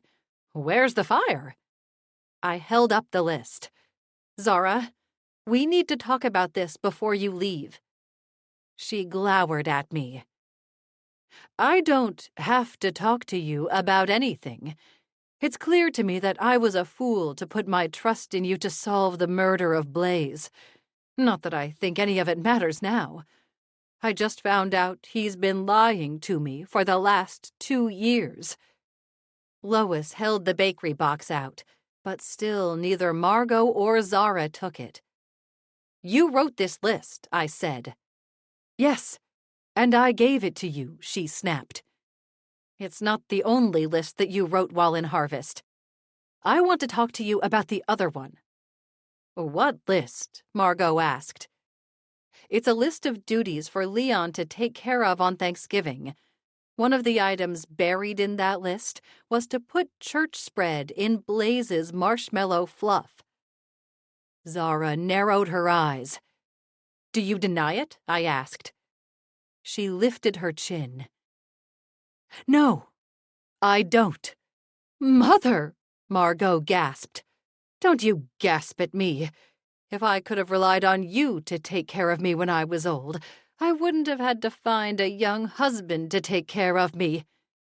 "Who said that I wouldn't take care of you?" Margot asked. "Please," Zara spat. "You have made no secret of the fact that you hate visiting me in Florida and can't wait to get home. If it was up to you, I would go straight into a nursing home." Margot bit her lower lip. When she didn't say anything, I guessed Zara had been right in thinking what her daughter planned to do with her elderly mother. "How long have you known Blaze wasn't who he said he was?" I asked. "For several months. I found a letter that he had been writing to his brother. In it, he promised to make it up to Melvin by marrying me and taking all my money. He promised to give most of the money to his brother for abandoning him at that fire all those years ago. I was furious." "Why didn't you just break up with him?" I asked. "Why did you have to have him killed?" "He was Amish, and he'd betrayed and humiliated me. I wasn't just going to walk away from that. I knew forcing him to come back here would be the perfect punishment. He deserved to die for what he did. It was more fitting that he died here in Harvest." I licked my lips. "Zara, you can't go home to Florida today. The police will want to talk to you. I have no intention of talking to them. My daughter is going to take me to the airport, and I'm going to fly home. There will be other young men who will want to marry me and be willing to take care of me for my money. I will find another." "I'm not taking you to the airport, Mother. You have to talk to the police." Margot took a step back from Zara. Zara glared at Margot. "You are my child, and you will do what I say." "You were willing to let me be framed for murder. You didn't care that my husband was dragged to the police station and questioned in the middle of the night. Rupert was never good enough for you. You never should have married that truck driver in the first place. I told you not to marry him. You're my daughter, and could have done much better," Zara snapped. "If that's the case, I will drive myself." She ripped the bakery box from Lois's hands and hit Margot in the face with it. Margot cried out and dropped her car keys. Zara picked them up. "Oh," Lois said, "that was a butterscotch pumpkin pie." I jumped between Zara and the driver's side of the car. "Zara, stop. Think about what you're doing. They will never let you on that plane once the authorities are notified." Lois disappeared into the shop. I knew she was calling the police. They couldn't get here fast enough, in my opinion. "Then I will drive to Florida." "They will catch you on the highway. You're a judge. Take a breath and look at this logically. You might get away today, but you will be caught eventually," I said. She reached into her handbag. Gator growled as she removed a small gun from it. "I think of everything logically, and this is my best choice." "If that's true, why did you call me in the first place?" I asked. I felt beads of sweat form on my forehead as I looked at the gun. "You could have gotten away with this without involving me at all. You wanted the truth to come out about Blaze." The gun wavered in her hand. "What are you talking about?" "You wanted the truth to come out. Why else would you have written Alan Shirk's name on the list you gave me? You had to know it would lead me to Melvin Hirsch, Blaze's twin brother. Why else would you have asked me to help find the killer?" "Yes, I wanted the truth to come out," she snapped. "I wanted the world to know what a double-crosser he was. I wanted everyone to know he was a coward who left his brother and friend to take the blame for a fire he caused." I heard sirens. I had been right in thinking Lois had called the police. She leveled the gun at me. "Zara?" I held up my empty hands. "You are already in enough trouble. Don't make it worse for yourself. If you shoot me, you will." "It doesn't matter what happens now." Zara's voice was choked with tears. "Zara, you don't want to spend what's left of your life in prison. You spent so much time building the life you wanted, but you threw it away over a guy." She glared at me. "No one betrays me like that and lives to tell about it. I would never allow it." The sirens grew louder as 3 Sheriff's Department SUVs careened around the square and pulled up in front of the Sunbeam Cafe. "What I've just realized is there is one solution to avoid all of this unpleasantness and to avoid dying sick and alone." She moved the gun so that it no longer pointed at me, but pointed at the side of her own head. "Mother, no!" Margot screamed.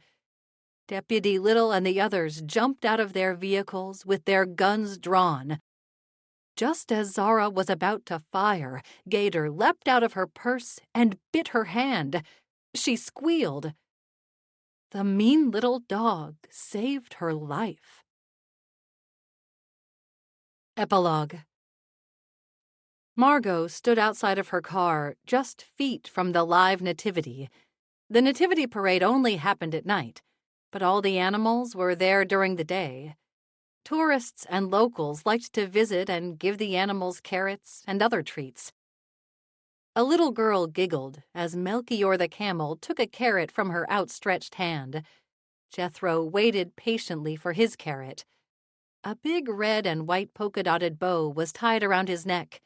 Margot had tried to tell Juliet that the animals would not have been wearing satin bows at the first Christmas, but Juliet would not hear of it.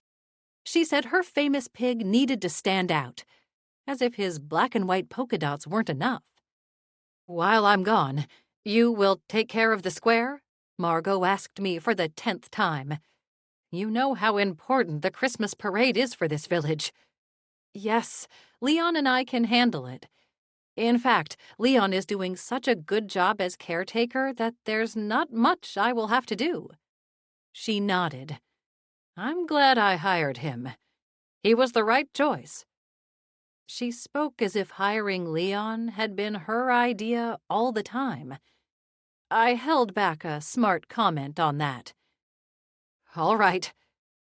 She got into the car and spoke to me through the open window. "I hate to leave this close to Christmas, but I want to get my mother settled. I want to show her I will care for her. You're a good daughter." After she was arrested, Zara had had a stroke while she was in custody. She had become paralyzed on one side and confined to a wheelchair. Her attorney entered an insanity plea and asked for a deal due to Zara's condition. I didn't think anyone in the county wanted to put an ill woman in her late 80s through a long trial. Instead, they sentenced her to a long-term mental facility. In the end, Zara got what she most feared, being disabled and sent to an institution for the remainder of her life. What she'd done was horrible and inexcusable, but I would be lying if I didn't admit that I had some compassion for her. It would be wrong of me to wish a person's worst nightmare on them. Zara was in the process of being transferred to a facility in Florida. Margot thought she would be happiest there. As everyone knew, Zara didn't like Ohio. Just a week before Christmas, Margot was headed to Florida to get her mother settled and take care of her affairs there. Gator sat on the passenger seat and growled at me. Margot had decided to take him in after her mother was arrested. I knew that it was the right thing to do. It wasn't the dog's fault he had belonged to a killer. At the same time, the little dog scared me, and I was always waiting for him to bite.